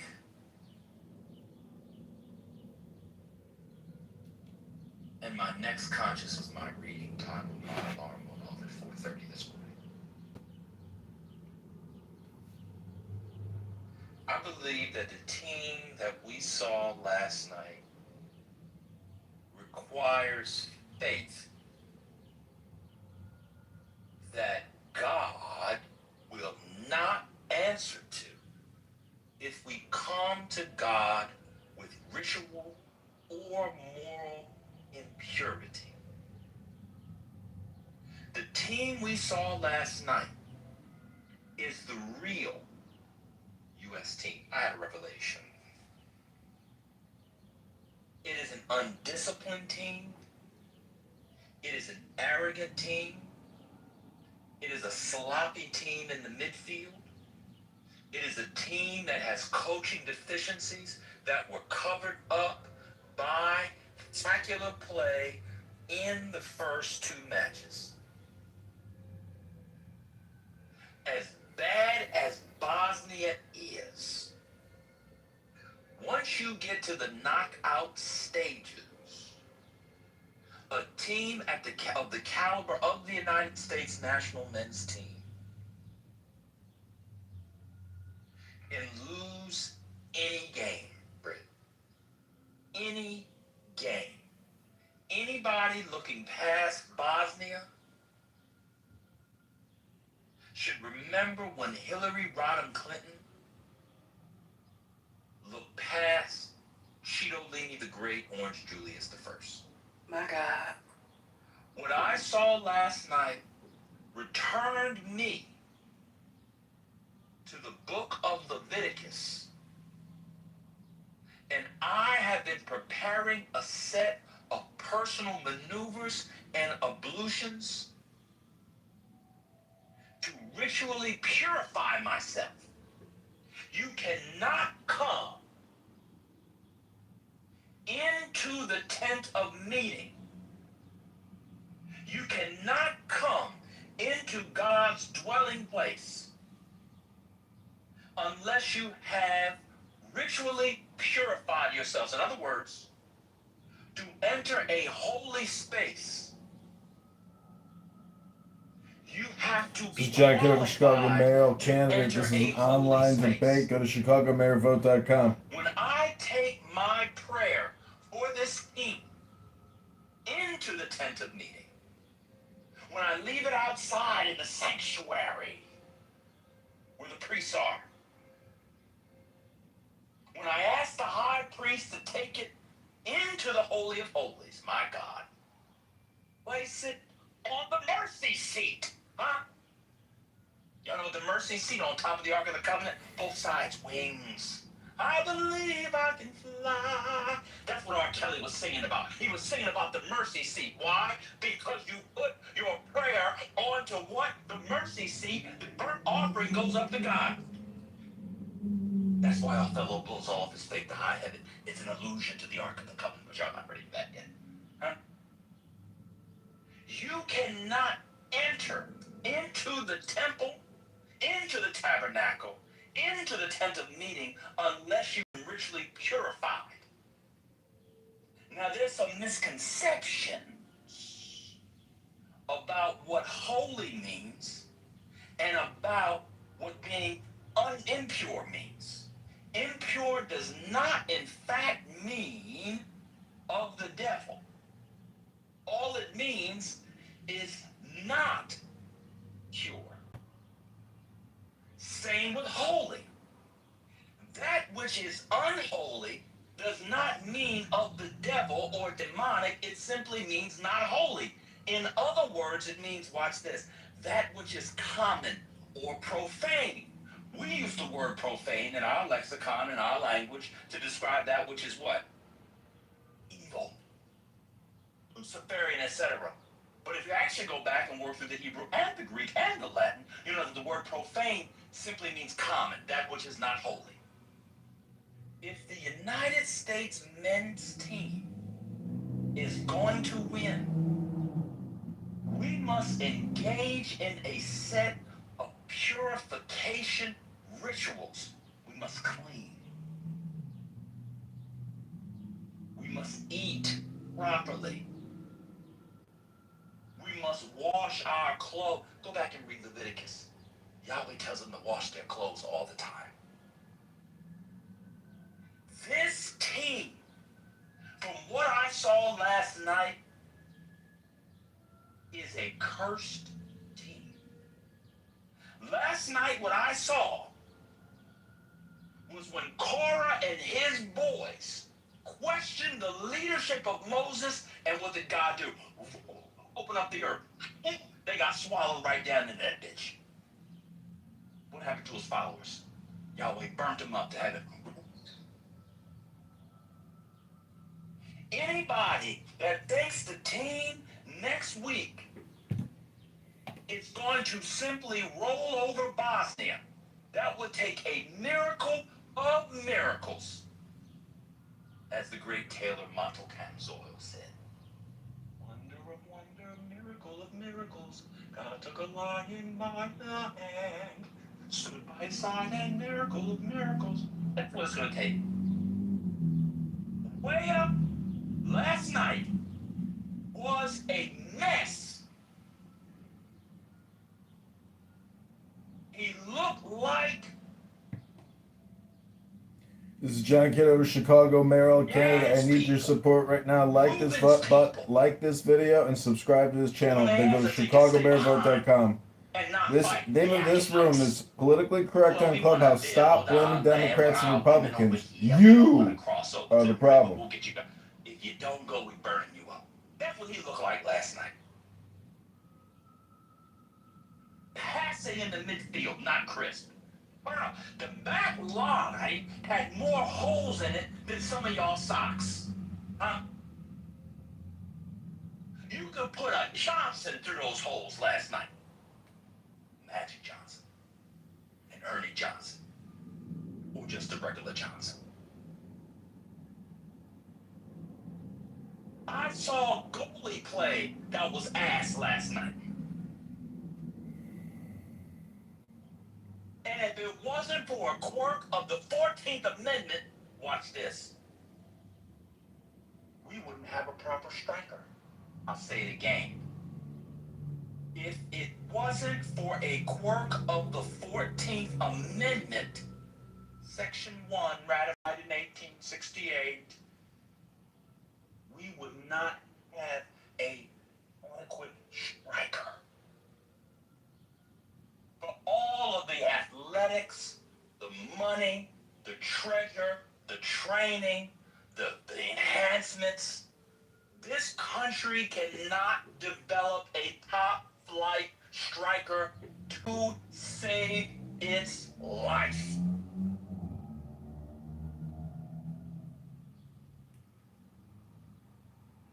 If you want America to beat Bosnia, go to your local farm, get a ram, get a bull, go to your Whole Foods or Co-op, get a bag of grain, ritually purify yourself, bring it to your own tent of meeting. Take the blood from the ram, take the blood from 7 male goats, and just like Jobu did in Major League, played by who? Dennis Haysbert. If you don't help me, Jobu, I'll fuck you, Jobu. I do it myself.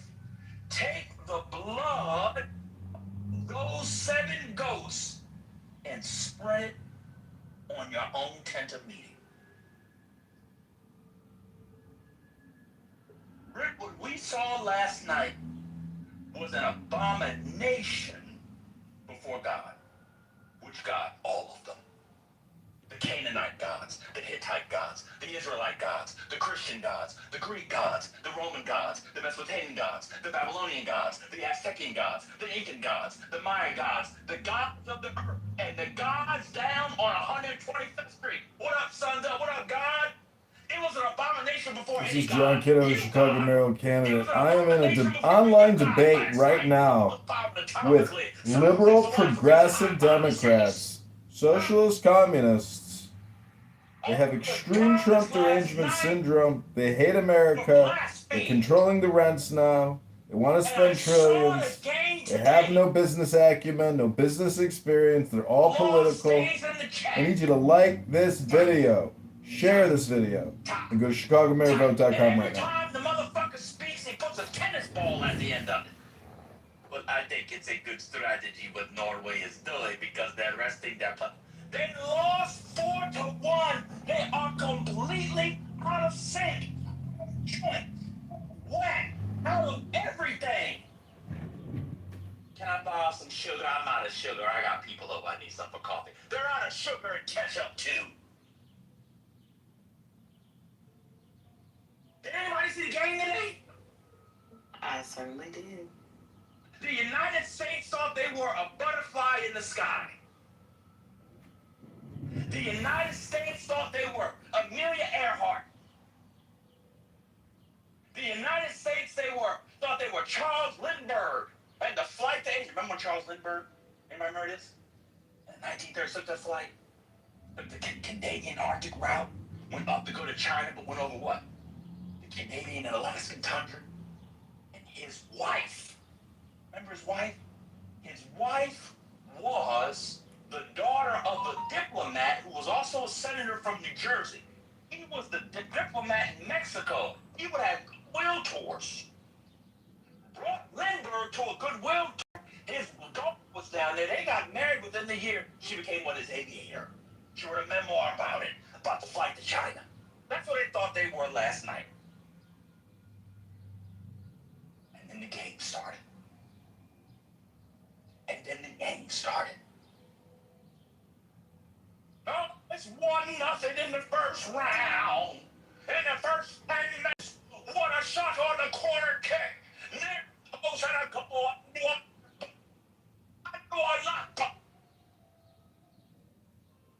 You know what it looked like? Looked like we did 12 spies. Hey, y'all. Let me get 12 spies. One from each tribe. But it's really 13 because we're taking 2 from Joseph. Y'all not ready for that discussion? This doesn't make any sense. That's a different discussion. It's actually 13 tribes, and Joseph gets broken down to 2 after what? Reuben loses his birthright, but then here we are. And they go look at the spies. Not gonna be able to do it. Not gonna be able to do it. That's what the spies said. Here comes Joshua. By the way, he was renamed Joshua then. His name before that was Joshua. Oh, Hoshea, that's right. And Caleb. We can do it! We can take on the Canaanites. Just one small step and we'll be free. We can This do is it. John Kitover running for Chicago mayor to defeat the communist parasite thieves stealing billions from the city and taxing you and borrowing on your behalf to do it. Right now we're listening to a liberal, progressive, elite, intellectual, pluralist Democrat go on and on and on. Like the video, subscribe to this YouTube account now, and share this video. Then go to ChicagoMayorVote.com right now. Sign our petition and vote for John Kitover on November 23rd, 2027.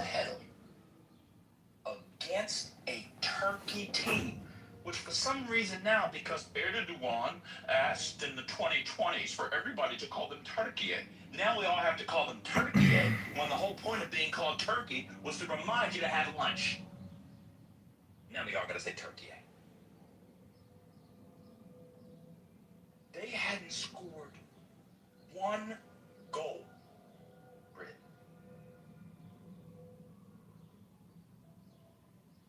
5 bang, 10 bang, 50 bang, fuck it, man. It was like Drake counting up the number of bands. They scored 3 goals last night. Why? Uno, due, tre. They could have had 5.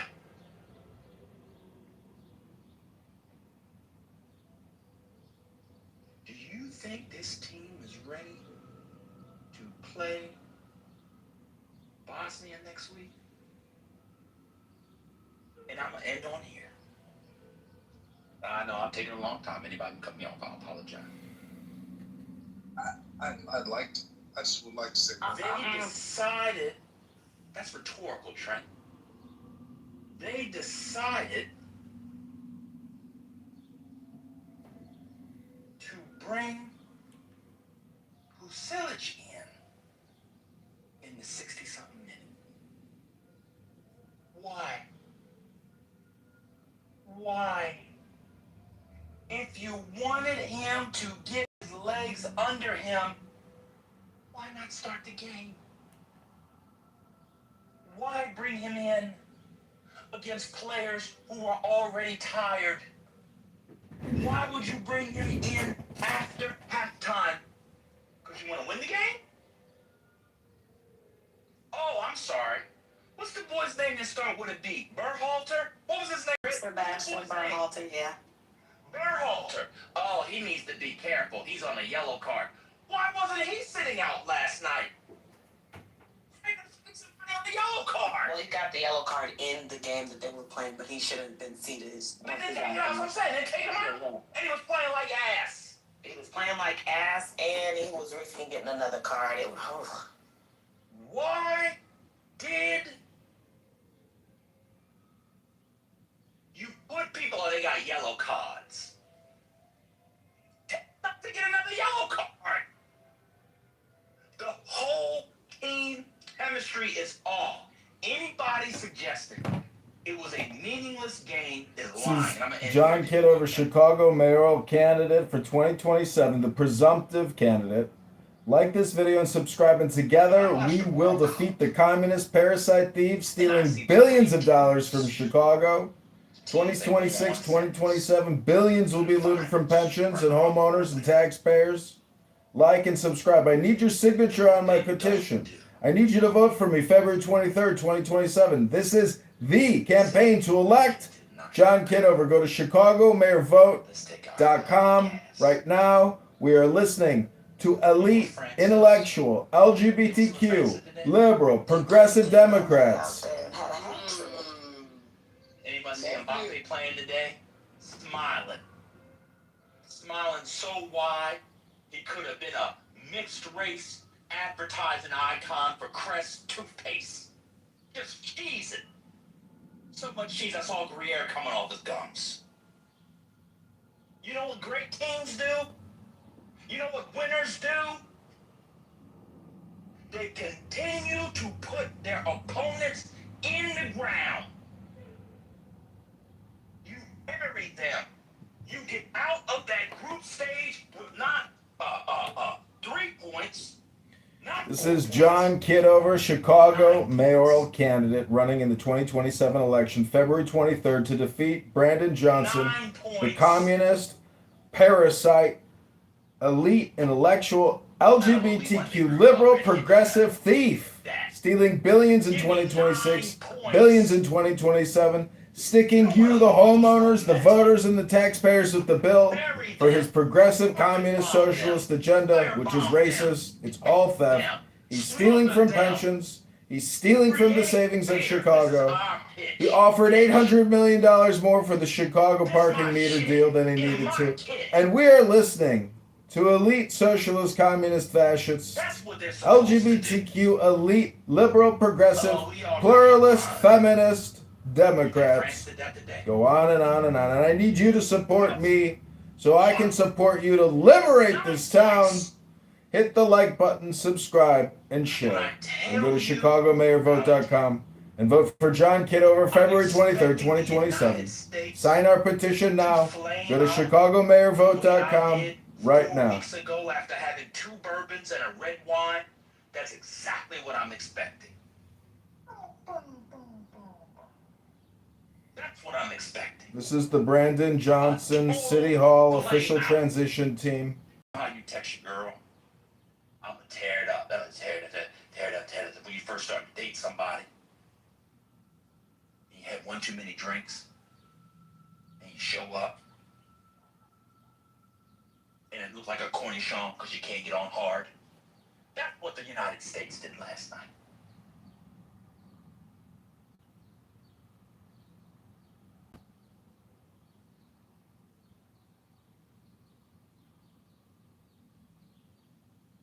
Does anybody have a clap button? No, don't clap. I want responses. Somebody defend what that man did last night. I honestly cannot defend that. When you were talking about Pulisic getting his sea legs up underneath him, Go to ChicagoMayorVote.com right now. Instead of benching The city everybody, is 80 billion, 90 billion in debt, paying 175 million a month in interest to the banks. The pensions and the interest expense is draining the city's resources. We can't fulfill the budget obligations. And Brandon Johnson just spent $1 billion on an Oak Lawn hospital, a free giveaway to the medical health executive scammers, as well as to the developers.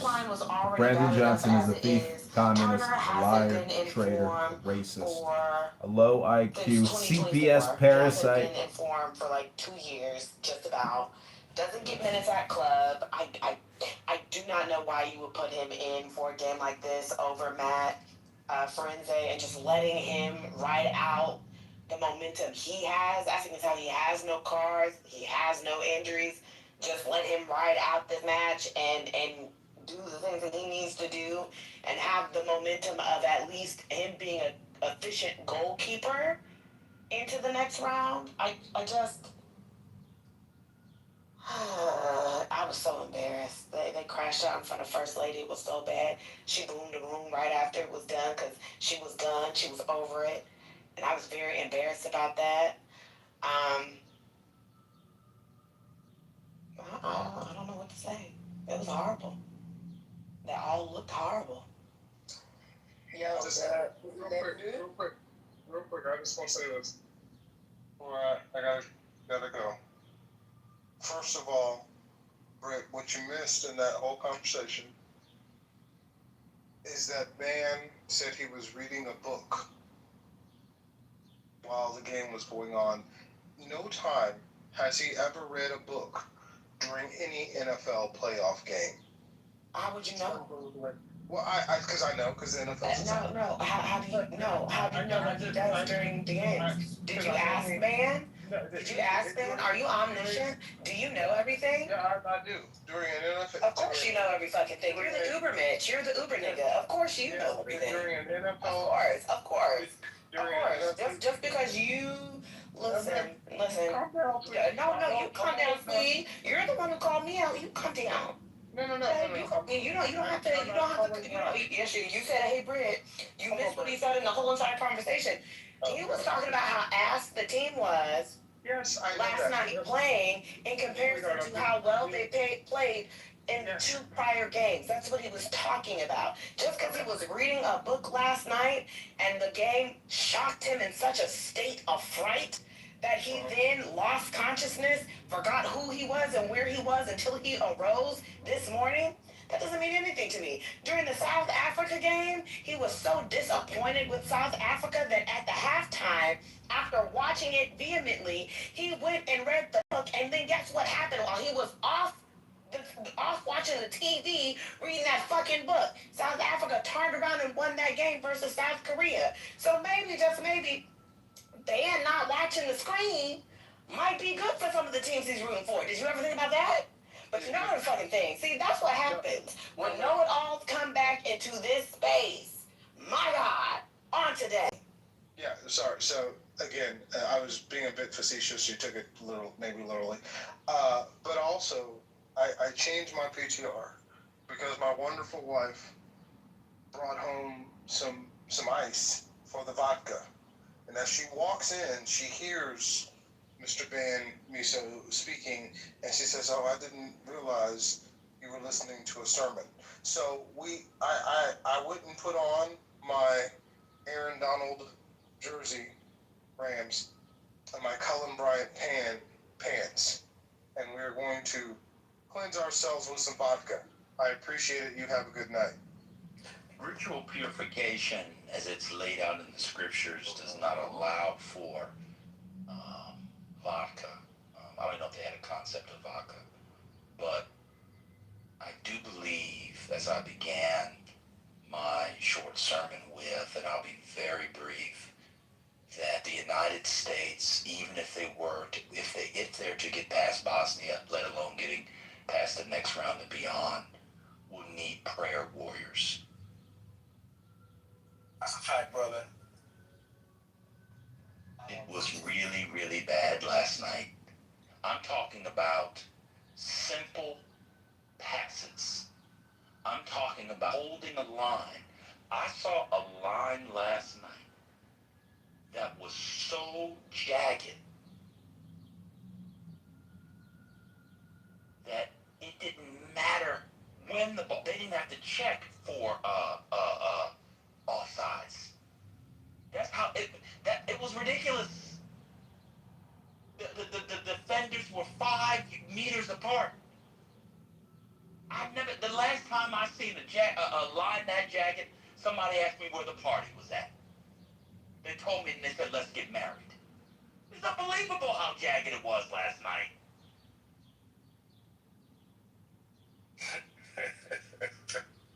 Never mind the fact that they were consistently offsides with their offense. This sermon is sounding very Baptist like. Yeah, that's right. That's right. We need that benediction. Come on. To the podium. They don't You come can back. meet me where? I ain't ready for France, Brazil, and Argentina, man. Let's keep it First real. lady, what'd you say? Meet me where? At the altar. Sing it, girl. We have the Look at the benediction. altar. At the meeting. When you meet at the altar, you're not only meeting your beloved, you're coming to the altar after being ritually purified and morally purified, because you are what? Purified to approach a holy place, a sacred place. That's where God meets you. It is not a common place.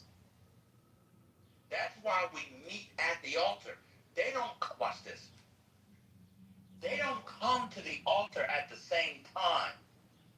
Because one partner has to purify themselves in a particular way. And the other partner, has to purify themselves in a particular way. We don't meet at the altar with Freaks and Young Miami songs. Bullshit. We meet at the altar once we've been ritually purified as laid out in the scriptures. Why? Because God is there, and behind him in the tent of meeting is what? The mercy seat, framed by what? The wings on both sides.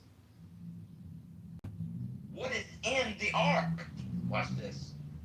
The commandments, the rod, and manna. Law. How you build a state. How you build a state. Food.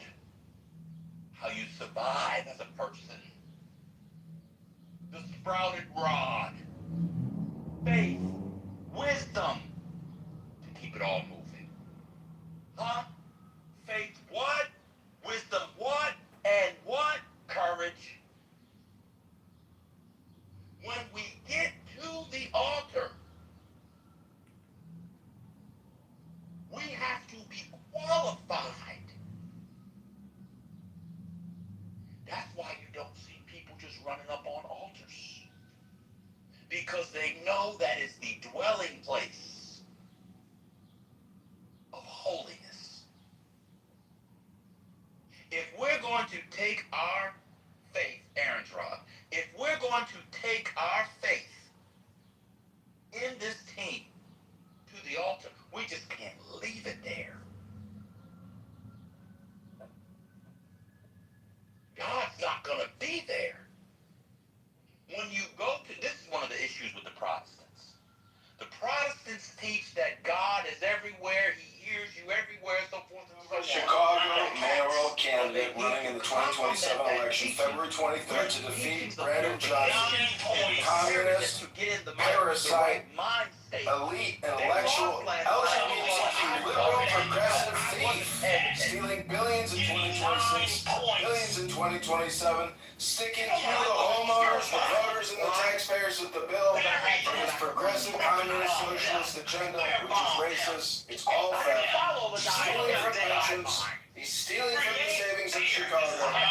He offered $800 million more for the Chicago parking meter deal than he did to. And we are listening to elite socialist, communist, fascists, LGBTQ, elite, liberal, progressive, pluralist, feminist, Democrats.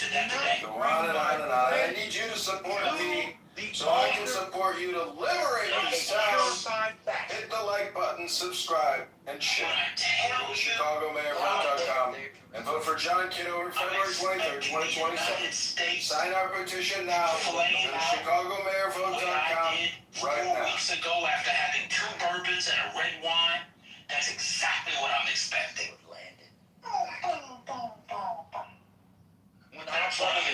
This is the Brandon Johnson City Hall official transition team. You know how you text a girl? Oh, tear it up, tear it up. When you first start to date somebody, you have one too many drinks. A place of God. It is not the profane place, which is it looks like a corny shop because you can't get on hard. That's what the United States did last night. If you all do not prepare yourselves for this Bosnia game, Brit, if I'm the Moses, Brit is my Aaron. And just like Aaron, she's gonna die first, Brit. They said take your ass up a mountain. You'll die first, we'll bury you, take your clothes off, put you in the run, throw you down a motherfucking mountain. Somehow Moses lives longer than Aaron, isn't that amazing? You are gonna go first, but you be my Aaron. These people aren't ready. I watched the press conferences. I read the interviews. They are living in the blue land. I don't speak Norwegian. Writers in history. Great Edward Gibson. He has at least 3 masterpieces. Doll's House. Mr. Chair, I rise with a heavy heart. you have the people, but that's a different Remember discussion. the women who have died because they were denied essential abortion care after the devastating Dobbs decision unleashed abortion care bans across our country. I rise today in remembrance of Amber I think it's a Nicole good idea to Thurman, have them just arrest Candy the rest of the Miller, players because you don't want to get C.G. It's Graham, really, really great. I don't know if Yoseli anybody Barnica. knows he snuck back in here through the colored section. Smelling like fufu and suya. This is John Kitover, Chicago, Mayoral candidate running in the 2027 election, February 23rd, to defeat Brandon Johnson, communist, parasite, elite, intellectual, LGBTQ, liberal, progressive thief, stealing billions in 2026, billions in 2027, sticking you, the homeowners, the voters, and the taxpayers at the bill for his progressive, communist, socialist agenda, which is racist. It's all that. He's stealing from pensions. He's stealing from the savings in Chicago. He offered $800 million more for the Chicago parking meter deal than he needs. And we're listening to elite socialist, communist, fascists, LGBTQ, elite, liberal, progressive, pluralist, feminist, Democrats. Go on and on and on. I need you to support me so I can support you to liberate this town. Hit the like button, subscribe, and share. I'm also going to come down to this altar right here, right now. Fill it up and make me whole. Such a blessing. Drop your assets. Isn't that such a blessing? Thank you, First Lady. Such a blessing. Y'all heard the brother. You need to start doing your rituals. Get clean. Renew your soul, your spirit, your mind. Baby, you gotta get clean and do your rituals. And that's what I'm gonna do. Cause it is. Isn't that nice but messy? See how that happens? Yeah. Has anybody noticed that black politics, black community, black love is at an all-time low at the same time? The cleanliness of black people. Let me say it again. Has anybody noticed that black community, black politics, and black love are at an all-time low at a time when black homes cleanliness are also at an all-time low? Have you ever watched an Instagram Live? TikTok. You can look at a picture you get. BT came here the other day. Look at BTR. In the kitchen, up on top of the cabinets, they had in that picture empty alcohol pumps. A shooting in Chicago's Roseland neighborhood leaves 12. As if they are vases from the Byzantine era. I borrowed steal taxpayers to fund abortionists. It's you. Abortion doctors that kill. Non-politically, From the property tax situation. And we don't know necessarily what a long way vases from the Ming Dynasty.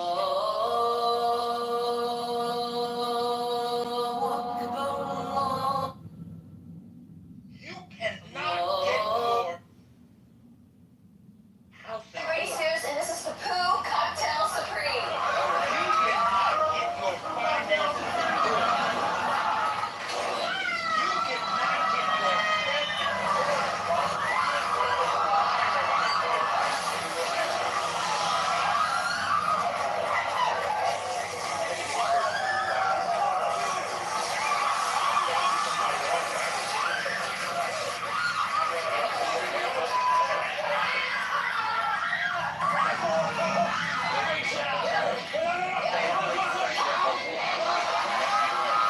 that energy in that home is not pure.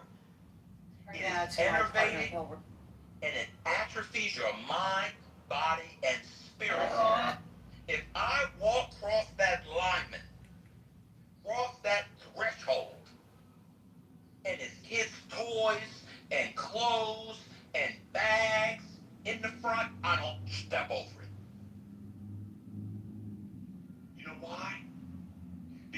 you're stepping into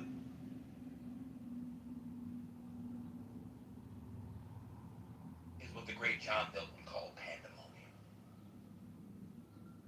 You get off work. You have a designated area for your bags. You have a mud room. You have a bedroom. You have a garage. You have a guest room. Keep your bag on your arm for 24 seconds and put it where it belongs. You come in, take your shoes off. Why leave your shoes at the door? Why do people think that Yahweh spent so much time in the book of Leviticus into Numbers explaining the proper protocols for the design, the layout, and the cleanliness of the tent of meeting? He did because, she did because, they did because, Yahweh did because. If your space is a mess, so is your soul. So is your mind, and so is your body.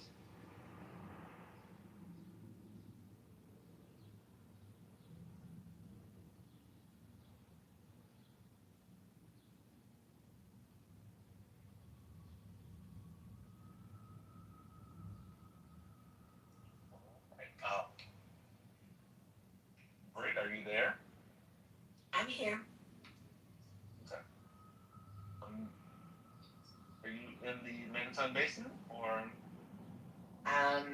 I have removed myself from the Megaton basement. I'm trying to enjoy the last bit of the daylight laws before nighttime laws come into effect. I'm glad to hear that. I was worried about you in the middle of small sea crash out. I was worried about the times, but I think you made it. You know, today has been a very trying day for the both of us. You did better than me, I will say that. I can always give you your 10. At one point in time, I was like, ooh, brother's getting close, but you know, you never approached the small sea crash. So we see your improvement, wholesome, brother, wholesome, and we appreciate it. My God.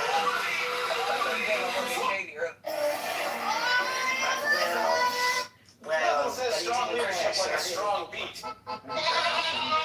The Bible says nothing about not being shaky. Oh, I just didn't know what was on your wholesome radar. What's on the scale? Listen, the Bible says to be wise as a snake and gentle as a... To the book of Leviticus. I think I walked the appropriate... To the book of Leviticus. Now, I will say that somebody did try and have me fully crash earlier today. And they almost had it. But I think I recovered well. Nothing says strong leadership like a strong beat. Slow motion crash. I think if one were to say something like that, I think that would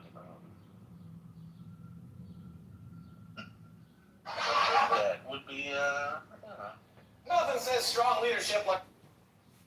maybe up to Some of us refer to you Pretty crosswalk like. Nothing says strong leader. a fender bender where nobody. Nothing says strong. Just look at it. Just scrape off the paint. Move on. That happened to me last week, but now that I'm thinking about it, I should have took some money from that man. We were at the ATM drive-thru and he was in a Benz, and I don't know how he just hit me. We were sitting still for like 5 minutes. It's like, I'm so sorry. Nothing happened, I promise. That last round, or no, I had parked.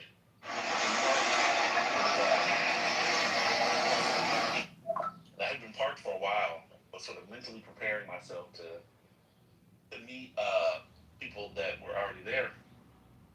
And all of a sudden, this person had backed up into my car and cracked part of the bumper.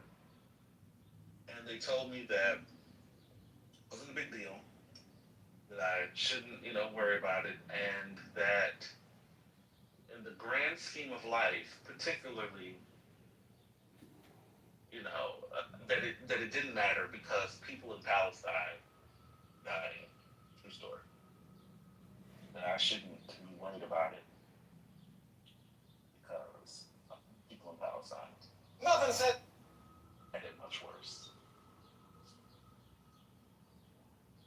He said this, and Nothing said. he was also trying to go meet his people on the beach. The severity of the crash is usually in the eye of the beholder. Nothing said.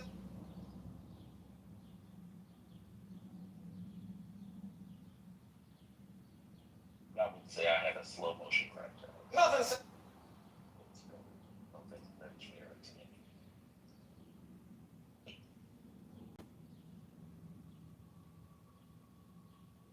Nothing said. That's when he became brother Paulson. Neoliberal, I wanted to make neoliberal crash earlier. Nothing said. Igor was supposed to ask Trent what Yugoslavia was, so neoliberal could.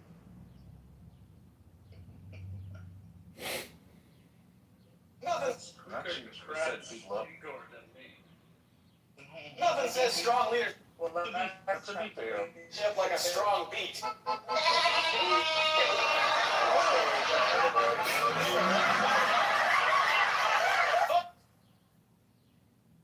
to be fair, we don't know what Serbia is, and we don't really know where neoliberal is from. These are all mysteries.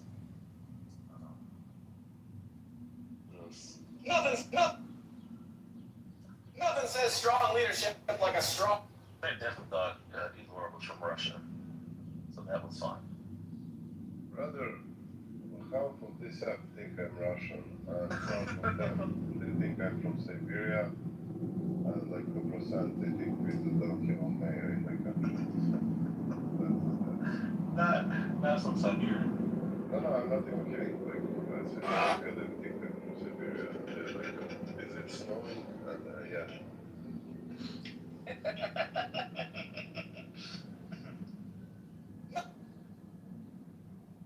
Nothing says strong leader. We don't have to. One does not have to. First Lady, I don't know if you're there. One does not. When Trent and others come in and bite us like snakes,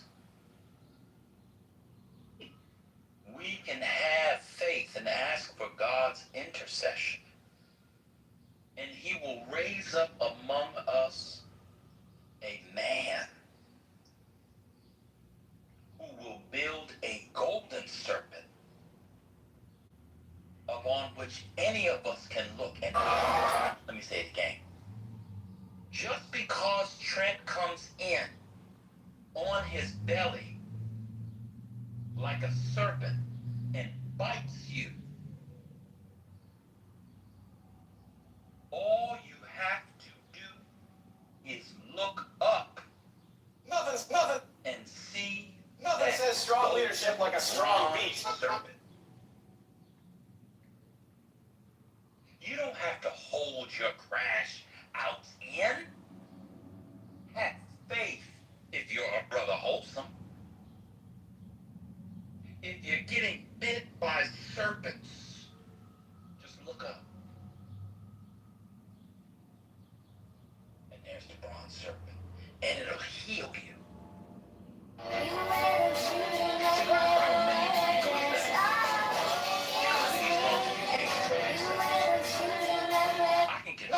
strong leadership like a strong beat.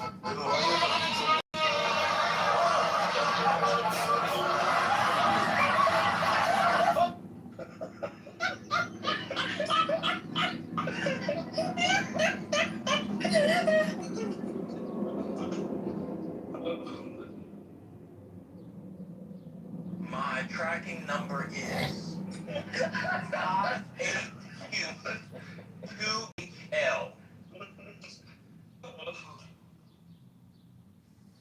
Nothing says strong. Nothing says.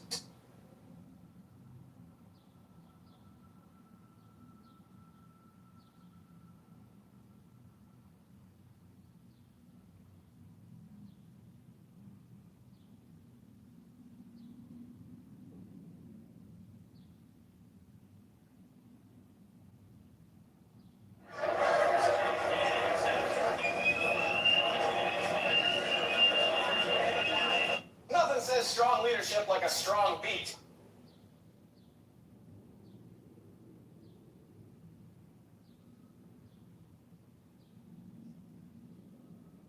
Brother Ben, you there? Yeah, how you doing? So the U.S. played again today, this morning? No. Oh, okay. I need to. No. So they play again when? I think on Wednesday. Oh, Wednesday. Okay. Last night was an abomination. Well, we'll keep them in prayer. We'll keep them in prayer. Well, I'm trying to prepare. I'm trying to be prepared. I don't know if my prayers will make it. The only thing that they have going for them, and this is an aside to what Ben's saying, it has nothing to do with what he's saying. Everyone should keep their set on course. And the only good thing is that Canada and Mexico should be playing their knockout round games before the U.S. If one of them leaves first, then if America loses to Bosnia, it will be bad, but they weren't the first. But if both of those two teams make it through and America crashes out because y'all's prayers were not enough and their will was not enough, well, there are going to be some people who need to be fired. Ain't nobody getting fired, man. Need some more talent. I seen France today, man. I seen France today moving like I never seen no shit like that before. France moving in unison like fucking poetry in motion. That shit was crazy. France is moving like Pass went straight to the feet. This is It wasn't off. Nothing was off.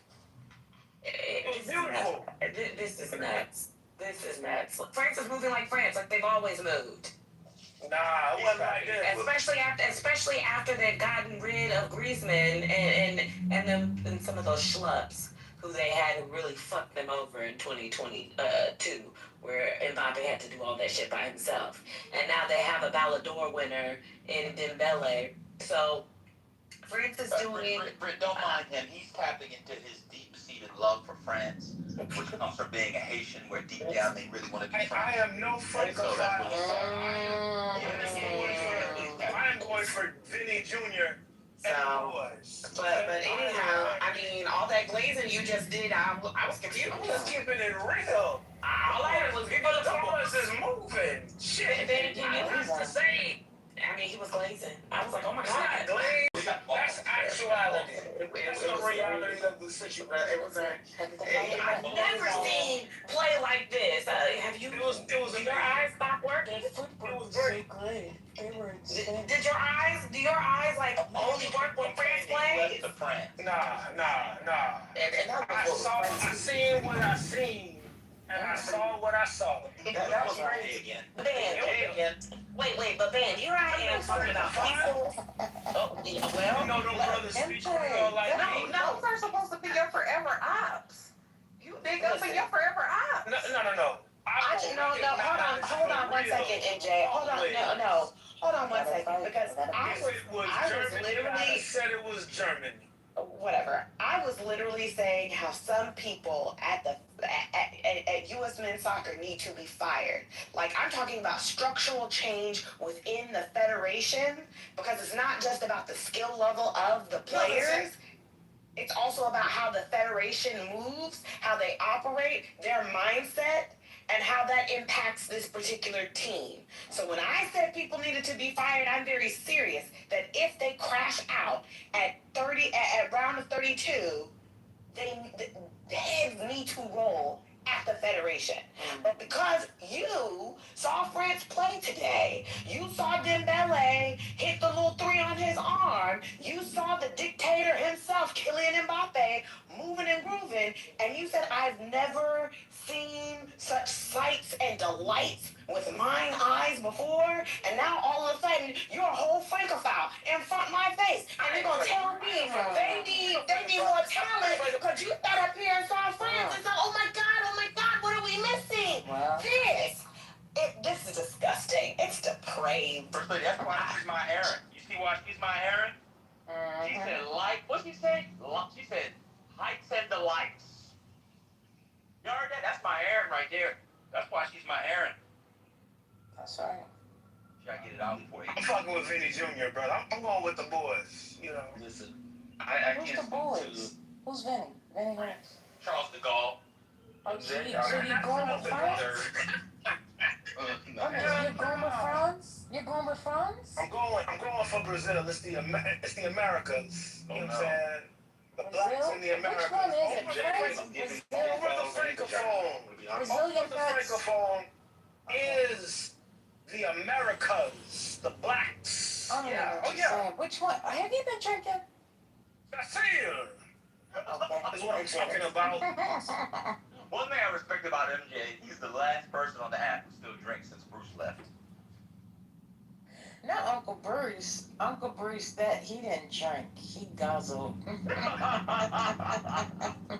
my God. I'm on that night train. Don't call him Uncle Bruce. 8 or 9. Huh? Is the match about to start? Yes, the match is literally starting in like a few seconds. They're just doing the lineup for Spain on Telemundo. And Yamal's starting. See? You see how Yamal is starting?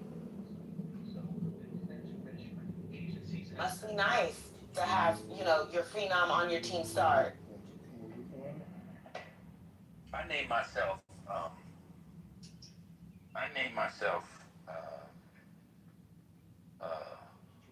on this app after a great Haitian man. Everybody can see it. J.B. Sans Souci. Nothing said. Jean-Baptiste Sans Souci. I'm gonna have to change my name after what MJ just did. Yeah. Of all the teams, you said France. Nothing says. Please don't change your name yet, because I thought you were going to, You know, it's my at. See my at? J.B. Sans Souci. Okay. Yeah. I got you. He really changed it.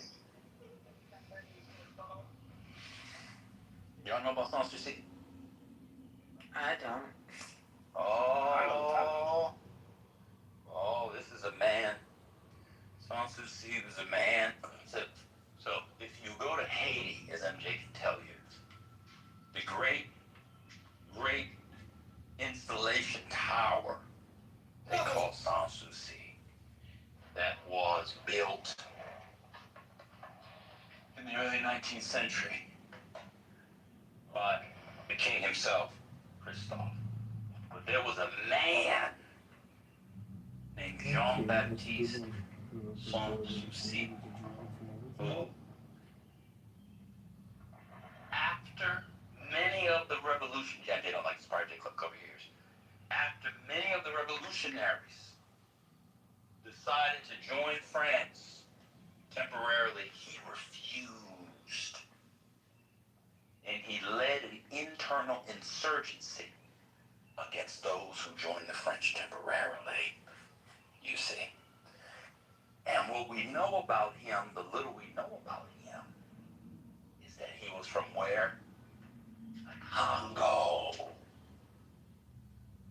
bringing that freedom energy. He's a great man.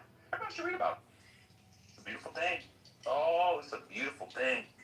Jean-Baptiste Sans-Souci. Oh my goodness. Oh my goodness. My goodness. And when the French came, they were fighting Leclerc. He took it to him. I mean, I've been going for a long time. I'm done. Y'all got it. Let me get back to the...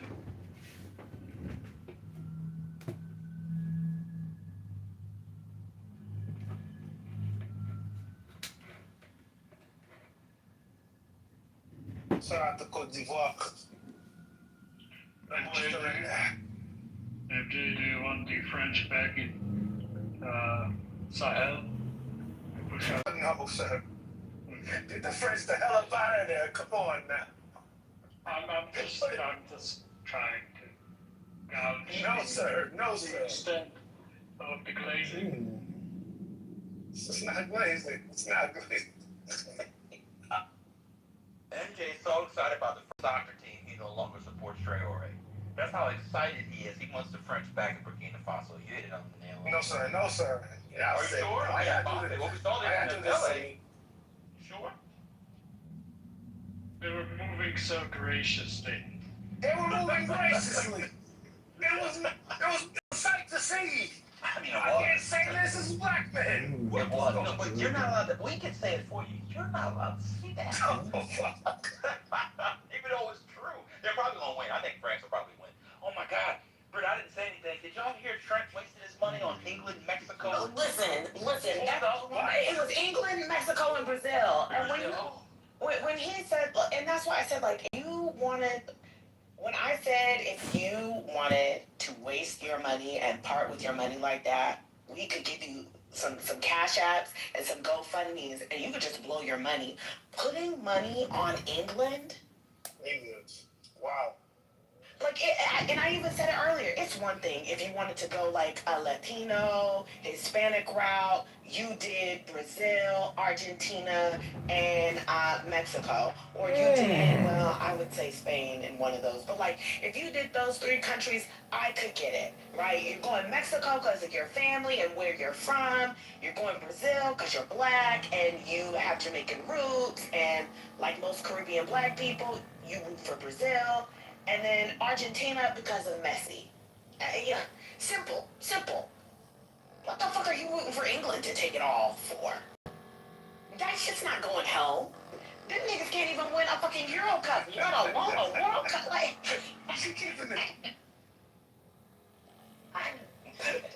England better hope in one of these two rounds that they don't have a game that goes to penalties. Because then all the blacks are going to have to hide in England. We are going to have to get money together to get Adesoji out of fucking England. And they will have to be removed. He has been speaking less and less. I think he's already relocating. I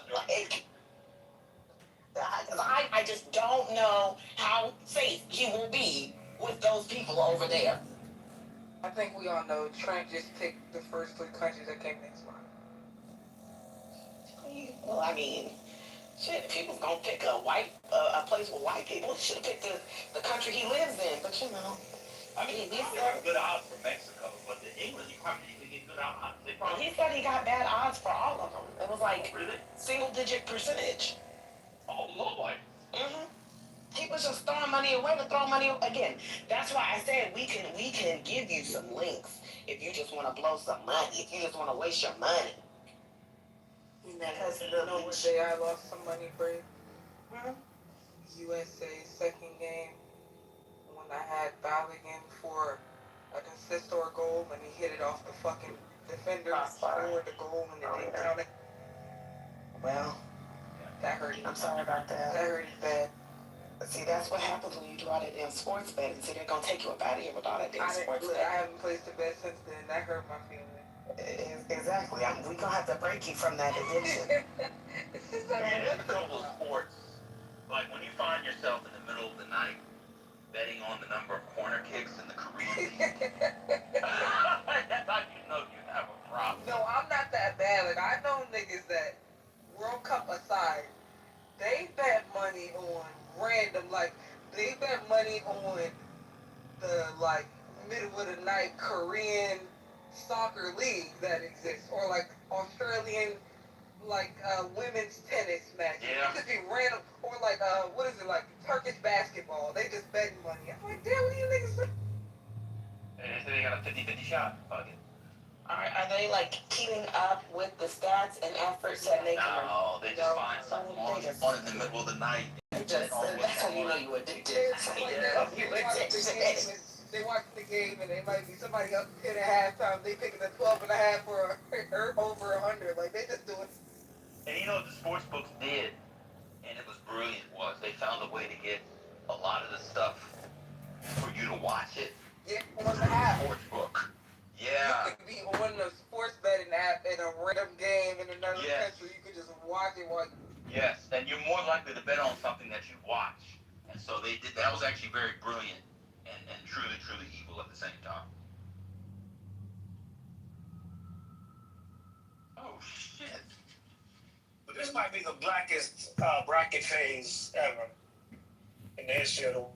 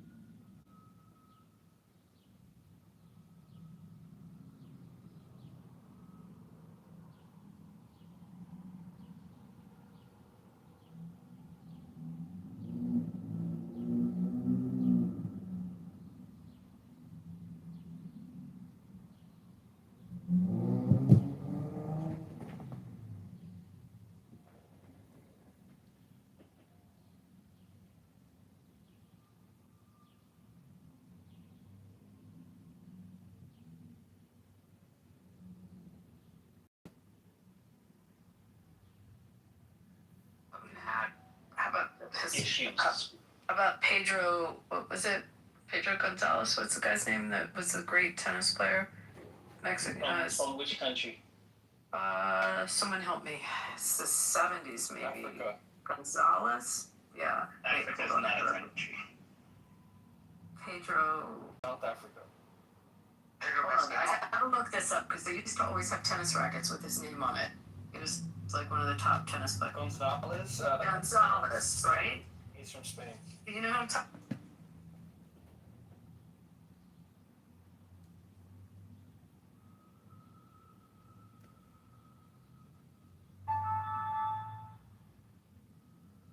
Your service appears to be inactive. Dangerous? Yeah, this is absolutely easy. This is AI. AI is going to create the economic and political development? Yeah, absolutely. Do you know what is OpenClaw? We probably don't even need to talk about it. OpenClaw is going to move Mississippi up in those rankings. Yeah, dude. Pretty soon we're at the edge of singularity happening, and once that happens, we're not gonna know. We're not gonna know until we realize that there is an AI model that has its own bank account and owns like a lot of property, and it's actually been like giving people jobs and negotiating with us all along. I like that idea. Okay, wait, can I just say this? Pancho Gonzalez. Sorry, it was gonna make me nuts. Chilean. Yeah, country clubs. From Chile. Thank you. Thank you. Country clubs that discriminate against ethnicity, religion, or national origin are a bad idea. That does not lead to good economic development. We need more cosmopolitanism. And I like the way that sports are progressing in the 21st century. What do you think a country club charges to join? It depends. I'm just curious what you think the typical private golf club, what do you think it runs about? The nice I don't one. know about think it's like typical, about 400. Yeah, between 250. About 400K for a good one. Yeah, around that. Do you Yeah, have to I get once- STD tested to join those? Pardon? So there's what I don't like is the culture that country clubs create. So for example, I was traveling for work and I stopped at this restaurant which is in a country club. Obviously I'm not a member of. You cut out, Big M. What about country club? What is it? Imagine there is no countries. Oh my goodness, dude. You're such a controversial, a contrarian. And I asked for directions and the guy just completely ignored me, didn't even acknowledge my existence. And because country club members only talk to other members. No, country clubs are awesome, man. They're so cool. But I personally, for my wedding business, enjoy country clubs because I like officiating weddings in country clubs because they're nice and fancy. That's true. Why do you need to have borders? Because, dude, you want to know Borders? who's coming into your neighborhood. You mean borders at the country club? The country No, clubs borders in have a country, because that's the way humans have drawn divisions forever. First it was like little city-states. Yeah, but Then that's it was then it was like larger kingdoms. That's like in Bad Then it was countries, right? Like we've done this for 15, 20,000 years as humans. Wait, hold on. You say it like it's a bad thing. I didn't say like it was a bad thing. I just said it was a part of human development. I don't feel good about borders. I don't feel bad about borders. You should feel borders are, no, I shouldn't. I should feel indifferent about it. You want to know why? Because it's a part of human development. Well, that ignores. It is a part of societal development. Get this, Marshall. Get this. Hold on. That has been with humans for like 20,000 years. That means I don't need to feel anything about it because it's just a facet of human development and civilization. Not So I don't exactly. need to feel good or bad about It it. just means you don't understand the complexities of that development. Like, why does it exist in the first It fucking doesn't mean that.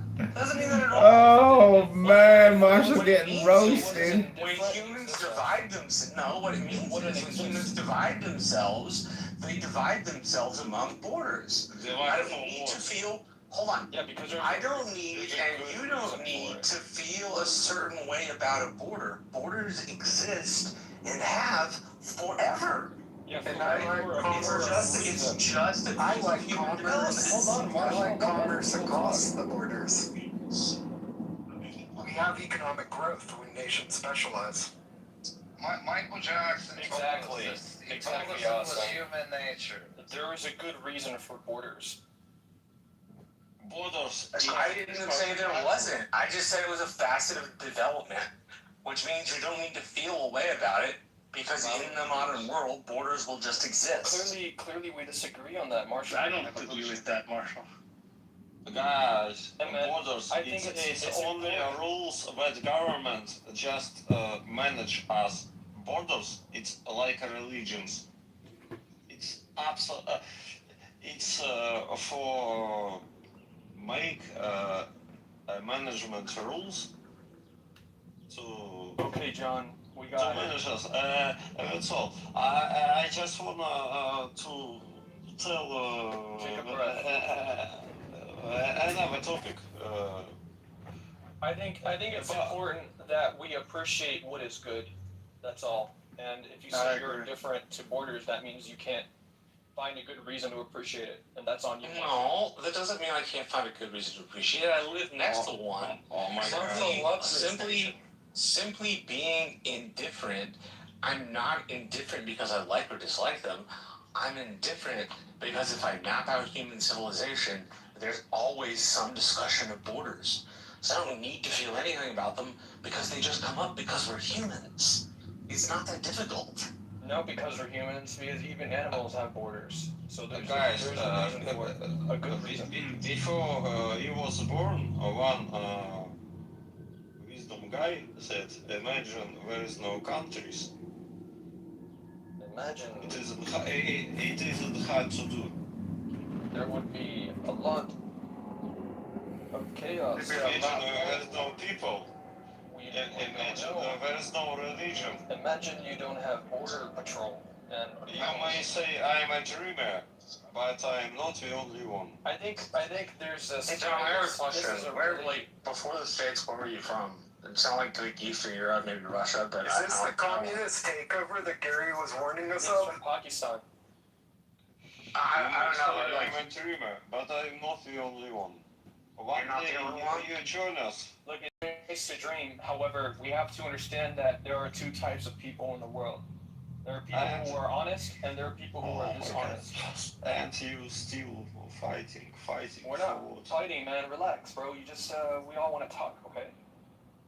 Let's talk and listen to each other and make progress in our existential understanding. Let's grow the economy internationally, especially Mississippi. They need our help. Where does Mississippi rank? Look at the rankings. It's on the lowest. Doesn't it the worst state? Isn't it between Louisiana and Mississippi? Yeah, but like imagine how we could make it better. Let's talk about that. What do you guys think it would take? What is the minimal effort with the highest impact to make Mississippi good? To make Mississippi good? Yeah. I think Mississippi's sitting on some oil that they don't know about, honest to God. I think so. I swear to God, I think I do.